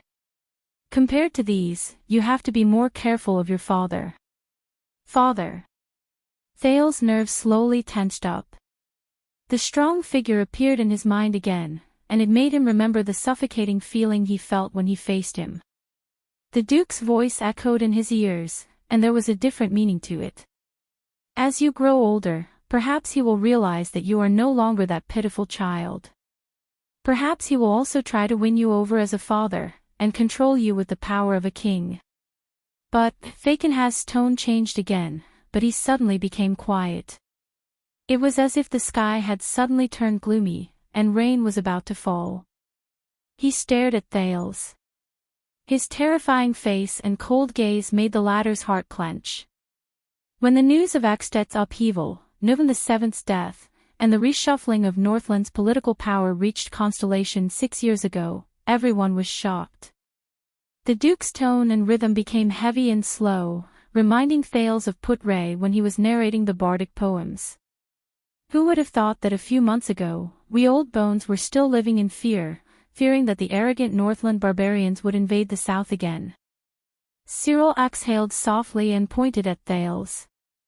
But someone only needed to gently poke holes in the domineering and overbearing kingdom of the Great Dragon, and they could not even fend for themselves. Do you know what that means?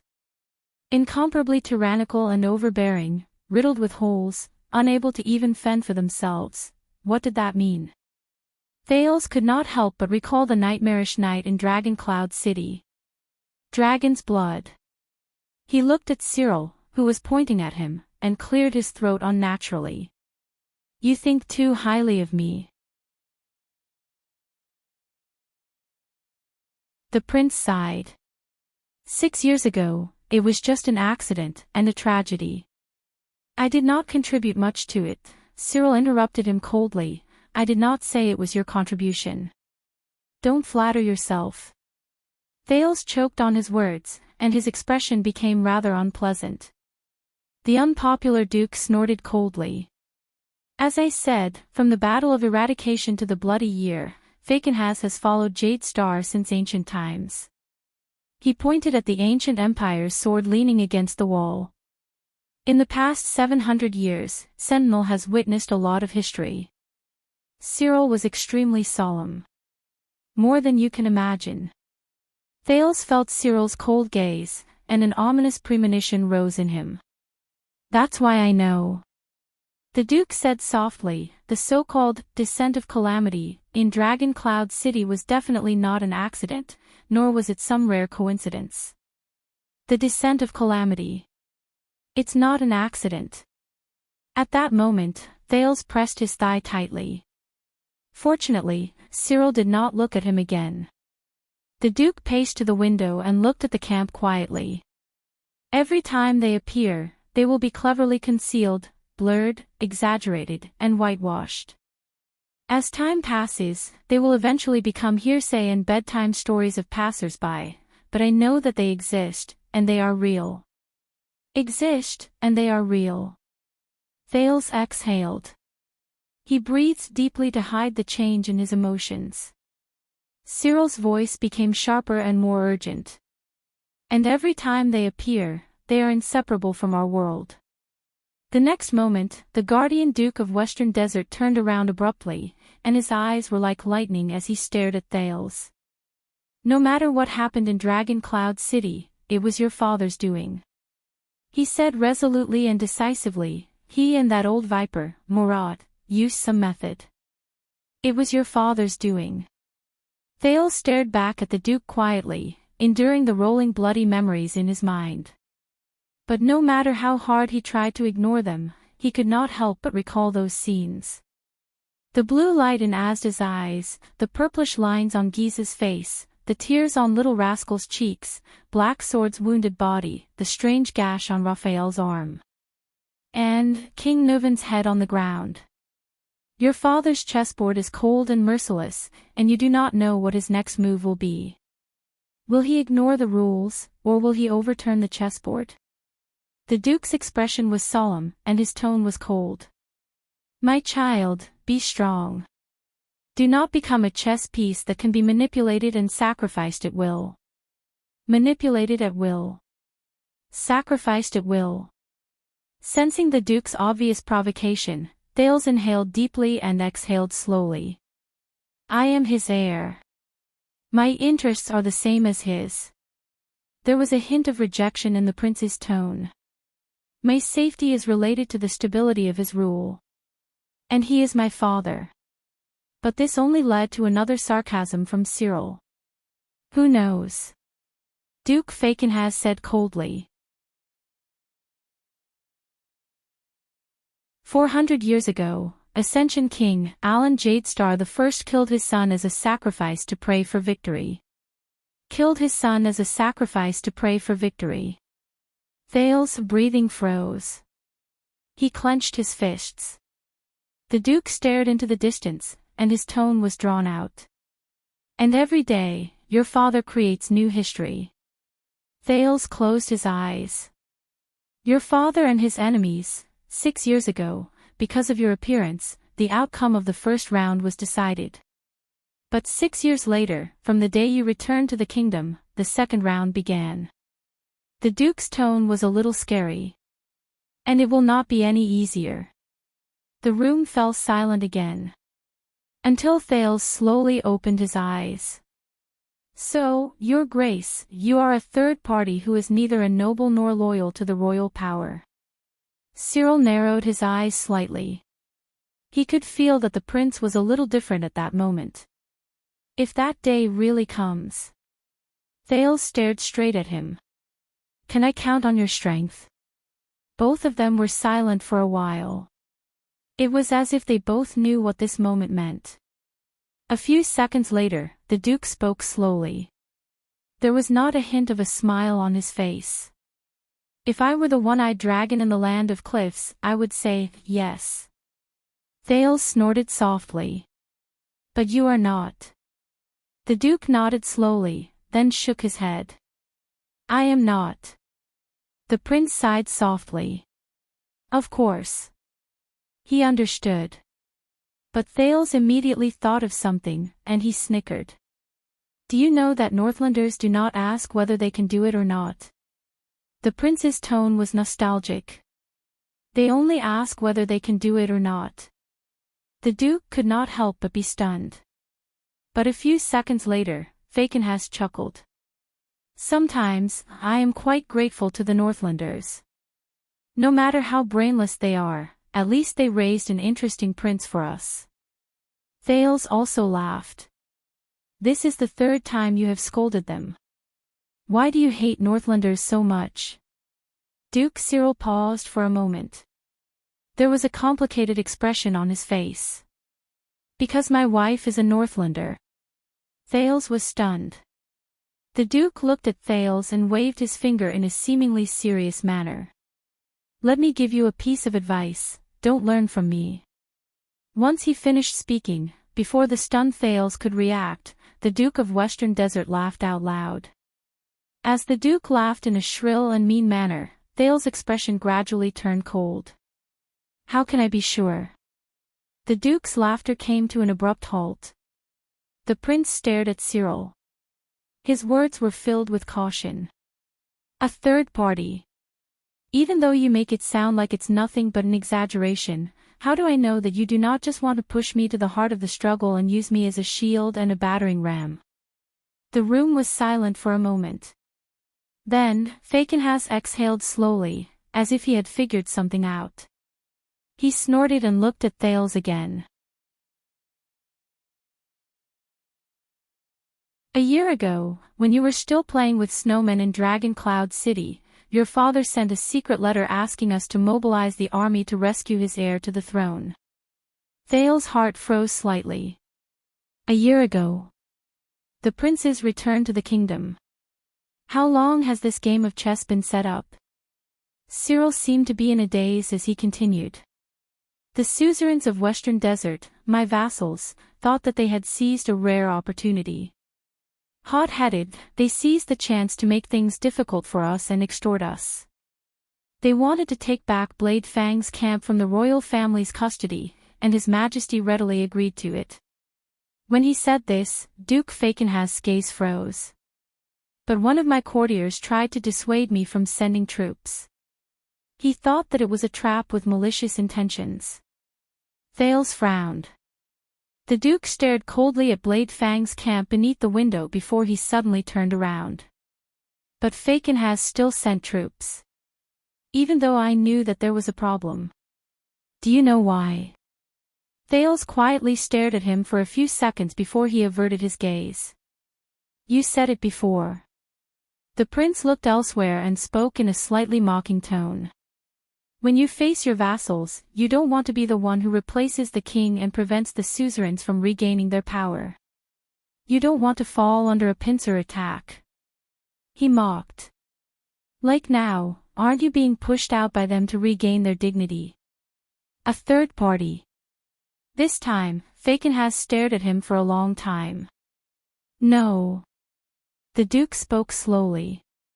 Because, from the cold king to the zealous suzerains of Western Desert, I am the only one among the participants in this power struggle. The only one.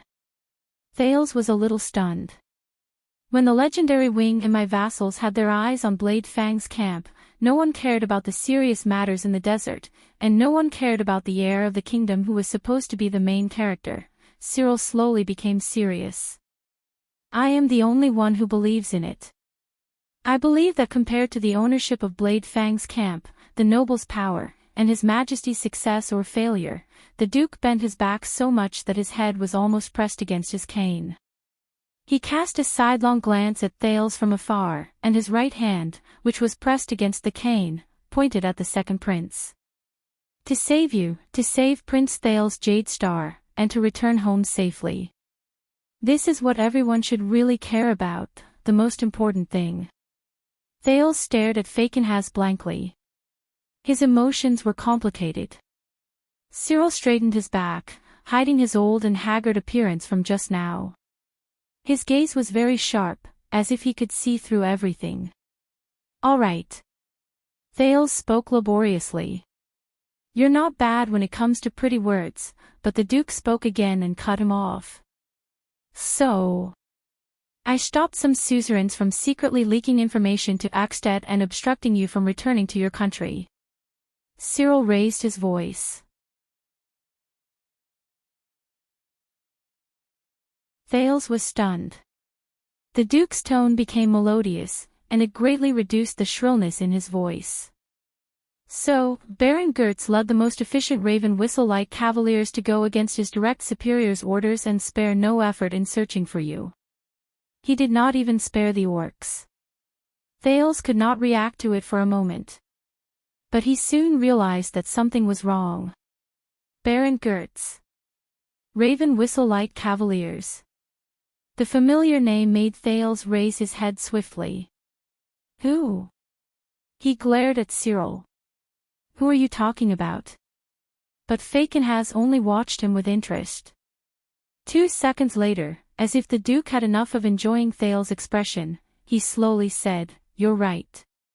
He then said slowly, "So, after you and your merchant group parted ways with Kandal Nushin, who was acting suspiciously in the desert, you were able to have a smooth journey and reach Blade Fang's camp without any obstacles." Thales' thoughts stopped for a moment. Merchant group. Kandal Nushin. Smooth journey without any obstacles, impossible. Thales stared at the indifferent Duke in a daze. "How did you know?" But Thales lowered his head and bit down on his next words. He remembered. Baron Gertz.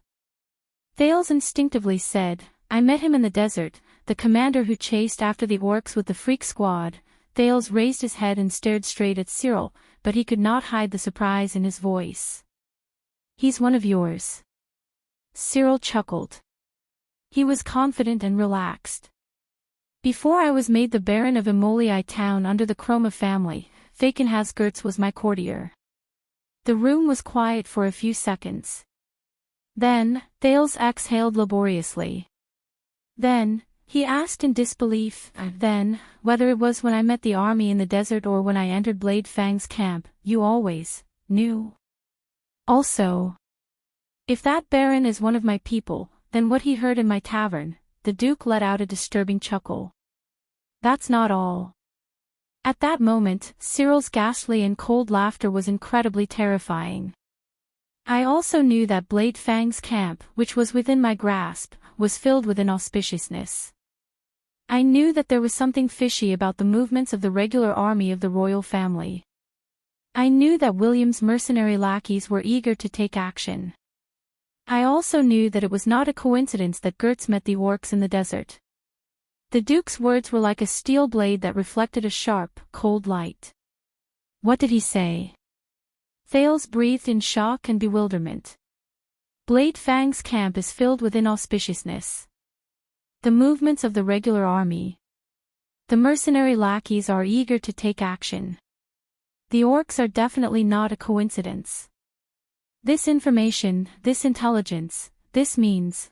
Thales frowned and looked at the Duke. "You knew everything, but you did not show up, did not come to me, and did not interfere in the battle in the camp. When the legendary wing recaptured the camp, you did not help the suzerains of Western Desert. You only, Cyril exhaled in relief. "I only asked Gertz to make sure that you entered the camp and then fled far away. I only asked the Fakenhas family skull guards to rotate out early so that they could stay far away from the center of the vortex and away from this trap. I let that bastard Williams complete his hunt." Thales could not help but ask. "Why? Before everything started, you clearly had the intelligence and ability to turn the situation around, but you watched the conflict between the royal family and Western Desert happen. You watched as your vassals suffered great losses." The Duke of Western Desert smiled. "Because this conflict was necessary," and it could only end like this. Cyril looked at Blade Fang's camp outside the window. He seemed to be deep in thought. The suzerains of Western Desert lost this round, lost their men and prestige, and were dejected. His Majesty won this round, protected Blade Fang's camp, and dealt a blow to his opponent. Both sides will just return to the previous situation. A thought appeared in Thales's mind, and he suddenly understood. As expected, Cyril turned his head around. But imagine this. If I successfully interfered with His Majesty's game of chess, forced away the regular army of the royal family, prevented the suzerains from suffering losses, and even helped them regain control of the western front lines.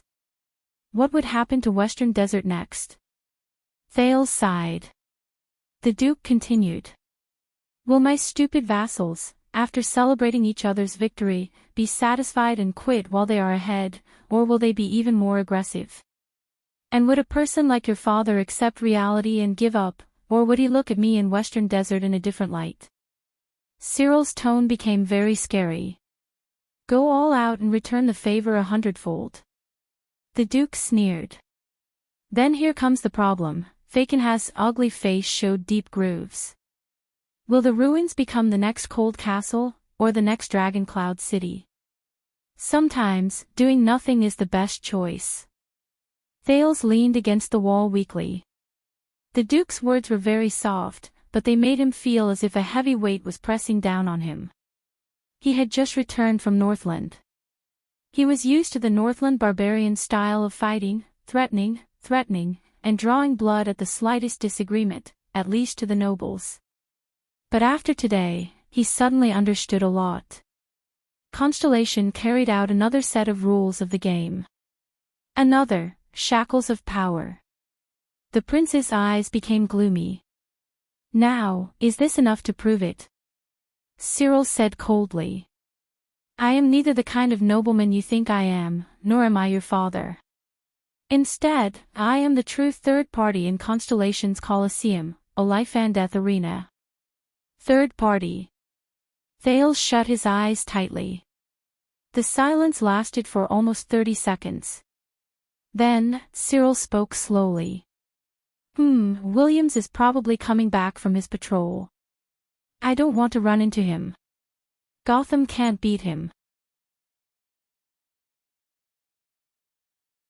Thales opened his eyes and watched the Duke bow slightly to him. It was a pleasant conversation. You can continue with your lunch. Thales, who had complicated thoughts, sighed and returned the greeting. Thud, thud, thud. As his leather robe fluttered, the Duke of Western Desert turned around with a mysterious smile and walked towards the door. But Thales saw something. Your Grace, you forgot your sword. The prince frowned and pointed at the ancient empire's sword with a beautiful arc against the wall. Sentinel. Thud. The Duke's walking stick paused on the floor. But against Thales' expectations, Cyril said something else. No. The Duke of Western Desert turned around and said coldly, You are the one who forgot your sword. Thales was stunned. Cyril narrowed his eyes and pointed at the ancient empire's sword against the wall. From now on, Sentinel is yours. Thales was stunned. Hold on to it. Hold on to your sword.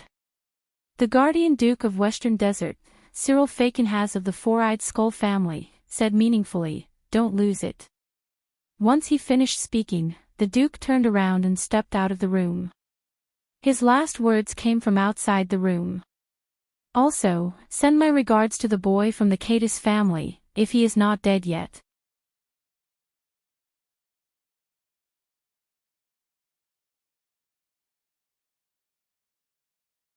Chapter 499. Thales stared incredulously at Fakenhas's back as he walked away. He listened to the sound of his walking stick getting softer and softer until it was barely audible. After a long while, the prince exhaled indignantly. Yodel, do you know that guy? Thales grabbed the sword of the ancient empire left behind by Cyril and digested the shock he just experienced. A faint voice traveled from the air behind him. Not familiar. Not familiar. Thales furrowed his eyebrows slightly. The youth felt the weight of Sentinel as he slowly pulled back the cold blade. Its hilt was so long that it could be held with both hands and used as a greatsword or even a spear. It was slightly lighter than Ricky's everlasting truth, but its center of gravity was perfectly balanced. It was a rare and good sword. But why? Just to show off to the outside world, the Duke of Western Desert gave the prince a treasured sword. Damn Faken has. Thales sighed and looked at the black gemstone at the center of the sword guard, which looked much more inconspicuous than everlasting truth. Do you believe what he said? Thales twirled the long sword in his hand and slowly familiarized himself with this new weapon. The masked protector's voice rose airily. What about you? Sentinel paused in the air. Thales took a deep breath and slowly sheathed his sword. Faken has. I always thought he was just an elite monster. Thales stared at Blade Fang's camp beneath the window. His gaze was unfocused.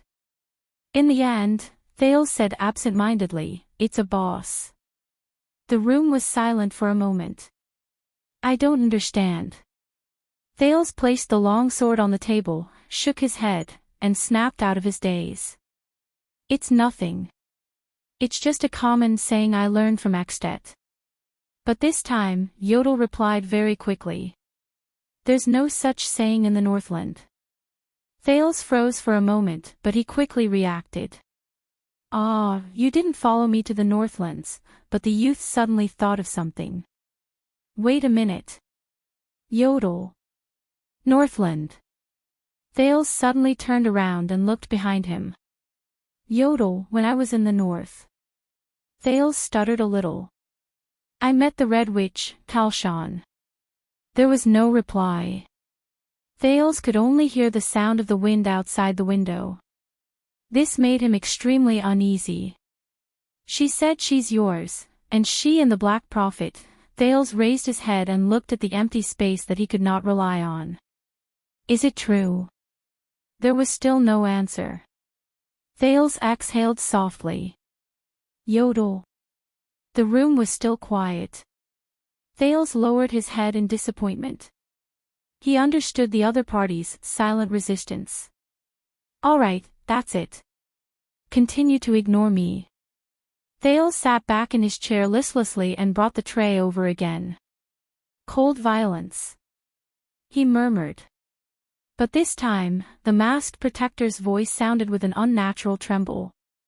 My background is classified, but it's not glorious. I don't want to trouble you.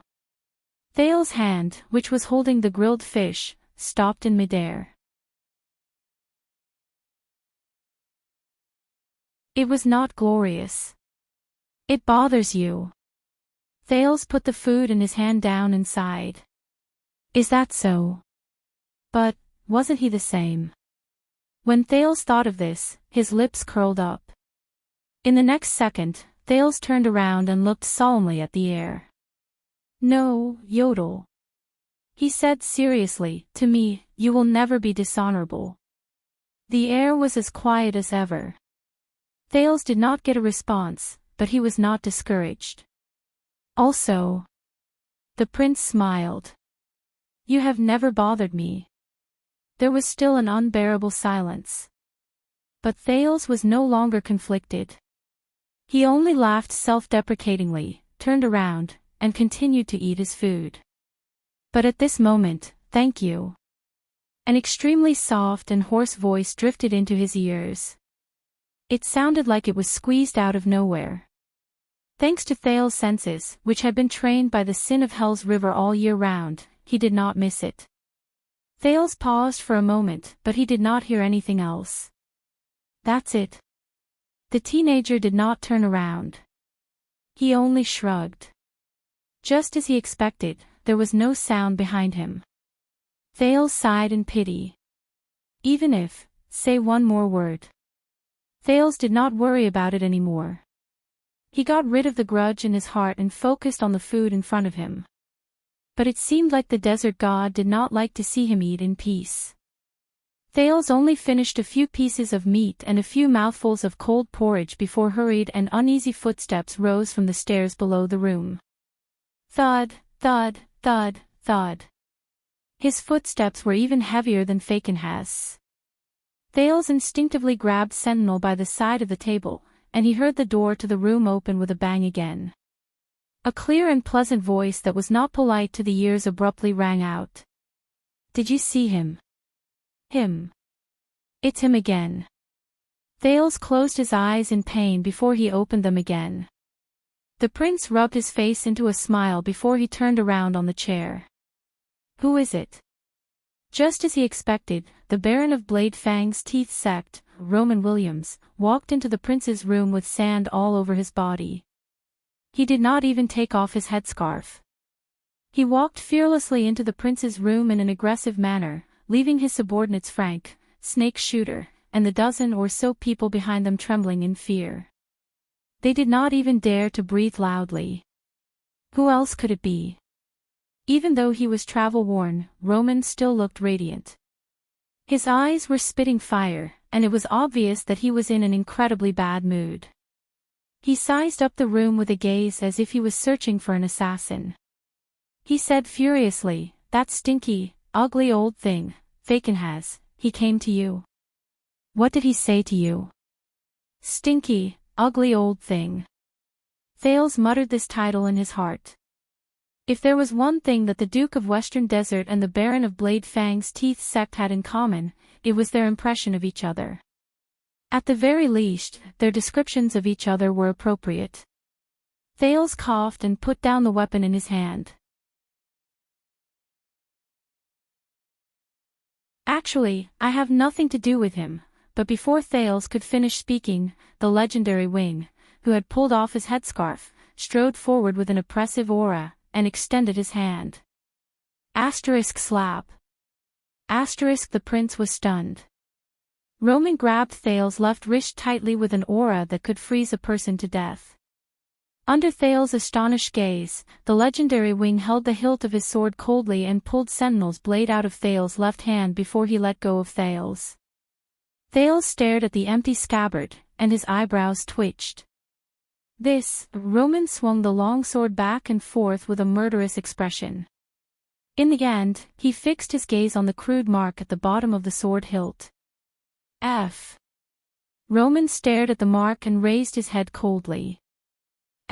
Fictional. Thales instantly felt troubled. He swung the empty scabbard in his hand. Yes, but this, Roman snorted coldly and did not give him a chance to speak. What a good sword. The legendary Wing spoke with a tone that even Nicholas could hear, full of mockery. What a good prince. I let you stay here, but it makes it easier for you to give and take bribes behind my back, right? Take bribes. Thales was stunned. He stared at Sentinel in Roman's hand, and he suddenly felt that he had been wronged, but he could not defend himself. But in the next moment, Roman moved his arm, and the sword flashed towards him. Everyone was taken aback. Thales only had time to raise his scabbard to block the attack.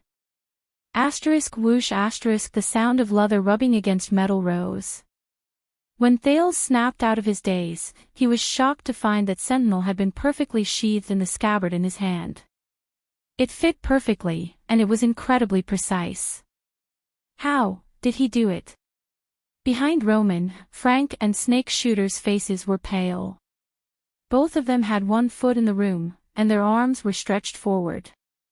They still had expressions that said, "Sir, don't do this," or "That's the prince." If you like their gifts so much, Jade Star, Roman lowered his arm and used his gaze to force his subordinate to swallow his grievances. He then stared coldly at Thales, who was still in shock. Then you can get lost tomorrow, along with those lords. Get out of my territory, the legendary Wing said fiercely. The legendary Wing said fiercely, then turned around and left. Thales stared at Sentinel in his hand. He had yet to recover from his daze. But Roman's footsteps paused beside the door frame. As for you, Nameless. The legendary wing did not even turn his head around. Did you know that when you thought you hit it perfectly, the dents on that wooden board were very obvious? Thales was shocked. He looked at the floor in the room. But if he did not use Hell's senses, he would not be able to tell what was wrong with the flat floor. The leader of the freaks, Snake Shooter, also had the same expression.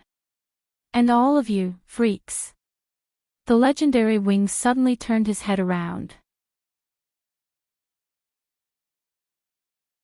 Snake Shooter and the freaks behind him shuddered visibly. I don't care how many soldiers they brought, how noble their statuses are, how good their subordinates are, how strange this stupid tower is, how afraid you are, and how tired you are from your shifts. Thales could not see Roman's expression, but he could sense the chill in his tone. Next time, you will let an outsider barge into our territory without any scruples. Then, go back to the prison of bones. Snake Shooter, who still wanted to curry favor or defend himself, was so frightened that he immediately fell silent and stood at attention. In the next second, as footsteps rumbled, the legendary wing went downstairs with Frank, who had an expression that said, "Take care of yourself." Snake Shooter and the others were left behind to close the door with utmost respect and caution.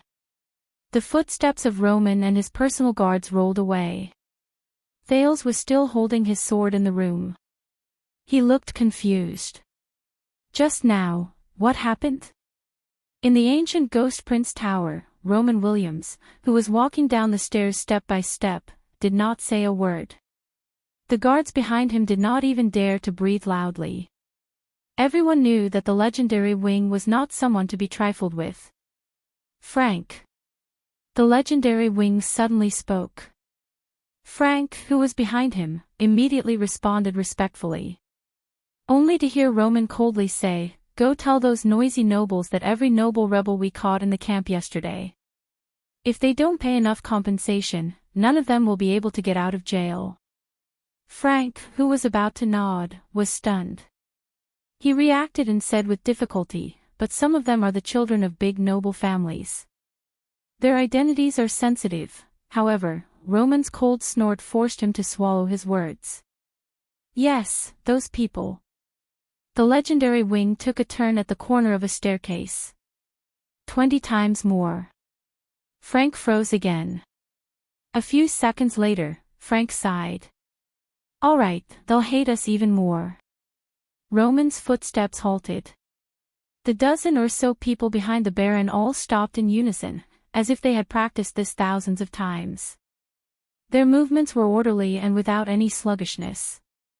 "Very good," the legendary wing said coldly, "and the reason why we can establish ourselves here." When he said this, Roman suddenly raised his head and looked at the stairs above his head. His gaze was fixed on the darkness at the top. "It's precisely because they hate us." Frank was stunned. But his commander did not say anything else. He just walked out of the tower. In the room at the top, Thales looked at the door in puzzlement. He then looked at the long sword in his hands awkwardly. He suddenly had a feeling that this might be one of Fakenhas' goals. He wanted everyone to see the prince except the Fakenhas family's gift. But the things he said to her. "Hold it tight. Hold your sword tight. Don't lose it." After a while, Thales could only sigh. That damned, stinky, ugly old thing. Has he always been like this? What did he say to Prince Herman in the past? When he thought of this name and remembered that Herman died in this place, Thales lost his appetite. Herman and Shadow Shield. What kind of connection do they have? As for Teng, who has been mentioned by countless people? Who is he? Thales' expression froze. He thought of something. The prince stood up, walked quickly to his luggage, and started rummaging through it. A few seconds later, he finally took out the expensive roll of paper. But the moment he opened it, Thales froze. Thales sucked in a deep breath. Yodel, how much do you know about my fourth uncle, Herman Jadestar? A few seconds later, a faint answer came from the air, as usual. I'm not familiar with him. Very good. Thales closed his eyes gently. I guess so, the prince said with a smile. The prince smiled and opened his eyes. In the next moment, Thales carefully and unhesitatingly opened the letter that held a special meaning to him. To my angry kitten, you did not write me a letter. 8 months and 21 days ago, after our precious meeting, which ended on bad terms. You might not understand. Perhaps you do not understand with what spirit I am writing this letter. As the conclusion of that argument. Yes, kitten, you have always been sharp and understanding. Your instincts are accurate, and you hit the nail on the head. But, my most precious friend and lover, you might not understand what you mean to me. You turned around and left. You were free, arrogant, and valiant. But you took away everything from me. In the past 8 months, no matter how urgent my official duties were, they became boring and cumbersome. No matter how exciting my life was, it became boring. My close friends, whom I met every day, became mediocre. Even the imported fine wine from Sarah Dukedom and Hobbes' talented manuscripts became tasteless. Do you know, my dear kitten, from a baby to an adult, from a prince to a viscount? No one has ever treated me like this. They treated Herman Jadestar like this. My father could not, my mother could not, Midier could not, Horace could not, Scholar the Ram and Mother Erin could not even my grandmother could. Simplicity, innocence, kindness, sincerity, and optimism. They took a lot of things from me. But they never took everything. Everything. They never dragged me out of the noble palace and the gorgeous mask, pushed me into the muddy abyss, and let me tear my heart out under the pouring rain and the cold moonlight. They only wanted to show the true heart in my chest that was full of scars. Because I did not allow it. Herman may not be known for his ability to fight.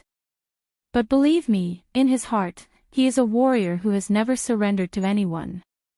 No one can make him bow down to me, compromise, and admit defeat. No one. Except for you, kitten. You. Only you.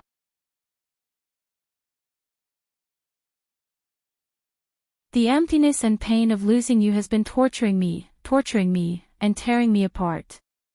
It has even defeated my pride and dignity, my defense, and my ego. All my pride and arrogance are nothing in front of them.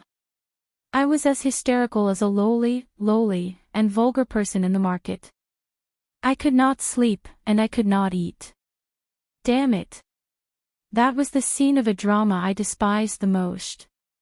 You know, kitten, if you want me to admit this, it would be better for you to just kill me. But that is no longer important. Before I met you, I was high-spirited and full of self-esteem. After we parted ways, I was useless and full of self-reproach. But that is no longer important. If one of us must lower our heads in the midst of our arrogance and indifference, then I want you to know, kitten. During the days without you, I was in agony and tormented. I can't stop thinking about you. I can't stop writing you letters. I can't get rid of your reflection in the mirror. The only thing I have the right to control in my entire body is the childish urge to completely give up on my dignity. I don't care about my pride and tradition. I only want to submit to you. Kitten, over the past 8 months, I have often thought. What brought about our disagreements and discord? Is it because of our sensitive identities? Is it because of our unblessed futures? Is it because of our completely different lives? Is it because of our difficult personalities? Is it because of our completely different experiences? But it's just like the result we face every time we argue about responsibility and freedom, life and love, unity and independence, reality and dreams, and when we argue about whether Cahill Yarrow or both Grandi has a higher level of attainment in rhetoric. There is no answer. Only recently, when there is chaos everywhere and the kingdom is in danger, when the world is in great decline, I suddenly understand. I understand what is the most important thing to me and to us in the days where there is no tomorrow. Just now, the horn for nightfall in Blade Fang's camp sounded. But what I saw flashed in my mind was our first meeting. That night, you pointed your sword at me, and with a disdainful smile that I can never forget, you said softly, "This kitten can dig out your heart." You did it. Kitten. If you don't believe me, my cruel and adorable friend, then lower your head slightly. Now, do you see it? My heart, which was powerless and pulsating, was dripping with blood, but it was also an undisguised heart. It is lying quietly in your palm. Lying in the fate it is destined to fall into. Willingly. At this moment, the soldiers and civilians under the watchtower were bustling with activity, and I suddenly understood what I saw as young Kessel's pointless persistence. He loved her, madly in love with that young police officer who came from a humble background and had a disreputable reputation. He loved her as a whole, more than he loved anything in the world. Then, he would naturally give up everything for her, risk universal condemnation, give up on the promise of a dignified marriage, give up on the Jade Star family name, give up on the status of a prince, give up on the royal family's property, give up on the right to inherit the throne, give up on his father's strict love. In comparison, my brother is a coward. It's me, kitten. It has always been me. I am the one who dragged you down. It's my pointless worries and dignity that have always been holding you back and hindering our future. Kitten, you have always been free and unfettered. You are proud, elegant, brave, and strong. You do not look back and do whatever it takes for your goal. As the so-called son of the king and the Jade Star descendant, I am lethargic, burdened, sensitive, fragile, and full of worries. Status, identity, age, difference, the words of the people outside, the dignity of the royal family, and the responsibilities of a prince. Excuses, everything is an excuse.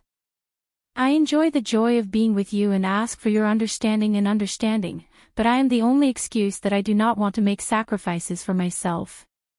You are right, kitten.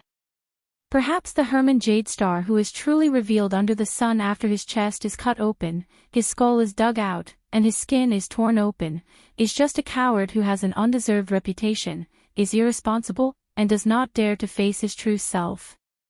Now, the information about the emergency in the desert and the unusual gathering of orcs and barren bone people is placed on my table. But I can't help but miss the time we spent together over the years. I miss your light footsteps, your moving voice, your meaningful poems, your innocent smile, your beautiful lips, and your clear eyes. I miss the way you walked in the forest and danced under the moon. I can quote the classics and argue eloquently in front of the most dangerous enemy, speak calmly and rationally in front of the most cunning and unscrupulous merchant, and act naturally in the most dangerous situation. But I can't. I can't maintain a strong and confident tone in the letter I wrote for you. At this moment, even the tip of my pen is trembling. My handwriting is as ugly as an orc's drawing. But I understand, kitten. You gave me the most precious chance to discover my true self. My world is only meaningful when it is related to you. But when I think about losing you because of a pointless argument that might not have been so pointless, I cannot help but feel as if my heart is being cut by a knife. You are like the rain from the heavens, washing away all my filth, cleansing my muddle-headedness, and watering all my madness. What will I become without you? No, I can no longer imagine it. So I understand, kitten. I love you. No conditions. Regardless of the cost. Without hesitation. There is nothing else. There is nothing else.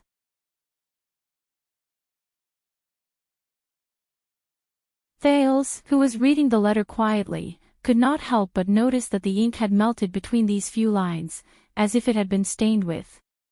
The words gradually became a little messy, but it still maintained a different kind of beauty. Tear stains. Thales was lost in thought for a few seconds before he continued reading. But perhaps you don't understand, but at the risk of angering you again, my kitten. Apart from you and me, in this dirty world, I still have one more thing to do. The last thing. I know that while we are together, I should not pollute your ears with my annoying mundane affairs. I also know that you are tired of me worrying about boring and meaningless government affairs. I also know that you have never been used to seeing me worry about everything. I'm sorry. But ever since you left, I have no one to talk to. I can't tell you how difficult the situation is now. Blood relatives, family, kingdom, politics, history, future, everything is intertwined. I can't get rid of it, I can't struggle free. I'm sorry, kitten. I love you. But I can't just walk away, at their most desperate moment. I want to beg you to forgive me, my kitten, my love, my heart's blood, my inborn sin, the source of my madness. Forgive me. Forgive me for walking into this bottomless whirlpool myself, even ignoring our future that has just begun to see the light of dawn. But just as you said, you love me not because of my body, not because of my poetry, and not because of my status. You love the light in the depths of my soul. Now, that light has suddenly flickered. It tells me what I should do. After we're done, my kitten, no matter how heavy the shackles the cruel reality places on our bodies, no matter how many obstacles our identities will leave behind for us, no matter what kind of answer our Father will give to our love, no matter what blessing or curse fate will bestow upon our union. None of that matters anymore. Anyway, in the history of our family, we have always been the ones who arrogantly offended the gods, and the gods have never protected us with mercy. I love you, kitten. Forever. Wait for me. Wait for me to settle everything in this suffocating whirlpool and pay off my debts. Wait for me. I love you, and I hope that you love him. HN Jadestar on the night of the 19th of January, at Blade Fang's camp. Fate is like a poem. How do you know the rhythm? P.S. I will have Roman deliver this letter. Ever since Tinnen, whom you are familiar with, unfortunately passed away, he has been my most reliable messenger. He knows the route to Half Tower, but he has a worrisome temper and is sometimes a little mischievous. Bookmarked for easier reading.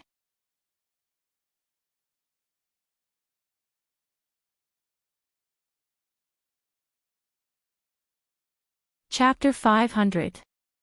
The yellow sand was still indistinct, and the rising sun was still hazy. Derek rode on his horse, and as the saddle rose and fell, he stared expressionlessly at the horizon that connected the dust and the clouds. It was gray and blurry. Just like always. A few seconds later, under his subordinate's respectful reminder, Derek turned his horse around and looked straight ahead. The door, that was blocked by more than 10 barricades, the hard sand that had been trampled flat, and behind it were layers upon layers of fortresses, guards who stood solemnly, and the double cross-shaped star's flag that fluttered in the air. Of course, there was also a flag that looked like it was shrouded in fog and starlight. The Stardust flag. Just like always. As expected, a group of camp guards walked forward with arrogance. They clashed with Derek's team. Both sides argued, roared, shoved, and crashed into each other. They were like two stallions that ate in the same stall. Derek did not care and let the situation develop. He only took out the water skin and his saddle bag. In Western Desert, the tongue would tell you faster than the eyes. The desert was not far away. When Derek swallowed his third mouthful of water, the captain of his personal guards pointed angrily at the flag behind him. The conflict reached its climax. The two sides who were glaring at each other could no longer suppress their emotions. They drew their swords, bows, and crossbows. Under his personal guard's orders, hundreds of cavaliers immediately spread out into battle formation. The camp guards behind the gate swarmed out, gritting their teeth as they tightly surrounded them. Derek even saw more than 10 mystic guns and city-guarding crossbows on the lookout tower.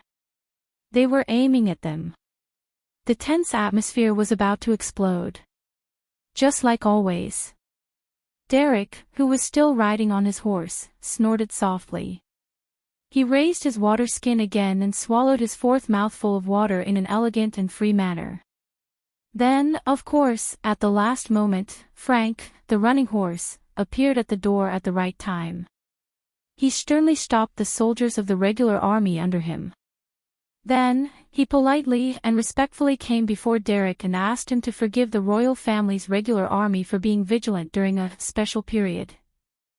He made it sound like they really had a normal period. Then, Frank, who looked much older compared to 11 years ago, represented the Baron of Blade Fangs to welcome them happily and warmly. He also apologized sincerely for the Baron being busy and not coming to welcome them. Just like always. Therefore, their team stepped into the camp under disdainful and hostile gazes. They walked onto the main road and welcomed the hustle and bustle of the crowd.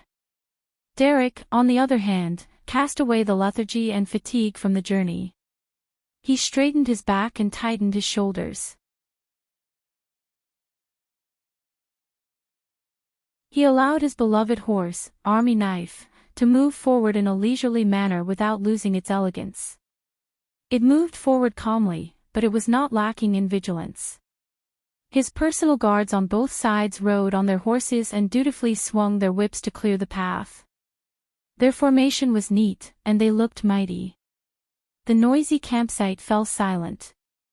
Puzzled and surprised, the people on the street first stared at them blankly for about 5 seconds. Then, the first batch of people widened their eyes and trembled. They covered their mouths with both hands and let out suppressed cries. They shouted and pointed at the flag behind Derek, telling those who did not manage to react what the flag represented. In the face of all sorts of gazes, Derek tightened his muscles, be it his back, arms, or face. Just like always. About 3 seconds later, the crowd was in an uproar. Amid the deafening commotion that could be compared to a siege, the captain of Derek's personal guards lifted the reins and moved forward in a familiar manner. His expression was fierce, and he swung his specially made whip in a beautiful circle in the air, releasing a warning crack. "Make way!" The captain's voice echoed in the fortress for more than a second. Then, the crowd that filled the street and blocked the procession dispersed in a chaotic situation. Among them, there were hurried footsteps, anxious cries from those who were dragged and knocked over, complaints from merchants whose goods were scattered, and vicious curses from those who were unlucky enough to have their belongings stolen during the chaos. In the end, only the figures on both sides of the street and at the entrances of alleys were left. Most of the people tried their best to squeeze their bodies closer to the corners. At the same time, they put on respectful and curious gazes. Occasionally, they would sneak a glance at Derek's group, and quite a number of them were focused on Derek. Just like always. He had accumulated his might for hundreds of years, and he had been influenced by what he saw and heard. At least in this land, there were very few people who dared to go against the flag behind Derek. Very few. But, it was not that there were none. Derek swept his gaze over the street that was filled with dust and filth. He retracted his gaze from the 2 sneaky and unkempt ruffians. Before he could react, his personal guards who were patrolling the road ahead of him came forward and whipped the 2 ruffians, causing them to cry and wail as they crawled away from the empty street.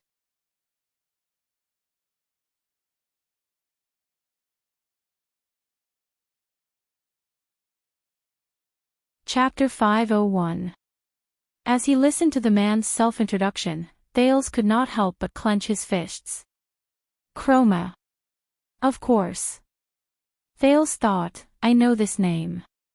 During the Battle of Eradication 700 years ago, Prince Tormund, who was not yet the king of Renaissance, was ambushed and defeated in the Battle of Cold Wind.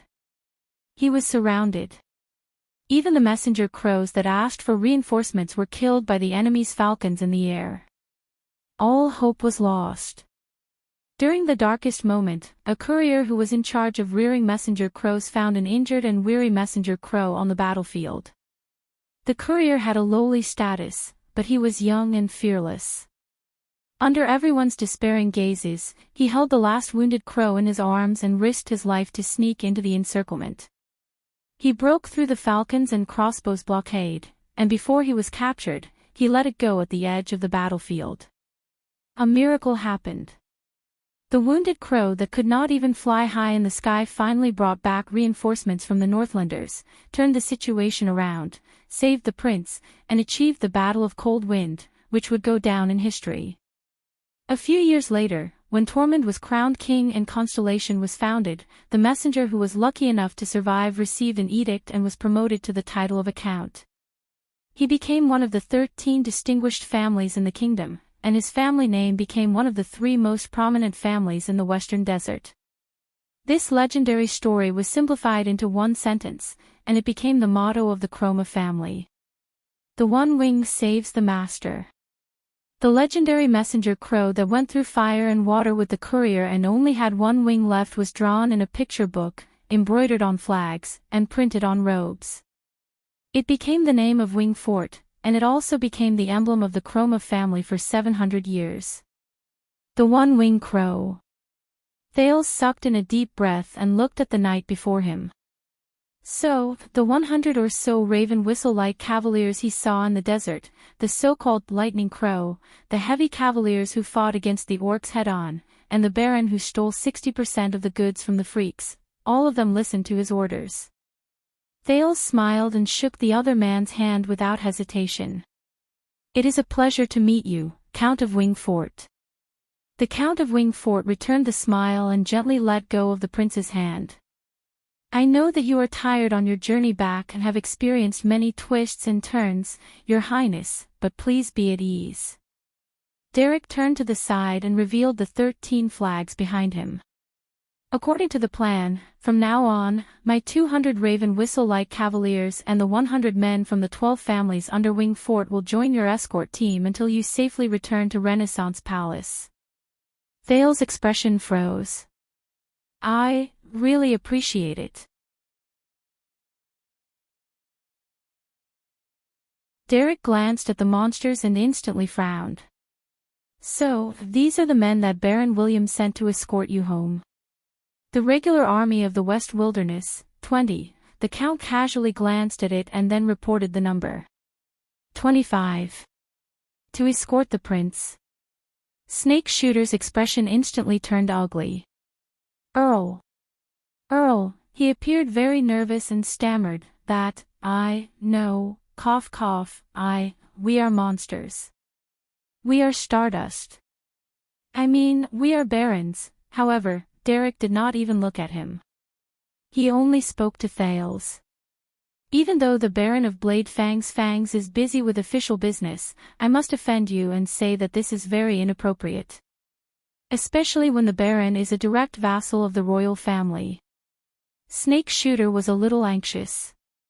"No, the Baron is," Thales sighed. "I was the one who asked the Baron not to disperse his forces for me, and he had to obey my orders." The prince had to continue the conversation and help the awkward Snake Shooter out of the predicament. After all, Blade Fang's camp has just gone through a lot of hardships. Snake Shooter looked at him gratefully. Derek was silent for a while. He stared at Thales. The prince responded with a smile. "I understand." A few seconds later, Derek looked around and flashed a smile. Indeed, he cannot disperse his forces now. Snake Shooter wanted to say something, but Derek had already turned around. Snake Shooter could only turn his head around and respond to Spirit Blade's mutterings of "how embarrassing" in exasperation. The Count of Wing Fort raised his voice and gave an order to his subordinates. "Tell Fark and Cade at the back to send the 2nd and 3rd teams to the capital with me. The prince's returning team must not lose their dignity." His voice was not loud, but his orders were clear and powerful. Thales could not help but frown as he watched the messenger leave in a hurry. Your Grace, thank you for your kindness, but there is no need for this. But Derek turned his head around abruptly. Forgive me for my persistence, Your Highness. Thales was taken aback by how serious he was. After wandering around for 6 years, you have returned to the capital. In the eyes of the Constellations, will you return with glory or in dire straits? Derek stared at Thales as if he wanted to stare his soul out. This is very important. Prince Thales. Thales stared at him in a daze.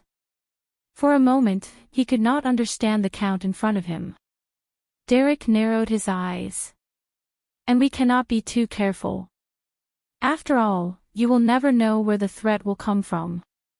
As he faced the very serious Count, countless thoughts flashed through Thales' mind. The biggest thought was the Duke of Western Desert's words the day before. The powerful nobles and suzerains will rush to find you and draw the prince who has just returned to the kingdom to their side.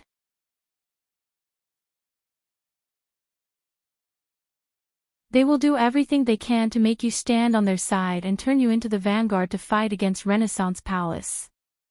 Before you accept their kindness, please remember that they are only against your father. They are not truly loyal to you. A few seconds later, Thales suppressed his unnecessary thoughts and nodded politely and amicably. Thank you. You have thought about this very thoroughly. Derek also nodded respectfully. He smiled again. Thank you for your understanding. But the Count's words changed. I heard that Sir Cyril has already met you. Cyril Faken has. When Thales heard this name, he could not help but twitch his eyebrows. Yes. Yesterday, he came to visit me. Derek stared at him for a while before he smiled and said, Oh, I understand how you feel. Understand. When he recalled his conversation with the Duke of Western Desert, Thales snorted in his heart. Really?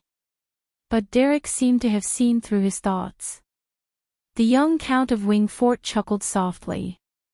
A long time ago, after I spoke to the Duke for the first time, I spent a whole month to understand what he said to me during that hour of teasing and scolding. Derek's smile was a little resigned.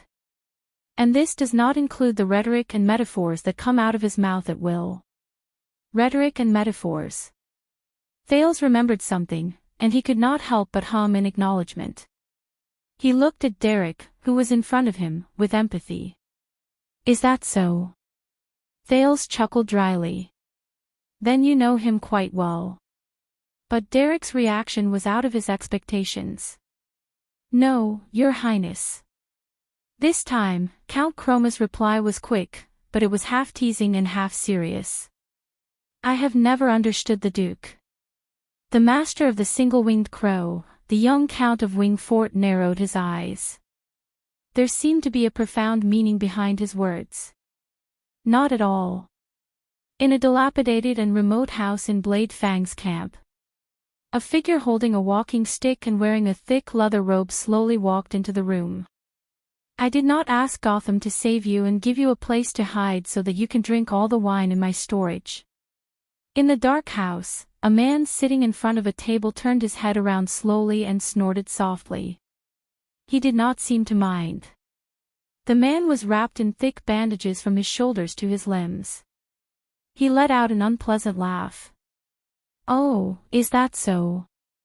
I'm sorry, Savior. He looked at the guest and raised a wine bottle high in a drunken manner.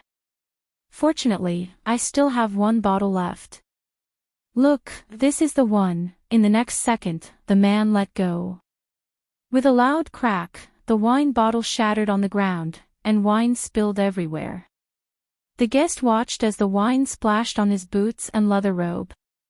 He could not help but frown. Oh, oh. The man wrapped in bandages spread his hands and smiled maliciously. Now, the last bottle is gone. The guest was silent for a while in the darkness.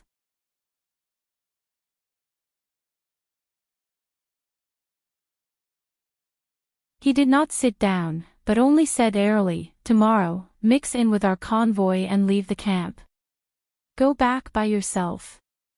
The man's body froze. Go back. He snapped out of his daze, and his unfocused gaze became clearer. What about the mission? What about that brat? The guest snorted softly. His gaze was sharp, and his voice was dry and unpleasant. I went to take a look. He is being protected. Impossible. The man paused for a while. Impossible. He repeated in a murmur. His drunkenness gradually faded, and the expression on his face slowly became ferocious. That damn brat, the man slammed the table. He stood up, gritted his teeth, and said to the guest, No, no, no. It's impossible for you, but I can. Give me a route and a sentry. I can sneak up in the middle of the night, but the guest rejected him mercilessly. No, you can't. The guest looked at the bandages on the man's body and gestured with his chin. You were beaten up badly. The man shook his head impatiently. He snorted and waved his hand. It's just a small injury. Trust me, you should go and see the other guy. He's in a much worse state than I am. The guest in the darkness did not speak. He only carefully sized up the bandaged man. I want to believe you. The guest pressed his hands on his walking stick. His gaze was cold, and his tone was profound. Can I? These words made the man pause again. The man's gaze pierced through the bandages, and he stared at the guest for a while. A few seconds later, the man exhaled and sat down heavily. Don't worry, no one will suspect you. The man seemed to have figured something out and said angrily, You're right. He said angrily, the Secret Intelligence Department, Dragon Cloud City, and that brat who thinks he's smart, they all think that I work for the king. I mean, our king. The man rubbed his head desperately. He hissed softly, as if he had a headache. The guest rubbed the back of his hand and snorted softly. But this is also the truth, isn't it? The man exhaled heavily. He raised a finger and looked at the guest with a displeased gaze. Hey! You only wanted that brat to stay in Northland. You didn't say that he had to stay in Dragon Cloud City. The guest stared at the man's finger. He was not upset or angry, but his tone became colder. You went to King Chapman, which made things complicated. The man seemed to want to argue, but his displeasure quickly weakened when he met the cold gaze of the guest. The man leaned back against the table and waved his bandaged hand in the air. What else can I do? Every word he uttered seemed to contain suppressed anger. That old witch from the secret room has been suspicious of me since a few years ago. Do you know how many people she sent to deal with me after King Nuvan died? And the Secret Intelligence Department, if the prince falls into the hands of Dragon Cloud City, they will only force me to go back and save him again. That won't be as simple as being a babysitter. The guest did not answer. He only listened to the man quietly. The man exhaled a gloomy and painful breath of resentment. He pressed his head again, and there was a hint of anger in his words. Only the supercilious Kinslayer King, only when he starts to protect me like Nuvan, will the Secret Intelligence Department and the secret room stop causing trouble for me. The guest looked at the floor and nodded with his walking stick. But you screwed up. His words suppressed the anger of the man in the bandages again. The man's breathing quickened. After a few breaths, he opened his mouth and let out an unpleasant sound. Of course it's easy to just talk while standing. This time, the man's words were filled with anger and humiliation. Why don't you go and fight the Star Killer head-on and fight for half an hour? But the guest obviously did not buy it. He only sized up the man and sneered. You're covered in burns. You don't look like you've been stabbed. The man was momentarily speechless, but he quickly raised his voice. That's not the point. And that damn mask. His skills are better than 10 years ago. It was already not easy to fool him by pretending to be unconscious. I even had to drag my injuries into the desert and hide while I chased after him. And I was so *king unlucky along the way. I either ran into a large group of orcs or a large army. The man stood up. His complaints became more and more urgent, and he became more and more displeased. And when I chased him here, contacted the Kinslayer King's people, and was ready to take action, you damn Constellations, stupid southerners, you actually *king caused internal strife in Blade Fang's camp. Do you know how much effort I had to spend to escape from thousands of rebels and mobs? And that brat, he suddenly disappeared from the camp and came back with the legendary Wings troops. *ck me. And isn't this your territory? The man spoke angrily. He heaved a sigh of anguish and indignation, and pressed his hand to his forehead. The guest was silent for a while. I told you before, once you reach Constellation's sphere of influence, things will become very troublesome. The guest's voice rose along with the sound of his cane. And now, the secret room, the kingdom's secret intelligence department, Black Sand region, the city of faraway prayers, and Dragon Cloud City. Each of the 5 parties has a reason to settle scores with you. The man pressed his head. He felt his head ache even more. The guest raised his eyebrows.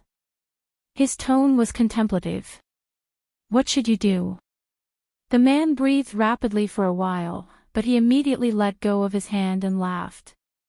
Looks like I'll have to *king come up with 5 explanations to make them spare my head.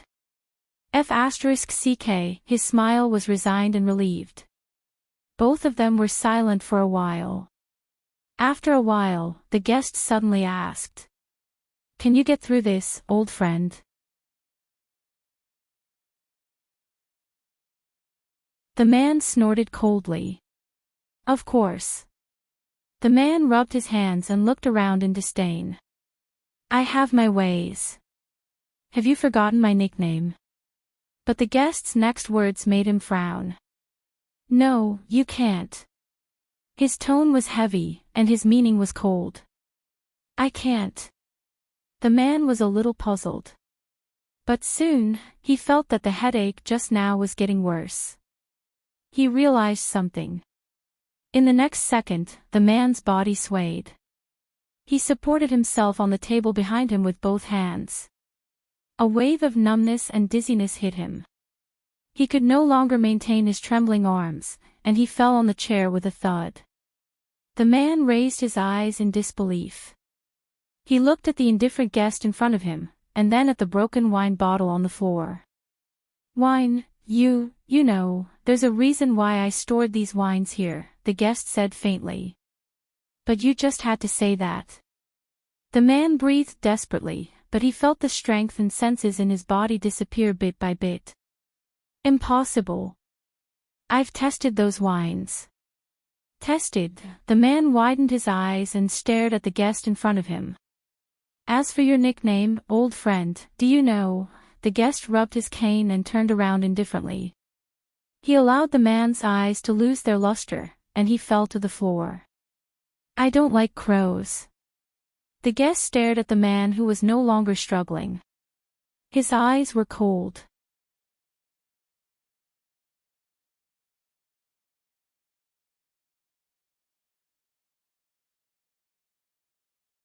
Chapter 502.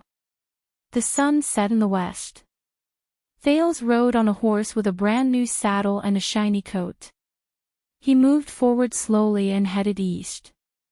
He looked over the shoulder of the mounted sentinel and stared at the weeds and smoke in the distance. He was lost in thought. The land here was different. It was different from Northland and the desert. It was wetter, more fertile, and flatter. The power that allowed him to never get lost gave him this information. Your horsemanship is very good, Your Highness. It does not lose to a skilled cavalier. The prince, who was immersed in the thought of never getting lost, was jolted awake by the sudden voice.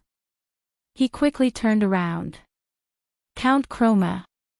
As the horse's hooves thundered, the Count of Wingfort, Derek Chroma, lifted the reins and sped past a few personal guards to arrive beside the prince's horse. The personal guards wisely dispersed to give the Count and the prince some space. The freaks who were supposed to protect him were separated from the crow's personal guards. Snake Shooter looked a little indignant, but he did not dare offend the Count. In the end, he could only lower his head and grumble. In this era, at your age, even if many nobles with illustrious family backgrounds can ride properly, it will be difficult for them to stay on a horse for so long. Count Derek said nonchalantly. It had been more than 10 hours since their group left the camp in a mighty manner. Aside from taking a nap during the afternoon, the well-trained Raven Whistle Light Cavaliers increased their speed and moved forward at a brisk pace. Thales pinched his thigh and turned his eyes to glance at Derek's calf, which was in the stirrup. He felt that Derek's riding posture had not changed much. You can stay on a horse for so long. The prince secretly quirked an eyebrow. You're praising yourself, right? Thales' thighs and waist were beginning to ache from the long period of travel. Right now, he could enjoy the scenery in peace with his horse's hooves. It was already considered a form of rest. The Count of Wingfort continued to speak emotionally. The Northlanders' military training is indeed extraordinary. Thales nodded politely and laughed dryly. Thank you. As for the Northlanders' training, you should ask the Star Killer and the Raven of Death. The former used years of riding lessons to teach him how happy it was to be able to ride on a normal horse.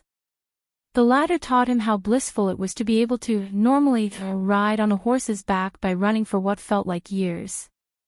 Thales sighed softly as he recalled the bitterness and thought of the sweetness. Sure enough, people are forced out.